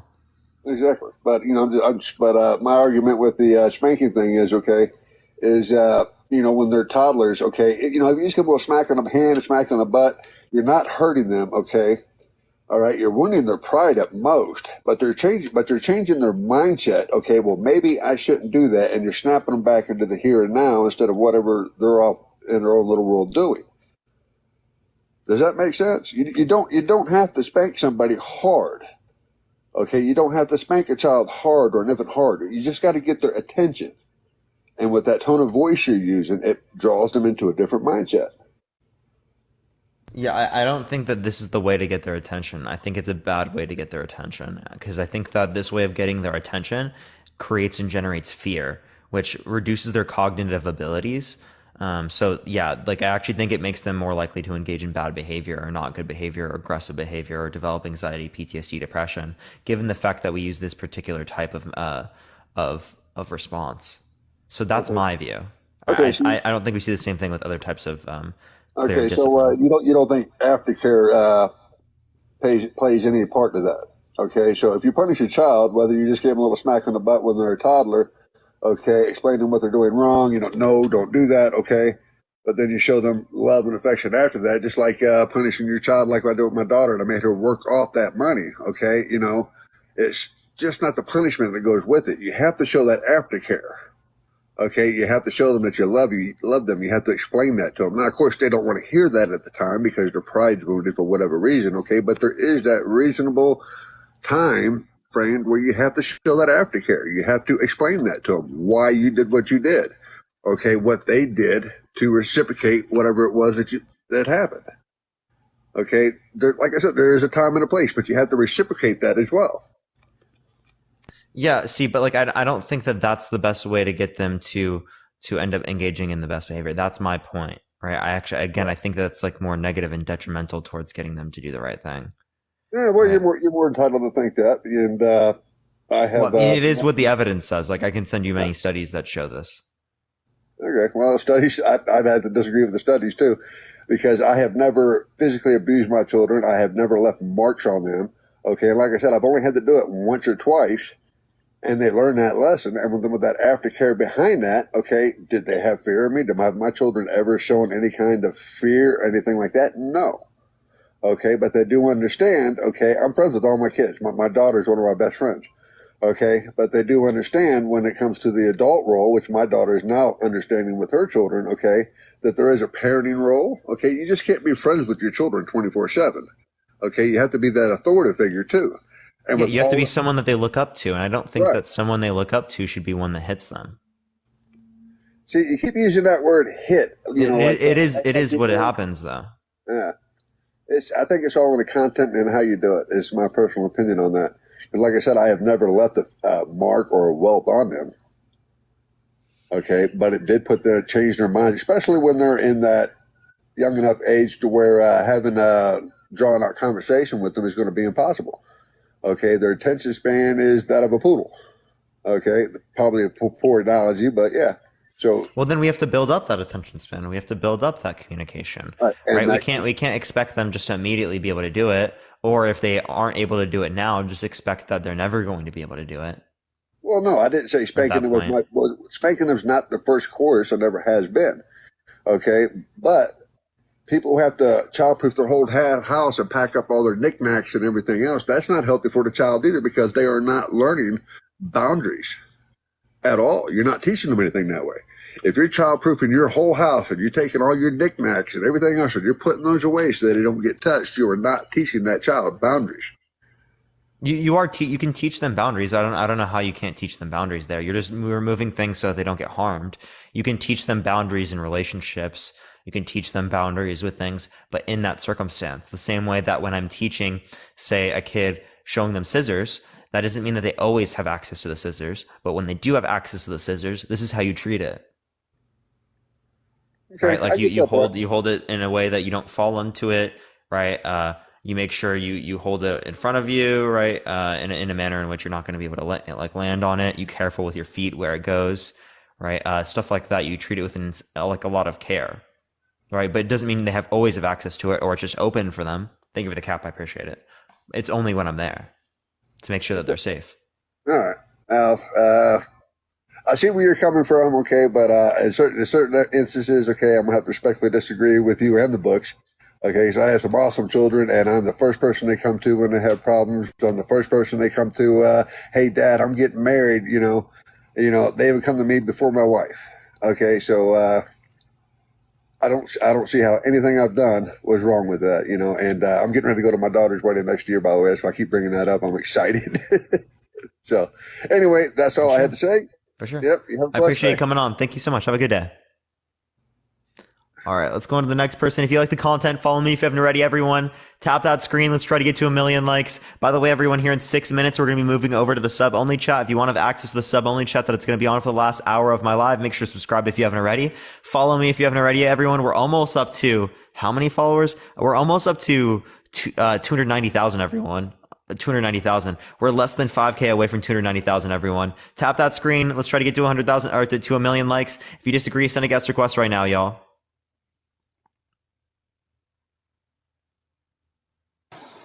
Yo, what's up? How old are you? Hey, how are you? Hello? Hello? Yeah, how old are you? Yeah. I am 32. For sure. Are you driving? I am driving, but I'm not looking at the screen. Okay, you can't do that. TikTok TOS. TikTok TOS, y'all. You can't come on if you're driving, everyone.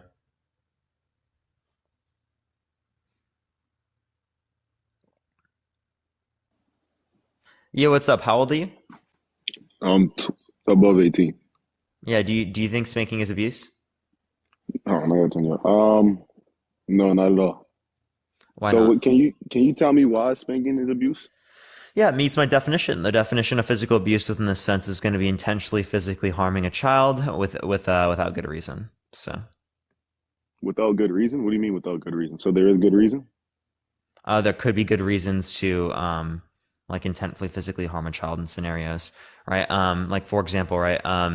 It could be the case in which there is a like someone that is about to hurt the child, right? You can pick up the child in an abrupt manner, which could necessarily hurt them, right? And get them out of that circumstance, which would effectively save them, right? So that's a scenario in which it would be fine. Same thing with getting a vaccine. This is actually probably a better explanation. Them getting the vaccine is intently physically causing harm to them, right? But it's for a good reason because it produces immunity in the future. So Parker, there could be reason to spank a child, right? In a good manner. I don't see any physically possible reason. Okay, but you said with reason, right? With good reason, yeah. I don't see a physically possible good reason to spank your child, though. You don't have to see one, but there can be. Somewhere out there, there could be a good reason, correct or wrong? In a logical or physical manner? Parker, could there be? Could there Logically be? speaking, yeah, if if we think about a scenario, this is not a physically possible scenario, it's a logically possible scenario in which spanking your child saves 10 billion people from dying. Yeah, spanking your child in that scenario is justified as it saves 10 billion people's lives. But that's not a physically possible scenario. It's only a It, logically possible scenario. yeah, that might be justified, but that's. I mean, under your definition, it should still be abuse, right? Well, in that scenario, it would have been for good reason, so technically no. Okay, but there's such thing as good reason, correct? In a logically possible sense, not in You a just said good reason. You just said good reason. So Well, you I just say gave me an I example. gave you the distinction between a logically possible sense and a physically possible sense. Yeah, yeah. Okay, Parker. So follow me real quick. So you said that. So you gave me a distinction, correct? And that's reason. You gave me a reasonable one, right? A reasonable example, correct? Okay. So the fact that you can even give me one reasonable explanation eliminates your claim of spanking is totally abuse, right? No, because I'm talking in a physically possible sense. But if you can give me an example that it's not abuse in at In least a one logically way, possible sense, not a physically possible. This is not something that would happen in reality. It's a logically possible okay, I see reality, what you're saying. not a physically possible. The same way Okay, it's good. logically possible for me to float into space right now, but it's not physically possible because of the Earth's atmosphere and because of Okay, gravity. I understand. Okay, that example you gave, but there's other possible examples as well. Like the people that came on before. So they were saying the man actually the older gentleman that came on earlier, he was saying that something about slapping the toddler's hand or whatever. All right, okay. Why wouldn't you would you teach a baby how to drive a car? Clearly not. Would you teach a 18-year-old how to drive a car? Your child? 18-year-old that is capable. Yeah, Okay. Why wouldn't you teach a baby? they're not capable. All right. All right, but let's just say, hold on. But for the fact that they're younger, right? Are you gonna explain to a baby how to drive a car or a toddler? You can't do that. No. Okay, but that's the point. They're not gonna understand it, right? They don't understand in the same way as someone getting older. I don't believe that. It's also not going to be relevant to them. Okay, but I mean, so like the old man was saying, I'm sorry, the older gentleman was saying, so about a toddler walking around his house, he could bump into things and hurt himself, and this and that might, tinker with things and hurt himself, whether it's the oven or something. And then he was saying that you just slap them on the hand real quick, and then they'll learn quickly, right? And you were saying, but no, you can just childproof the whole house, correct? Yeah, you can childproof the whole house. Okay, so you're gonna go outside and you know teach the world how to act around your child, or you're gonna teach your child how to act around the world? You can do both. You can teach the world how to act around your child. Yeah, like I can do that right now. Or if So you, so you, if you're in a school system, you can teach people in a school system to be able how to act around your child, whether it be a teacher or whether it be people around them, right? If you make sure to do so, like if there people are bullying your child, you can ensure that you go to their parents or that you go through the school system to ensure that they know how to treat your child. so you can teach the world how to treat it. You can't teach the world how to treat your child. Maybe You actually some specific can, right? the Surprise, world, the surprise, whole wild. entire world, Parker, the You whole can't, entire not world, the entire world, but yeah, the people in the world. world absolutely can. I didn't say people in the world. Of course, you could teach Oh people in yeah, the world. you can't teach all 8 billion people on the world. Yeah, but you can't do that with Wait, anything. Parker, but now you're making me sound extreme. So wait, but listen to this though, because I had a What? lot of points. Okay, How did I had that a lot make you of seem points extreme? because you okay. So I said the world, and then you want to say, oh yeah, you could teach the whole 8 billion people. Yeah, I every mean, single the person, world. even the people on Sentinelese Island. It's wild. Okay, so all right, let's do this. Or North Sentinel Island. I'm pretty sure that's what it's called. Okay, define abuse, right? So I'll just say it right here. I'm not gonna make you do anything. So I I have it on gave it to you. Google. I remember I Okay, go gave it to ahead. you. It was intentfully physically harming a child without good reason. Okay, without good, but you keep saying without good reason, so there must be a good reason, right? No, it Not just not in means every circumstance, but there could be a no. circumstance. There doesn't have to be a good reason, right? Because there could be no good reason, and yet you could Okay, still there have could that as be. your standard. There But could yeah, be. there's no physically possible scenario, but there is a logically possible scenario. Okay. Like with the lady earlier about her kid going to unlock the door and she had to, you know, they're not, some children are too young to understand words, right? You can't really communicate everything to young children, correct or wrong? You can't communicate everything, but you should try to. You should try to, but some children are too young to understand that. And that's the point of spanking young children. Not to hurt them. You don't want to smack the life out of them, of course not. But you want to spank them to the point where, like the older gentleman was saying, their pain receptors or whatever he was saying, you know, it gives them a sense of like, oh, wow, like I shouldn't have done that. Like, you know what I mean? You're not. And then the part where you said, talked about Kirsten, getting, appreciate the galaxy. Thank you so much. Sorry, go for it. what the heck? Oh, no, sorry. I just thought somebody was in the comments. So you were saying, dang, okay, what was that thing you were saying about, you know, you drew a line across your skin and it got red real quick, I right? have dermographia, yeah. Okay. What part, how much of the population had that dermographia? 2 to 5%. So not everybody has dermographia, right? Clearly, yeah. Okay, so let's not speak on that. That's, you know, a little bit of the minority group, correct? So a lot of the You can minority bring group. those up, right? What I was trying to show was that, like, if his standard was based upon red marks, you can Okay, literally I just see. like when my demographic goes off, you can just like touch my body and I'll have red marks and stuff. You can like Okay. right on my skin. It's not like really bad right now. I mean, you can still kind of see the little scratch I had from earlier. But I literally, that's the Yeah. one I literally just did recently because you can just if it's in relation to scratches. Right now, it's not like going off or anything, so it's not as bad. Like when it goes off, I can literally just go like this, and it will like right on my Yeah. skin. All right, So so we'll like, skip that yeah, because go ahead. those are the people that were talking about the marks and stuff. But so my point is, if you can at least, so okay, I'm gonna give you an example right now.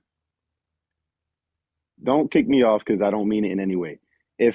Don't say a slur. If you say a slur, you No, will get no, there's kicked no off. slur. There's no slur. I'm just making sure, right? People say No, that and you're then they good. say slurs and then they get kicked off. So I understand. Okay, so so I'm a straight male. Say I am in a relationship with a girl and I spank her butt, right? Am I abusing her? Okay, and dude, wait, you know hold I'm on, not Parker. talking about that's consensual. Parker, consensual? Yeah. Okay, let's not say okay because if I say the other way, you're gonna be like, oh, but that's not consensual. You're gonna make me look like a villain. Okay, she Yeah, didn't the other tell way is me I not could. consensual. Yeah. Well, okay.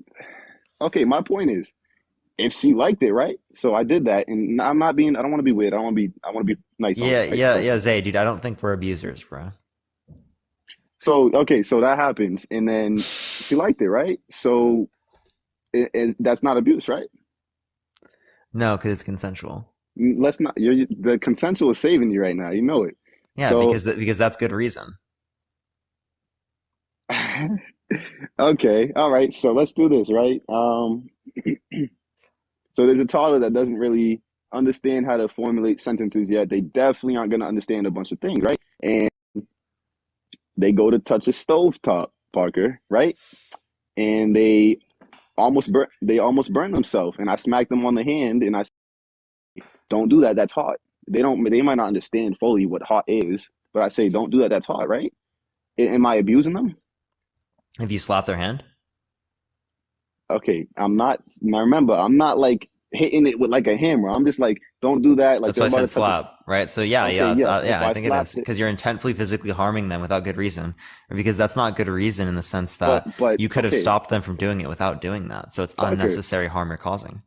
Parker. It says the actual dictionary abuse, the actual dictionary.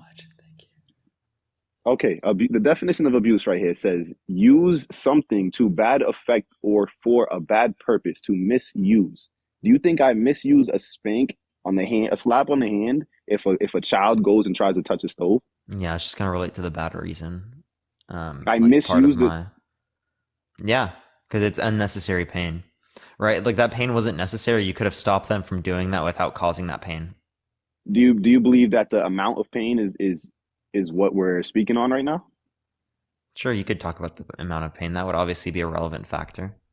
And yes, I could just pull them away, but that's not teaching them not to do it, right? They're not going to I mean, yeah, understand me teaching talking them to. not to do it would relate to the communication, not to the hitting them. I can't communicate with a toddler that doesn't really understand how to talk yet, can I? No. Toddlers can talk. Okay. Yeah, maybe not everyone can, but okay, young enough to not understand my English, right? Not So understand everything I'm saying. An infant wouldn't be able to touch the hot stove. Parker, Too small. you're really. I'm using reason. Sorry, I'm using my brain. My bad. No, because it's funny because you go around them and then you make sense. It's true, so it leaves no one else room to debate, and I understand that. But we're not going to go on these absurd occasions. All I'm saying is, if a toddler does something bad and I spank them, I'm not abusing them. You could tell them, okay. So what if I spank them very lightly to the point where it's, if we could measure their pain level, it had no pain level, but it just shocked them. They were like, oh, okay, like I'm not gonna do it again. Shock. What does shock mean?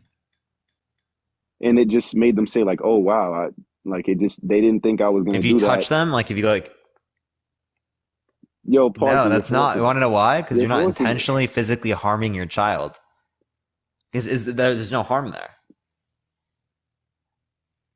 Okay, so what if I spank the child but it doesn't hurt them? I don't think that's possible for it not to harm them. Okay, but let's say no. First of all, that is definitely possible because there's some.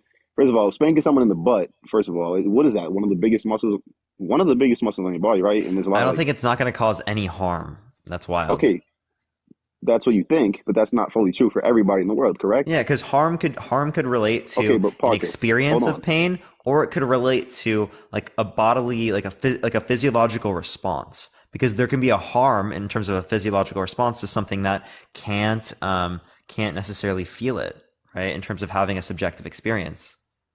Okay, let's say they can't feel it, right? Let's say they were numb on their butt for like they just were born numb. They can't feel nothing. That's why I just told you this. That's why I gave you the I knew you were going to say this. That's why I literally said the physiological response. Yeah, and I know you're making me. There's a perceptual notion, an experience of harm, and then there's also a notion of harm that just relates to the body. Because we can go into biological speaking. Animals in a sense. Like tigers and cubs, they're gonna like not bite them to kill them, but they're gonna bite them, nip them to like tell them, put them in place, right? To put them in order so they know not to do something again. Correct, right? Yeah, it's correct. Yeah, but we shouldn't look at nature to say what we should do. I mean, there are literal spiders that eat their offspring. Parker, you really no, because like this is what everyone's talking about. This is very amusing, huh? There are lions that grape other members of their species. There are lions that grape their offspring. Does that mean we should do that? Listen, Parker, listen. And everybody in here, are kids animals now? Are you guys serious? We are animals. Listen. Oh, there you go, Parker. We're rational animals.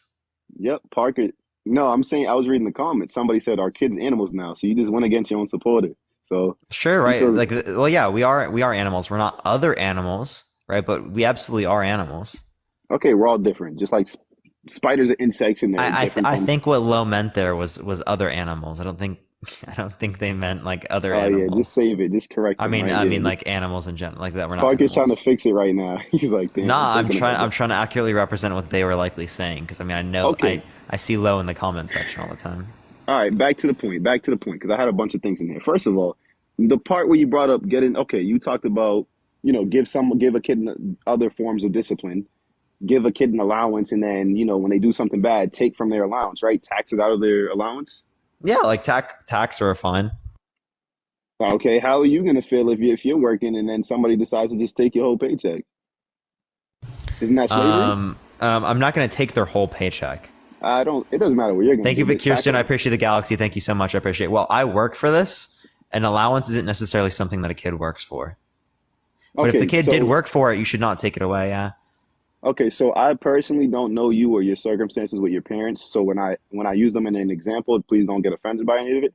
But let's say your parents decided to come in here and take all your TikTok money right now and said, hey, I didn't like what you said to me. I'm 21. They can't do that. Okay, let's say you were 17 and you somehow made money under them, and they came in. I wouldn't be able to go live. Parker, you're forcing it. Let's just say we're talking about this hypothetical world where they changed the age of TikTok. Because I'm using logic. It's not just so hypothetical. I'm using logic because if you can apply it to one thing, you have to apply it to all. Yeah, I'm just saying it's not a physically possible scenario, but yeah, we have a logically possible scenario. So if your parents came in here and took your TikTok money, right? So they came in here and they took it. Are you going to be mad at them? Yeah. Okay, so damn, you know what? I worked for it. I worked for it.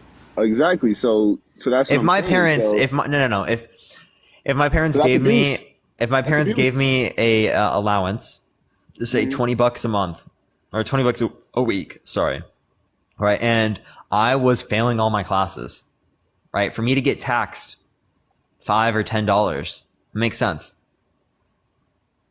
Okay, so let's say you're working a job, right? At you work at CVS. So Parker, so you're working as a cashier at CVS, and I walk in there and go buy a Gatorade. And when I'm checking out, I'm like, "Hey, Parker, how you doing?" And Parker's like, "I don't like your shoes, sir." Assuming I'm a sir, and I'm like, "Wait a minute, I'm a ma'am, so I don't like it." So I go to your manager. What? You okay? I don't know why you're Oh, okay. using this So example. no, so I go to your manager and I'm like, "Listen, he all right, let me change that. He said he doesn't like my shoes, and I'm like, listen, he said something bad about my shoes, and then your man is like, oh, I'm gonna take out of his paycheck because I have the authority to do so. Do you think that's bad? Yeah, you can't do that because you have a contract that you already agreed upon. Oh, Parker. When it relates to parents, that there is no contract that's agreed upon there, Okay, right? you But know if we what? You relate know to what? society, like with the government, yeah, we actually already do this. What's a fucking parking ticket? Parking ticket, you get fined, right? Okay, so when they're doing a back massage, right? So when they're doing a back massage, I definitely work at CVS and has been through this before. How'd you know? All right, so let's just say, okay, I'm on a spa table right now, right? And I'm getting a back massage, right? And they're hitting me like this. Am I getting abused? Consentful. This is amazing. Well, see, I'm just Okay, saying good okay, reason wait a there, minute. right? Wait a minute. Like Wait a say minute. anything you bring Wait, up, I can just say hold that on, there's Parker. good Hold reason. on, Parker, because I'm about to get right back at you. Children can't give consent, technically, correct? And not in a weird way, in any way, correct? No, children can give consent. They just can't give consent to sexual No, intercourse. their parent. Wait, Their wait, wait, parent wait, has wait. consent. No, if I say to my kid, "Do you want a cookie?" and they say yes, do they consent to that cookie? Yeah, No, because you consent to they giving can them the to it. Well, cookie. hold up, Zay. They can take into account Oh, the I'm getting you right conditions here. of what's going to happen of when they eat this cookie. They Nah, have I enough got you rational right here. You're capacity to do stuck. so. Nah, But you're when it stuck. relates to sexual intercourse with Nope. adults, they don't have the capacity to take into account those All right, all particular right. harms. Let's flip that out the way because if that's the case, I'm not. No. We're gonna move that one because that one's a bad one. But I'm just saying, Parker. Like, I actually don't bring up the sexual one because I don't want to debate it by accident, and then it sounds bad on my end. Listen, um, first of all, you're giving them consent to eat it. First of all, not them saying yes. Of course, you're gonna ask them what they would like, but you're consenting them to having it because they're your children. You give them consent on what to be fed at school. Like, if you don't want them eating something no matter what they say, you decide whether they eat it or not, correct? No, we asked whether. No, not necessarily. No, Parker, if I don't want my kid eating chocolate and he goes to school and then the teacher Yeah, says, no. He's not going to eat chocolate. Yeah, I understand. But like, if I okay, want them to I eat get, celery and they don't want to eat celery, they're not going to eat the celery. it's not about what they, okay, Parker, but if they want to eat celery and I don't want them to eat celery, they're Yeah, not then they're eating not going to celery eat it. I agree with you in that because I'm sense. giving them consent, but that's my consent because I'm a parent, correct? Yeah, but it's also the fact that I'm just saying, given their perspective, they can consent to a cookie, right? So Let's there are stop doing specific that, Parker. things. Hold up, No, Zay. There are specific things that they can rationalize about and that they can take into account in which they can consent, and there are certain things in which they cannot. they're not consenting to any of them. They're just telling you what they prefer. Yeah. We as a parent know best, should know best. Not every parent, but should know best, What does it right? mean to consent? Okay, if for an example, for your child to get in their friend's mother's car to drive them to school, they don't get to say yes. It's not they have to ask their mother, right? Their mother or father consents to that for their Oh, I'm friend's not saying. mother. Wait, hold up, Zay. I'm not saying they consent in every circumstance. What I'm saying is that there are certain circumstances in which there can be consent. I don't believe that. I believe it is the parents' consent. When you have a child, it's the parents' consent in all Okay, circumstances. so define consent. Hold on one second. Hold on. Let me just go right here real quick. Oh. Hold on. No, I'm not even saying nothing because you're gonna go over here. Everybody in the chat. You know what? How about you spell consent real quick? Nah, never Oh, mind. Hold on. C No, I'm O just playing. N I'm S just playing. E I already N got it. T. Oh, all right. All right. All right. Permission for something to happen or agreement to do something. Okay, I know what consent is. All right, guys, listen, stop. 'Cause I know So, what so it then we is. would ask the question, does this individual have the capacity to say that they want to give permission or that they give permission for this? I'm saying children do have the capacity to give permission for whether or not they want a cookie, right? But they cannot do so when it relates to sexual intercourse with adults. Why? Okay, and why is that, Parker? They don't I'm have the just gonna rational capacity to understand the complexities of sexual intercourse, especially with adults, really. as Why adults don't have a they? power dynamic over children. So there are Okay. certain types of power dynamics that can remove Yep. one's ability to consent. For Hmm. example, this is one that would relate to even adults. Hold on. Wait. Okay. I want to save you. I want to save you that because you already said it right there. They don't have the rational ability to decide that, correct? Yeah, in relation to the level of complexities that exist there. But when it relates to a cookie, there are less complexities, right? Therefore, right, they do have the capacity to say yes or no in terms of permission when it relates to wanting a cookie. Does that make sense? Like it's just a Okay. Yeah. semantical thing. Jamal, don't tell me to. Anyways, all right. Listen. My point was what I was trying to. I'm not gonna even work around this because obviously it's not going anywhere. My point was that if adults have consent over the children, then they have the consent to spank them in a proper way. Yes, spanking can be abusive in Oh, some way. then they also have the consent to break their bones. Dude, that's rough. I guarantee they could do that behind closed doors. I didn't say it was not abuse though. It's abuse, right? Okay, no, I'm saying, but it's abuse, right? Yeah, that's abuse, Parker. Correct. Because they're misusing their consent ability to do that. They're misusing their authority to do that, So that's right? just going to relate to whether or not there's a good or bad reason. You see how my definition like accurately Okay, let's do describes this. exactly Let's do whether or this. not we consider something abuse. No, because parenting, okay, I'm gonna do this. Parenting and police are different. But parenting, as a parent, you have authority over your children, correct? As a parent, you have authority over your children. Yeah. Why do you have to say it again? Like you have to, you're No, looking I'm like, just clarifying, right? But like, wait, actually, I have a question before you okay, do that. well, All right. okay. If thank you for the hand, I appreciate it. If my grandma has Thank you for the hand dementia, card. I appreciate it. technically, like the people in my family are like responsible for her Wait, and have you said authority over her. who? Does that mean that they can hit her? That would be misusing their authority, Yeah, which because is it would what the not be for technique, a good reason, right? But like, and that's what if yes, she's not that's abuse. listening? What if she's not listening? Listening to what? Yeah, listening It's to the commands of the people trying to take who? care of her. Wait, who said it again? I didn't hear you. Who you said? Who was it? My grandma. My grandma is. Let's Okay, see. your Well, my grandma grandma. died of dementia, but when she was I apologize alive, for that. no, it's fine. Don't worry. When she was alive, right, we were responsible for her. Okay, so we have authority over her. Does that mean Mhm. that we have the right to spank her? No, that would be abuse. And the difference between that would be no, but the difference between that would be you can talk to your grandmother because she's older, which is why Oh, she has dementia. but she understands words. I mean, she'd probably forget them real soon. No, Zay. Like when someone has dementia, right? It's Okay, but extraordinarily hard. is your grandmother gonna get up and run into a bus? No. Yeah, A toddler can move much faster. No offense, I she don't. actually would get up and walk out of her room and go places where she was. So like she would even like literally like put her hearing stuff into her mouth and Okay, like swallow so that stuff. So given that she's doing that, should we spank her to stop her from doing that? she's not a child, so no, spanking is more seen in younger humans. Yeah. So So, but my why point is it okay to apply it to a child but not okay to apply it to my grandmother in this circumstance? because children. Hold on, give me a second. I'm smiling because you think you got me, but you didn't. I just need a second. Okay, because children are still learning, right? You still have something to teach them, and it will teach them by spanking them. Zay, Don't wait, even turn your mic on because listen, we do with my grandma in this circumstance. She's you putting can't teach her. hearing aid down. Well, Okay, you Parker, can't do it. So if you you can't can't teach teach your them, grandmother. well, No, can you you can't teach an teach your infant? grandmother. No, not Can you teach them. an infant? I'm not gonna spank an infant. They can't. They're not doing Oh, anything for me to okay. spank them. Can you? That would What be about a abuse. toddler?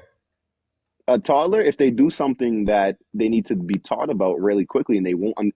If I can't sit down and say I have a daughter, if I can't sit down and communicate with her, and the only way that I'm going to get something through, and because they don't understand, they're laughing, running around doing stuff, is the only way is a slap on the wrist or like a spank in the butt. I'm not. They're not, and again, I'm not abusing them. It's my authority to correct their bad behavior, and my choice to do it in whichever way is moral. And if I spank my daughter that is 5 years old, 4 years old, right, for doing something bad, it doesn't mean that I'm abusing her. Does that? So if I immediately spank my daughter, you think that I'm abusing my children? Yeah. So you'd come into my house and you see me spank my son. Let's say son. Just I guess I don't know. And you see Yeah, me spank my you're son. abusing your, yeah. So would I go to jail for that? I think that you should be separated from your child, yeah. Then be given classes, and So then Parker, you're you gonna can go through separate me. proceedings to be able to get them back. Yeah. Okay, Parker, because now we'll use your human emotions on this one. You're gonna separate me from my family. I love my daughter. After I spank her, I tell her exactly why I did it and why I think we can learn from it. If she might not understand because she's so young, I can't sit there and talk to her about things. But you're gonna separate my family. Wait, I'm why not can't you spanking her talk to every her day. about it? You can't talk to you can't talk to her about it. Well, you can't talk to my grandma about it. Therefore, is it okay to spank my grandma? I'm asking for the principle, the relevant distinction between these two circumstances. That means you can hit one person but not hit the other. Okay, but one would remember that hit and one wouldn't, so there's not even a point to hit. Let's say the kid doesn't remember. No, the kid's gonna remember. Now, Parker, let's that's the say point that of the kid hit. goes through some sort of event where they don't remember. Is it then okay? I just got you on that one because, like we said, I don't like arguing points when it has anything to do with personal things. Thank you, Melody. I appreciate the description. Thank you so much. Because I like to go deep into it, and when it comes to personal things, I don't like to do it because I feel I'm like not gonna be hurt. I promise. I know you aren't, but still, your grandma's not gonna remember it, Parker. So it's gonna be like At two, as they if might never- not remember it. They probably won't at two. I'm not gonna remember it 10 years from now, but in that moment, they're gonna start to learn. Like, ooh, every time I do this, I get a spanking. Same thing when it relates to my grandma. No, she's gonna forget it in 5 seconds. Not 5 necessarily. minutes. That's not true. Oh, I can't give you the right time, Parker. I'm sorry, but she's gonna forget it. She might learn it in the short term. No, Parker. Okay. Well then, why do you think that we told her? Why do you think that we told her not to put the hearing aid into her mouth? That. Hold on. You just said it. You just said, oh, she might learn in the short term. You just said that from spanking, she might learn. No, not with spanking. I'm saying if we told her. No, you didn't. That's what I was talking. I'm dead serious. I promised on everything. That's literally what I was talking about. Hold on, because you're getting mad defensive. I have this recorded, bro. That's what I meant. That's what you meant, or that's what you said? Which one? That's what I said and meant. No, you didn't, because we were talking about spanking. Dude, no, you didn't. You said, why don't we spank your grandmother? And I said, because she won't remember it. And then you said, oh, she might remember it in the short term. That's what you said. No, she might remember. No, I said she might remember it in the short term in terms of saying it. Or no, you said she'll learn for the short term is what you said. She'll learn. Yeah, in terms of us saying don't do this, because I was bringing up the example of I said why do you spank. think? No, I was bringing up in the example of why we told my grandma not to what's it called? Not to put the hearing aid into her mouth. After she did that, that's actually literally what happened. Okay, so she puts it in her mouth and you take it out of her mouth. Are you abusing her? No, clearly not. Okay, if she puts food into her mouth and you take it out of her mouth, are you abusing her? Food that she's supposed to eat. Supposed to eat? Well, I mean, if it relates to her not being able to meet. No, Parker. If she needs to eat, if it's food that could hurt her, sure, that would be bad. That's wrong. Parker, but if it's not if it could, yeah, I don't know. Like if you're taking away from their ability to get nutrients, yeah. Parker, simplify. Do not go too deep into it because we don't. If you go too deep, it's going to keep going left. You only want to stop them from doing things in which can harm them. Exactly, and that would make it right to do so. Correct? Right to do what? You almost spank them is harming them. No, you know what we're talking about. Do you think spanking them would be? Parker, do you think that they should be able to spank an adult like my grandma? Parker, listen to me. If she puts an AirPod or hearing aid in her mouth and you take it out, that's justifiable, correct? That's not abuse? Because that's for good reason. You're saving them. Okay. My grandma could choke on that. She could die. Okay. So let's just say you guys feed her applesauce every day, right? That's how she eats, correct? Let's just say an example. And while she's eating applesauce, you don't feel like, oh, you're just mad, so you take the applesauce out of her mouth. Is that abuse? That's not for good reason. So it's abusive. You're not intentfully physically harming her. Wait, Parker, can you answer the question? If you're physically harming her, yeah, it would be. So me taking food out of her mouth that she's supposed If to it's eat. physically if it's physically harming her. Parker, I'm angry and I take food out of her mouth for no reason. That's abusive, correct? No, is it going to be physically harming her? Parker. Again, abuse, physical abuse is intentfully physically harming someone, right, without good reason. Am I neglecting her? I appreciate Candy. Thank you so much for the subscription. I appreciate it. Thank you. What's up? Am I neglecting her? What do you mean? Okay. Okay, so a tooth's ready to come out, right? A what? A tooth. A person's tooth is I thought you said ready a to come toot. out. I was like, what? Yo, you're doing me crazy right now. All right, so someone's tooth's ready to come out, right? All right, so somebody's tooth is ready to come out, and my daughter's tooth, and I tie a string to it and pull it out because it's like really about to hang. It's about to come out anyways, right? And I pull the tooth out, right? Is that abuse? The tooth is about to come out. Yeah, is that abuse? She could choke on it, so that you have good reason. Okay, she could choke on it, so I have good reason to take the tooth out of her mouth. Yeah. Okay. Now, because it's about to, it's like loose. It can come. But out. it hurts a little bit. It doesn't matter because it's in good reason, meaning because she could choke on it. Correct? Yeah. Okay. So a toddler doesn't understand anything I'm saying, and I wouldn't have a fireplace on and lit because that's just not what I would do. But in some circumstances, you know, like the old man. Okay, let's just do it. Okay, so there's a fireplace on in my house, right? And this toddler just can. I had to do that real quick because I'm fucking with my friend. Nah, you're good. I got scared. I want to see if it comes up on his screen real quick. Okay, so okay. Although what I gotta. See, I'm winning him so bad. Yeah, I got him. Stacy, I appreciate the subscription. Thank you very much. You got bored of this. Oh man, you got him. Good job, Parker. You know what's crazy?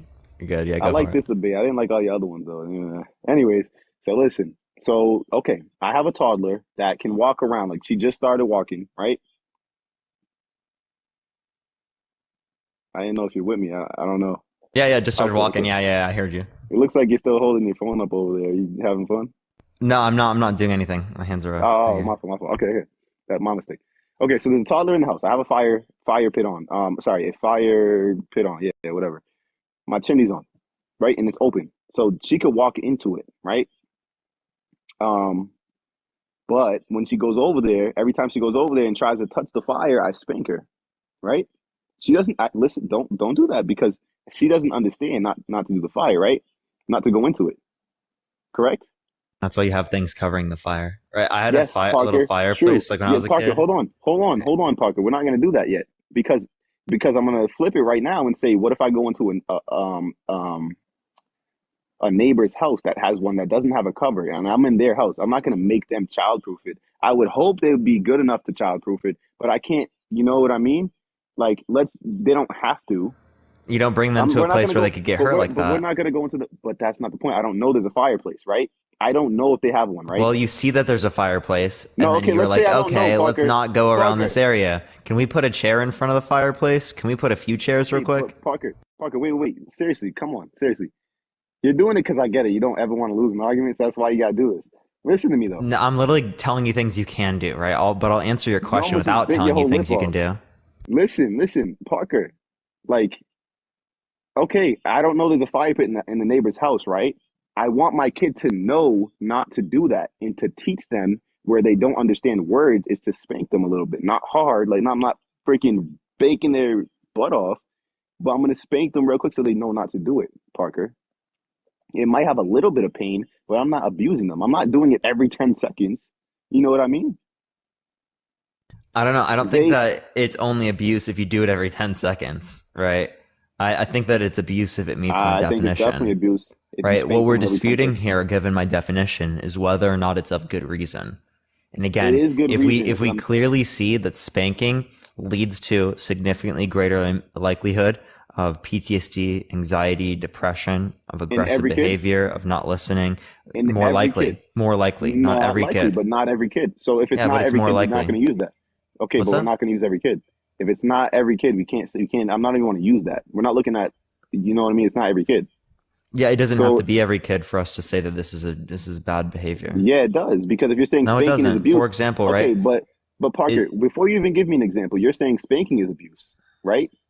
For it to be abuse, it has to be every spank in the world has to be in an abusive manner for No, that claim to be up I'm there. saying there's not good reason for engaging in this behavior due to the unlikelihood that it would even be beneficial or even positive. Because again, there's not a single study I've seen that has shown that it has a net positive effect. I have a Chiquita, study I right appreciate the here. subscription. Thank you so much. Tell me. I have a study actually right here. I didn't even. That should have been the first thing I did. Yeah, you should have. I was gonna say. Contentious study says spanking may benefit children. Okay. A new U.S. study that has drawn criticism from rights advocates says children who are spanked may grow up to be happier, more productive adults. Researchers in Calvin College, a Christian school in Michigan, surveyed 2,600 people and included interviews with 179 teenagers. They concluded that children spanked by their parents may perform better at school and grow up to be happy.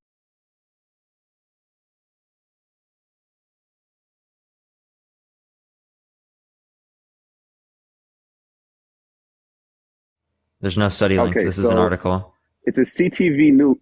No, there is a study. I'm on Oh, CTV okay, News here right we now. go. There's no study linked. Okay, hold on. The study. Oh, fuck. The study which It hasn't says been there's a published study, yet. but it doesn't give a link to the study. Okay. The study that hasn't been published yet, I'll give you that one. This was from 10 years ago. This is from 13 years ago, so it should have care been when it was published. from. Dude, what do you mean It's not probably- published yet? If it's not published 13 years later, there's a fucking issue there. You know what's crazy though? You know, there was a lot of things. You know what's crazy?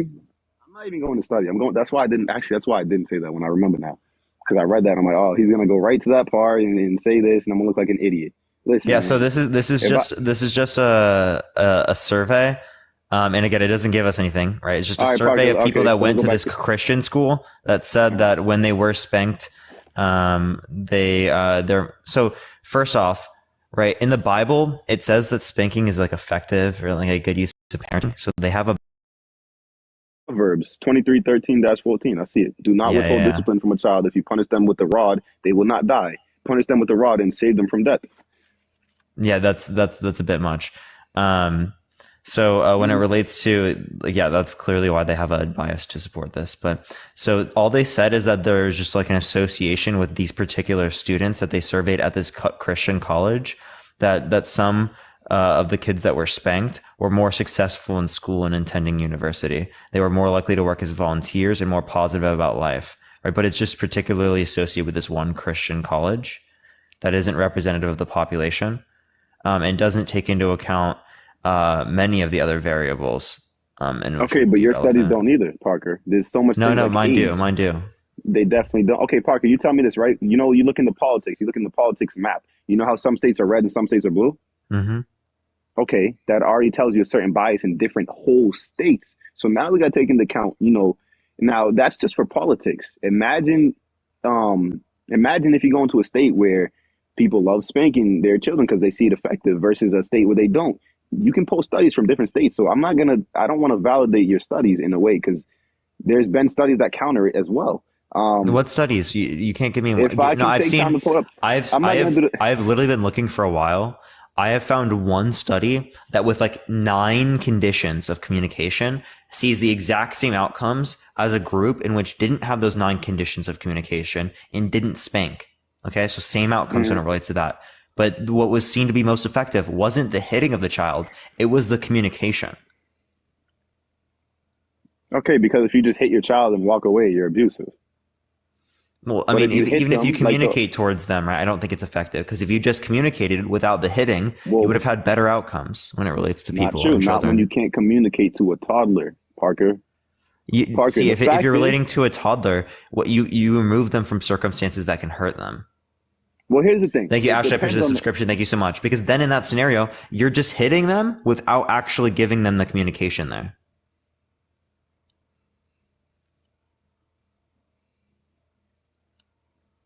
You just said doing that without communication is abuse, and then you just said hitting a toddler without communication is not abuse. That's a contradiction. Nah, because I was about to go back on that one. That's why I was stopping for a second because I remembered what I said. Nah, because you had me going fast. You're good. Don't worry, bro. No, I'm not good. Hold on, man. I'm still going. All right, listen though. No, there's not no crickets chirping. There's Parker over here smiling and giggling because no one's getting cooked. Low. Listen, No, I'm only smiling because you're smiling. That's honestly it. oh, well, at least I can share some of my energy with someone. All right, listen, right? If I spank my child, Parker, in every circumstance where a parent spanks their child, you think it's abuse, and that is why people are debating you. Because first of all, logically, if not every scenario is abuse from them spanking their child, then your claim is instantly incorrect. Because your claim is spanking is abuse. Period. It doesn't say most spanking is abuse, because in that case, okay, true, or false, or whatever you want to say, but you're saying that all spanking is abuse, and it doesn't say anything. Matter of fact, your claim doesn't say anything about consent or not. It says spanking is abuse. Therefore, if I make this statement, Parker, hold on, let me finish it. Therefore, since your title doesn't say spanking is abuse unless consensual, you're already incorrect because your title doesn't say that. You're going to defend it that way, but that's not what your title says. So since your title says spanking is abuse, there's such thing as consensual spanking. So that immediately goes over your title. You're laughing because I got you. Dude, no, it's because you know what I mean when I'm referencing this. I don't know what you know that I'm not relating to that because my definition of abuse simply states that there has to be good reason. It being consensual would indicate that it's not abuse. Clearly speaking, I'm not referencing that form of spanking. If you want me to make a title that has unnecessary words that I don't need to bring up in the back, sure, right? But like the point is that spanking is abuse, right? It could even be the case that I say, like, I don't know, men are good drivers. That doesn't mean that all men are good drivers. It just means that generally speaking, men are good drivers. But I do agree, the claim that I'm making is saying that every physically possible scenario of spanking is considered abuse. Really? Parker, what's a man? What's a what? What's a man? It's an adult human person that's committed towards the social and cultural norms that are typically associated with the male sex. What's a... that one, you had to look that one up a while ago, huh? Just in case. No, I've debated this a good amount of times, but you can go off to multiple different definitions, right? In many senses, what I mean by man might be adult human male. No, you're good. Right, but in other senses, I might mean the definition I just gave you. But what's a male? A male is going to be someone that has small gametes, typically speaking. It's going to be someone that has XY chromosomes, typically speaking. So then a man is a male, which means a man has XY chromosomes. Under that definition of adult human male, under that definition, right? But in some senses, I might use that definition. Other senses, I might use the definition of adult human person that has the commitments that it's with the social and cultural norms typically associated with the female sex or male sex. My bad. Yeah, so that's now the best it's on culture. So, but you're defining it by culture now. I thought you don't believe in the commitments culture. towards these social and cultural norms. They admitted defeat and changed the sub. No, I didn't. So back to the spanking stuff, because this is, I don't know. I hope I'm entertaining them and I'm not one of those boring people on here. Let me know, chat, because I'm watching you. So therefore, okay, Parker, like I was saying, the fact that your title says spanking is abuse means that all spanking, it does not say consensual spanking is not abuse too. It doesn't say that, Parker. You know what I'm talking about, Parker. bro. No. We can't do that. You're gonna say that in front of a judge. You're gonna say, you know what I'm talking about. Yeah, you can do that. You're gonna go in front of a judge and say, you know what I'm talking about. Yeah. Chat. Zay's spiraling. No, you're not, Parker. You're not gonna do that because they're gonna be like, get your. They're gonna tell you to move. Do you want me to put in my title non-consensual spanking is abuse? I want to because if everybody in here was smart enough, they would instantly say, wait a minute, you didn't say non-consensual. You just said spanking is abuse. If that's the case, dude, I've already clarified that in this, dude. I don't need to put that like I can just clarify that. If I have to put all the context of my statements behind me, you know how long the background would have been? Because I got to clarify what abuse means. I got to clarify because people have different definitions of abuse. I got to clarify what it means to spank someone. I'll give you the benefit of the doubt, even though that was an easy shutdown of it right there. You know dang well it was. You had, unless you clarify it. No, You know no, what I dude. I mean? literally like you know that like there would be no reason for me to put that much behind me. I get Guys, your concern with that. I might say the same hold thing, right? on. But But given like, knowing like what I'm referencing, right, it clearly makes sense, right? And I think that most people understand what I'm talking about. okay, Like but the people would chat only bring saying that up as a joke. Zay be for real. Like, but the thing is, Parker, the reason why a lot of people watch you is because it's very entertaining. Because you're the one who goes to the extremes in most cases, correct or incorrect. I'm not. You know, don't answer. Never mind. Never mind. Never mind. All right. So listen. No, Right. so like here, can I tell you what that is? They're called reductio ad absurdisms, right? So essentially, what someone has a principle, and I'm trying to reduce that principle to either an absurd claim or a contradiction. Thank you for the paper crane. I appreciate it. Thank you so much. That's the whole point of a reductio ad absurdism, is by using counterexamples to reduce their claim to absurd views or contradiction, which is essentially like the debate tactic. That's the whole point of debates. Okay. So back to the spanking, right? I'll let you say that. You know what? Because I'm not even gonna go into that. Shit. Oh, excuse my language. All right. So I just need to show you that if I spank, okay.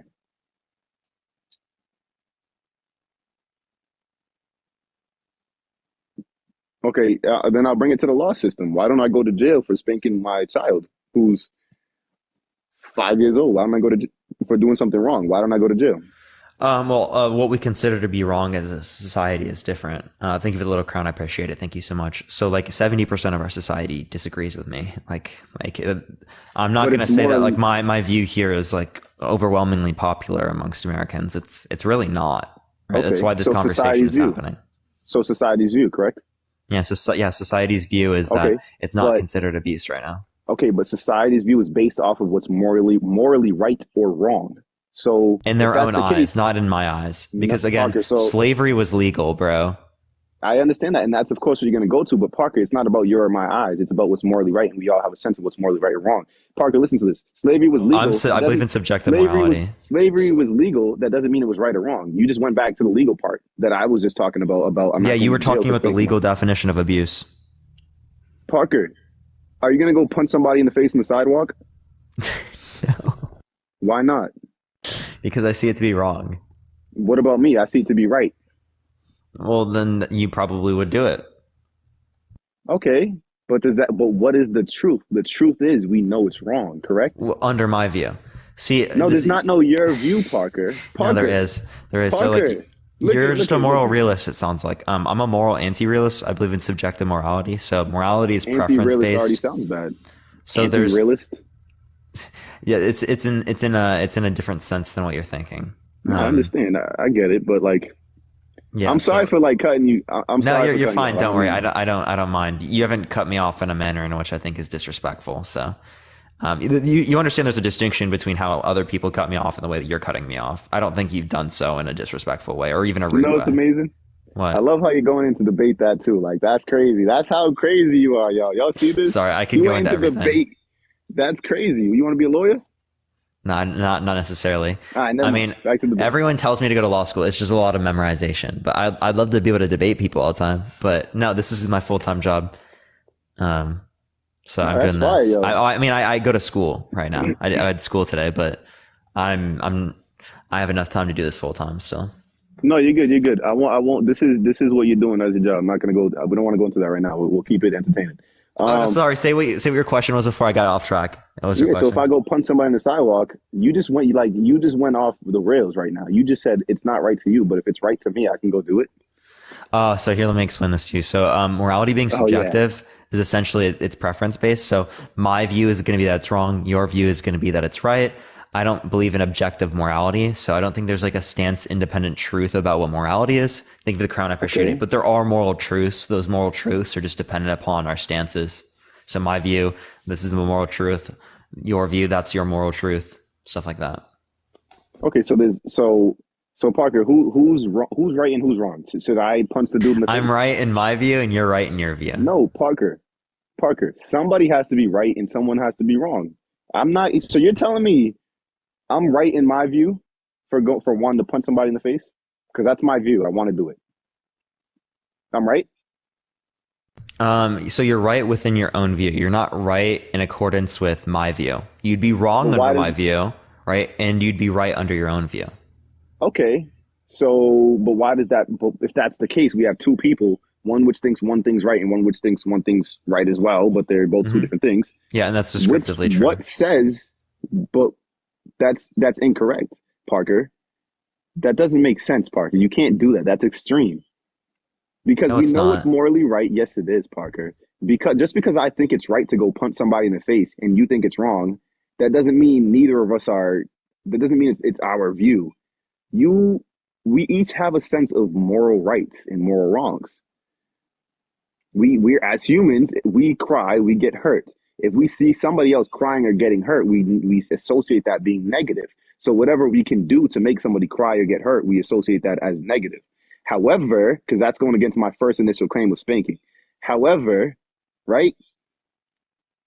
So okay, let's just go back to that point. It's wrong to go and punch somebody in the face in sidewalk, whether I believe it's right or not, correct? Well, because it would be based upon my view, under my view. So, But like, it's not here, about your view, it is, right? Let me clarify, the world's right? about the world, so the world revolves around Parker's view. Yeah, when we're talking about my view. We're talking about the general view, not my view or your view. Oh, so the general view would just be descriptive, right? Like, descriptively speaking, like, society thinks that this is correct. Okay, so we have a few things here, right? This like intuition that you have, are we like discovering or interacting with some stance independent truth, or is it just our preferences? Thank you for the hand, I appreciate it. I think it's best described by it being our preferences. I don't think that we're necessarily like perceiving some stance independent truth, right? Because the ways that you'd quantify that stance independent truth could oftentimes lead towards issues, right? The only view that I see to make sense when it relates to like an objective view of morality is that moral facts, or the truth about morality, are grounded in what's called phenomenological facts, right? So essentially, when there's a positive or negative stimuli response to a particular phenomena, and we can ground that through intuition, that would be considered either good or bad. And there are issues that I have with this, especially with quantifying what's good and what's bad, because under that notion, right, there could be people that say, they don't have an experience. They're like currently in a coma or something, and a doctor engages in intercourse with that person who's in a coma. Clearly speaking, it's not consensual in that circumstance, right? But there's only a positive stimuli attributed with that sort of interaction. So if we're grounding them in phenomenological facts, right, I think it indicates that that would be a moral action, when we clearly would look at that and be like, yeah, that's fucking wrong. It's immoral. Right? Because there's no phenomenological response there that indicates to us that it's wrong, unless we were to relate to our disturbing feeling about this particular event, which isn't necessarily seen amongst everyone. You just say it's only true if it's a majority of people. If it's grounded in a majority of people, that's going to be constantly changing throughout society. When do we determine what could be the moral fact and what's not? There's just fundamental issues with that, but go for it. So the majority of society is what we go by. That would be if you're basing it on phenomenological facts. Because the majority intuition would be like what's considered the fact, or what's most likely to be true. Thank you for that, mustache. But that's not my view. So can you hear me still? Yeah. Is it because my AirPod just died? Yeah, it sounds good. Okay, so oh shit. Oh, excuse my language again. Okay, so we're gonna go by the majority, what the majority of people think, society. Not under my view, under the view of the person who says that moral facts are grounded in phenomenological facts. Okay, why is it and keep that going by? It's based upon intuition. Okay, you know what? I'm sorry, but by my view, spanking is fine. It's not abuse. If you do that, then there's no point to debate. We have to debate the truth and facts. And you have a lot of facts. We're debating our preferences, so we can give like reasons and we can still give like arguments. No, Parker, there's no point. That's what we're doing. I know that's exactly what there's no point to do though, because that's circles. We can debate what we want all day, but what's not true is not true. No, because the reason why it still can be effective is because I can show someone how their values are actually in accordance with mine. And that's why we use reductio ad absurdisms. You either reduce their view to a contradiction or an absurdism. An absurdism could either be grounded in what a majority of society thinks is absurd, or what the individual themselves thinks is absurd. So you can use things that other people also consider absurd in their minds to then get them to form particular conclusions, right, that are similar to Okay, yours. cool. Okay, great. I understand. I'm following. However, right? So what do you think is abuse? Does it depend on the pain of it, or does it depend on how hard it is? If I spank somebody soft, is that still abuse? Are you intentfully physically causing harm without good reason? No, it's not a harmful spank. It's a spank that's not harmful. Is that abuse? Then it wouldn't be considered a spank under my view. No. Or, I mean, No. actually, I mean, it wouldn't be considered abuse. That's what I meant to say, not a spank. Oh, it wouldn't be Spank would considered just abuse. be necessarily just hitting them on the butt. But if there's no harm there, it's not abuse. Yeah. So it would be a spank without abuse.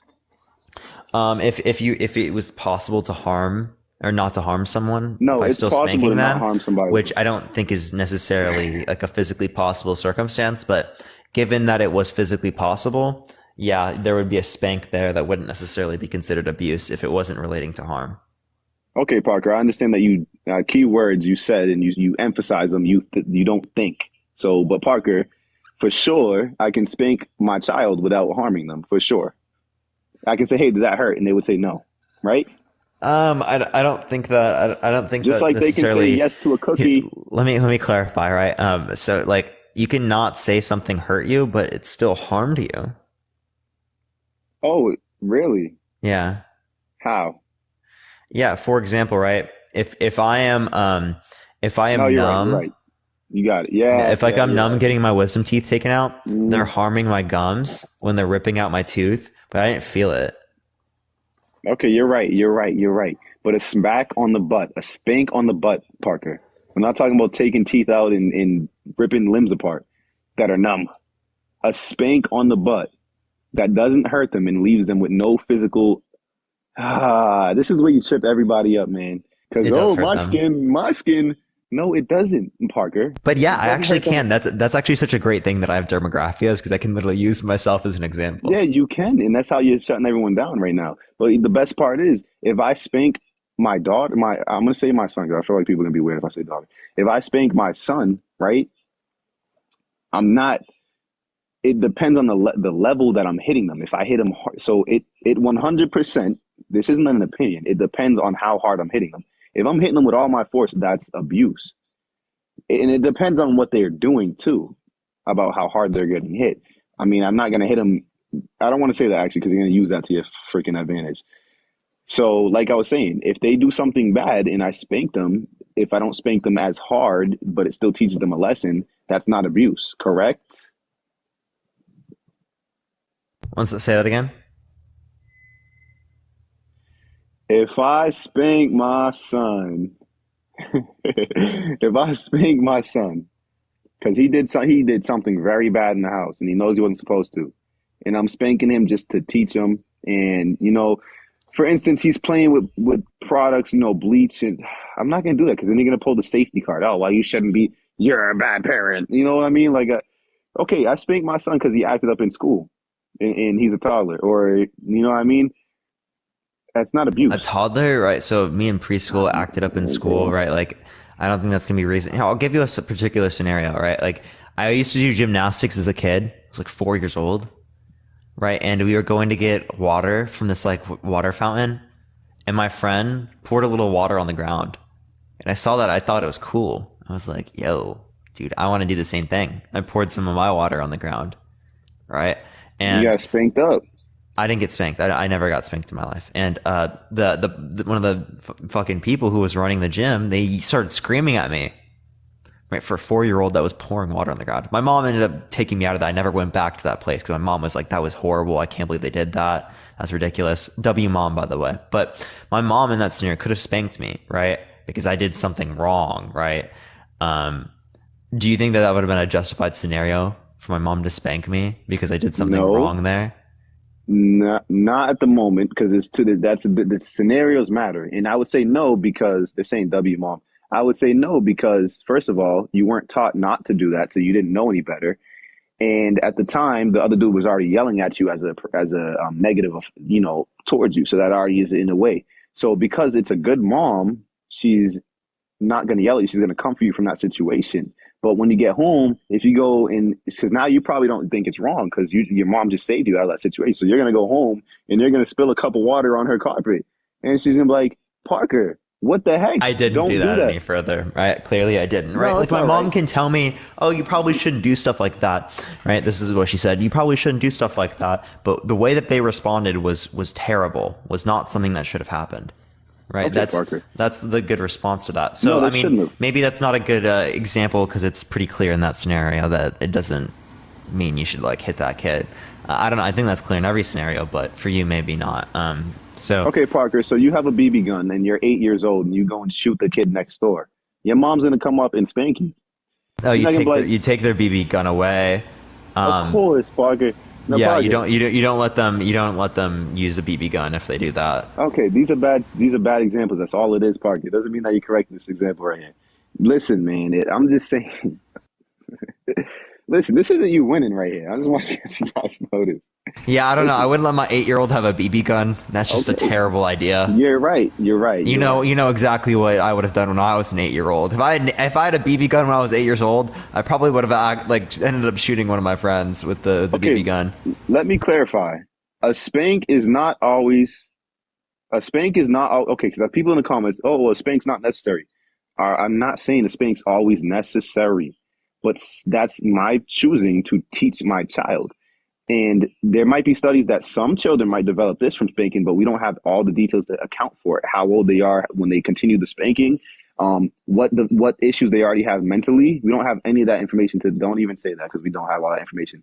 So first of all, again, like I was saying, if they don't know any better and I want to choose to spank them, I'm not abusing them for spanking them, and that doesn't come down to opinion. Like if we want to say with the justice system, which is, you could call it corrupt or whatever, which you can argue either way. Forget the justice system. It is to a particular degree. Like the justice system is corrupt. There are corrupt aspects of it. I don't think the whole thing's corrupt, but okay. But the punishment I'm selecting. So okay. Well, if your child does something bad, is it wrong to punish them? And I didn't give you the type of punishment. In general, is it wrong to punish your child for doing something wrong? No. So it's not wrong to punish your child. So punish is a bad thing, correct? You know not where this is going. Don't try to necessarily. I mean, deflect what do it. you mean by punishment? But punishment is doing something negative. Like you're punishing them, but it's for a good reason, correct? Yeah, like technically, like when it relates to, let's say Parker, I give them an allowance. No. Yeah, Hold on. No, I know, but you're doing that, and it's gonna mess up my whole flow right now. Hold on. Yeah, because I get it. No, because you're gonna. Because it goes against your point.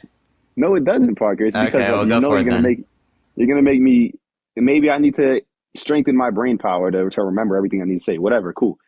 Okay, Parker. So, like I was saying, oh my God, I forgot what I was saying. This is what I'm talking about. I apologize. This is what you do. Nah, you're good. You know what? That's what you're good at. You know what? What was I saying, Chad? Because this I don't mean to do that because that same shit happens to me. Trust me, I get it.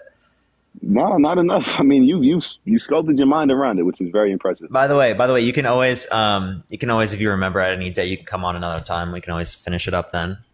You know, or it's if crazy. you'd like to debate with any topic, I followed you, so you can come on any other time. Oh, really? Thank you, Parker. I appreciate it. I want to say this though. Do you know, Zay's getting lost in Parker's eyes? All right, guys, your chat is really on it. These are your subscribers too? Yeah, these are my subs. I do sub only chats for the last hour of my lives. Good. Normally the first 5 hours are open. So. All right, question. Do you know Ember? I don't know her personally, but she tried to get me to get on the debate sometime. We're mutuals. Yeah, no, I was debating her a lot of things, and it was pretty fun. But I do it like she realizes the same thing. I'm not disrespectful or anything, but my point was I debate her all the time. She talks about you, and you were in my view, who I see live all the freaking time, and it's your job. So I mean, you're doing amazing, entertaining people. Yeah, I do 6 hours every day. So getting on this live was actually kind of crazy. I'm kind of, it just feels a little damn, I just got on. Anywho, and you know what I like? Kind of lucky, bro, dude. You know how many fucking requests I have today? I have 46 right now. Earlier I had like 80 or something. So you got lucky as fuck, bro. I'm not gonna lie. I was sleeping right here. I'm like, I'm gonna just wait till I see, my camera pop up. No, but anyways, the thing that's gonna stick you out from everybody else, Parker, is that you're not getting emotionally attached to your arguments, and that's what's, you know what I mean. Oh, I'm I'm not gonna emotionally lie. attached. I don't show it. Every time I say something, bro. I don't mean to do that. Like, trust me, dude, when people say shit, I definitely get emotional responses to it. Yeah, when I they promise you. and then Zay is still here. Ooh. WZ for being nice. Thank you. Okay. I'm gonna go back to topic though, because I can't keep doing that to you. I know this is your platform. I know you're gonna be nice and not tell me to go back to topic, which I'm not gonna do. Oh no, don't Anyway, worry. We're running at the end of the live anyway, so it's fine. you want somebody else right now, Parker? Oh no, What it's you been want, 6 Chad? hours. You're the last person. Okay, word. Okay, Parker. So listen. Zay, did you learn anything? Yo, would you guys get out of here, yo? All right, listen. Yeah, I learned that Parker's running in circles right now, and I sound like an idiot for saying that because he's gonna be like, "Oh no, you're running in circles." How am I running in circles? Here we go. Yo, Nani, thank you so much for the unicorn. I appreciate it, Nani. snap. Thank you very much. W's Yeah, in the Nani. chat. Let's go, everyone. W Thank Nani. you, We need a Nani. W Nani emote. We Appreciate need it. that, honestly. Right? I need one too. So all right, so listen, all right, back to the spanking, Parker. I will find a way to prove to you at least one scenario. And you're gonna know in your mind that I just need one to prove you wrong on this. All I need is one. That's what you're going against. Just one. There's some scenario out there that's gonna have you sitting here looking like me for a second. We're gonna be like, damn, I can't say nothing for this. And then what are you gonna do? Are you gonna go around it? Or are you gonna say, you know what, you're right? Well, if you can come up with a physically possible scenario, yeah, I'd say like, yeah, sure, maybe there's like a physically possible scenario. You could say there's good reason, but yeah, just like predominantly speaking, it's going to be abuse. Okay, then. but But I don't see a physically possible scenario. So, I mean, I wouldn't hold that yet until I see one. Parker, every time I bring up logic, it's like it just gets thrown out the window, and you say, "Oh, it's unfair." Yo, this comments, I'm about to turn them off in a second. Everybody's turning. You're gonna be like, "Oh, it's unfair," whatever, or it's not gonna happen, or this and that. The point of the logic no, is that I'm just saying it's not physically possible in terms of the scenario. But that's the like point. there are logically possible scenarios. I agree, right? And we can do this within philosophy all the time. We say like the trolley problems and stuff like that. They're meant to demonstrate concepts, right? But it's not a physically applicable scenario. Sorry. No, you're good, Parker. The point of okay. So when I say the scenarios, I'm not gonna sit up here and say something that's not possible at all. That's why I'm saying it. I wouldn't use an example that's not possible. That doesn't make sense. I'm using examples that are 100% possible and that could 100% could happen. Physically possible and logically possible are two different. I think that's okay. They could physically happen. They could happen. They're scenarios that could happen. Could there be a scenario where? Yeah, there's a logically possible scenario where I don't like saying this on live because it gets misconstrued. People don't really understand it. There are logically possible scenarios in which you can justify almost any action. Yeah, I know. Of course there is. It's just it's the difference between generalism and particularism. So you can essentially plug in anything to if you do this action, right, to save 10 billion people, is it justified? Well, technically, right, we don't like the action, but we're saving 10 billion people's lives from being burned alive or something. Okay, and you used this one earlier, but I'll just bring it back. I'm gonna swing on this one. If I spank my child to save 10 billion people from falling off into the water and drowning, it's justified, right? Yeah. Okay, is that the one that I needed? That's one thing that I needed, right? It's not a physically possible scenario, but it's a logically possible. Oh, it definitely is possible. It's a logically possible scenario. No, because what if there was a meteor coming down? No. What if there was a meteor coming down, right? The spanking wouldn't stop the meteor. Oh, but you don't know that. What if I spanked my child so hard that they screamed and it moved the meteor? Do you get a grip? No, because what if it happened? That's not a physically possible scenario. We don't know that. How do you know? No, we do. We know that fucking vocal cords can't do that. You don't know that. But what if there's this? It's logically possible, but it's not physically possible. What if there's an absurd case that my daughter has or my son has vocal cords that can do that? That's not an absurdity. You can't tell me that. No, absurdity relates to like your perspective on morality, like in terms of what you consider to be like a ridiculous claim or something like that. But yeah, you got me, bro. Oh my gosh, dude. Wild. Yeah, no, I already recognize there are logically possible scenarios that justify it. Okay. If I spank my kid Parker, some kids, can kids learn from spankings? Can kids learn from spanking? Yes, from a spanking. Can a kid learn something from getting spanked? Sure. No, yes and no, Parker. I don't like the shirts. You know why? Because everyone who says shirt just doesn't agree. No, Yes or no? yeah. You can, but not insofar as it No. would be a net positive. Thank you, Tommy. I Well, appreciate the little okay, crown. forget the net positive. I only need one. If you can, right? Okay, so a kid can learn something from getting spanked. That's a positive, correct? Yeah. Okay. For it to be abuse, I would have to misuse my spank. I'm not misusing it if I'm teaching my kid a lesson, right? Hold on now. Don't even go off the rails. You just said Oh yeah, that you can still go off the you can still misuse it even though you're teaching a lesson, right? no, I'm You could not break wait, you hold up, could. Zay, you could You're break their doing that. bones when after they do something wrong and they can learn something from that, but that doesn't mean that it's not a misuse. Yo, Nani with the Interstellar. Woo! That's crazy. Nani's going wild today. What's up, Nani? I For appreciate the real. Interstellar. Thank you so much. W Nani in the comment section right now. Nani. W's up Hey, right Nani. now. W's up. Hey, Nani, let me tell you something real quick. Come on. Maybe you should press the little square box in the right corner. Oh my gosh. Oh my gosh. All right, no, but listen though, for real, Parker. Seriously, don't make me forget what we're saying because you want to because you know that was moving somewhere. Listen to me. Oh no, yeah, You no. just Get the last thing you got there, and then I am going to be getting off. 'Cause I have to go get food and okay. You're good. Stuff like Okay, that. you're good. You're good. All right, Parker. You just said that in some situations, and this is possible, there are situations out there where a spank could teach a children something for the better. Correct? Yeah, and so could breaking the kids' bones. Hold on, Parker. Let's not do Not that. for a 'cause net you only positive, want but yes, it could lead Oh to my learning. God! But you see why you're using that other everybody in the chat. This is Yeah, why so he's that you using can quantify. Hold on, Parker. So you can quantify the same arguments applicable to you.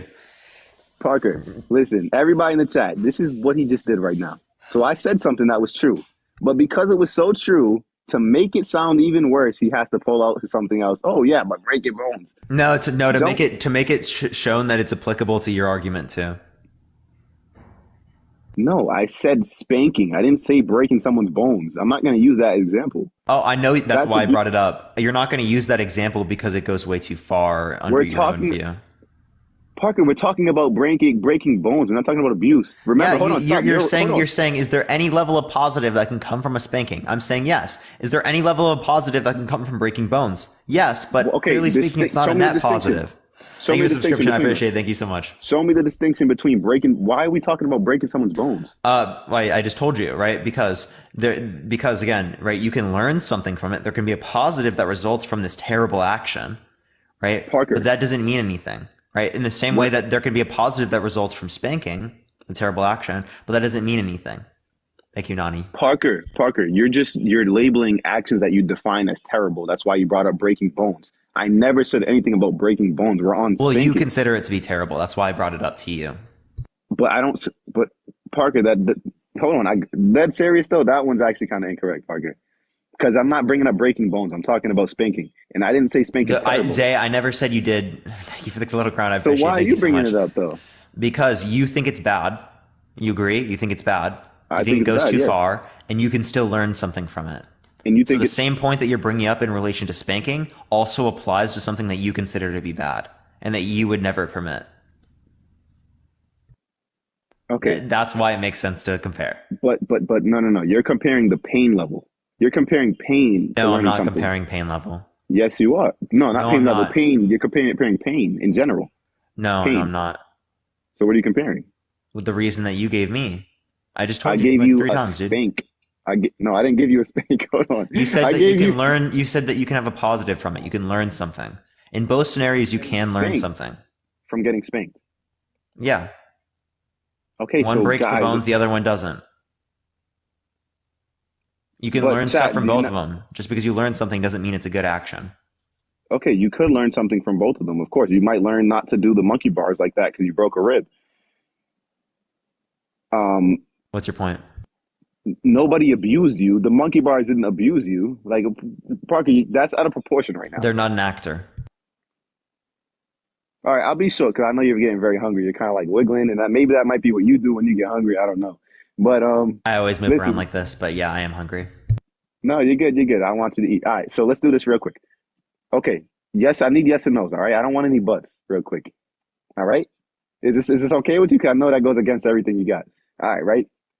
So a kid can learn something from being spanked, correct? Yes. So that means that there could be a positive outcome from someone being spanked, correct? Which does not align with the definition of abuse. The abuse is to whoa, Parker. It's to misuse something. I'm not misusing it if it's to teach somebody something, correct? Positive versus the negative. No, you still are misusing it. Because I'm trying to teach a lesson. Zay, in the same way that if someone was trying to teach a lesson by breaking their kid's bones, they can teach them a lesson, but it's not justified for them to use that level of suffering and pain to reach that lesson learned. Does that make sense? Correct. You know what? He's right, everybody, because he's saying that using pain to teach a lesson. He's using the moral of what I'm saying, which is correct. And that's Thank you. I correct, appreciate Parker. the shiny air balloon. Thank you so much, Nani. I appreciate it. Parker, you're taking that one rule and applying it to everything like I say to do, which is correct. Yeah, of course that's wrong. But we're humans and we understand what's reasonable. Not everybody in the world has a reasonable brain, but the majority of us can. This is why you win. Because no matter what I say, you're going to take it and copy and paste it to everything. Like I can say, oh, if you put, oh my God, Parker, you know what? That's crazy. Guys. Don't worry, Zay. You're going to have many chances, dude. Nah, this is crazy. This is crazy, man. You know what's even better, though? Because I know you're going to have other topics on here. And yeah, you can come on for those. Yeah. Take notes, Zay. Don't even. Yeah, don't worry. I'll see you. Flirting. I followed you, so you'll pop up near the top of my things sometimes. Sometimes it doesn't put the people who I follow at the top, but sometimes it does. So likely speaking, I'll be able to get to you. You actually follow though, for real? Or are you joking? Yeah, I did. Okay, click on my account. It might not tell you right now because you have to leave, but you'll see it. All right, cool. All right, I'm gonna let you go. Wait. One quick question for the chat. Go ahead. Nah, I'm just playing. He was getting scared. He's like, damn, Zay's about to... No. What are you about to go eat, if you don't mind me asking? I don't know yet. I was going to think. I'm going to figure it out. You cooking or you buying? I'm going to get food. All right, fire. All right, chat. Peace out, everybody. Parker. All right, I'll see you later, Zay. It's good talking to you, bro. Peace out, man. All right, everyone. I love everyone so much. I will be on tomorrow, probably 11 or 12, or like in the morning. So tomorrow is going to be an earlier day. I do have... Yo, Nani, thank you so much for the Draco. Thank you for the little crown. I appreciate it, Tessa. Nani W's in the comment section right now, everyone. W Nani. I appreciate it so much. I might join on later and just talk to people on my second account. We'll see if I end up doing that. I appreciate everyone so much. I'm going to go get food right now, and I'm going to send everyone over to the live Danny's in. Same person as yesterday, so you can look up _God_talk. I really appreciate it. Thank you so much. I appreciate Nani. You actually went so far with that. I really appreciate it. W's. Thank you so much. I'm going to go on to the next, I'm going to get off for today. Love everyone. See everyone tomorrow, 11, 12. Everyone look up _God_talk. _God_talk. Spam Parker Raid, spam love from Parker, or you can see Danny in there. They're debating the Bible allows slavery. Look it up right now. You already know the deal. Spam Parker Raid, spam love from Parker. Love everyone so much. See y'all later. Peace out, everyone.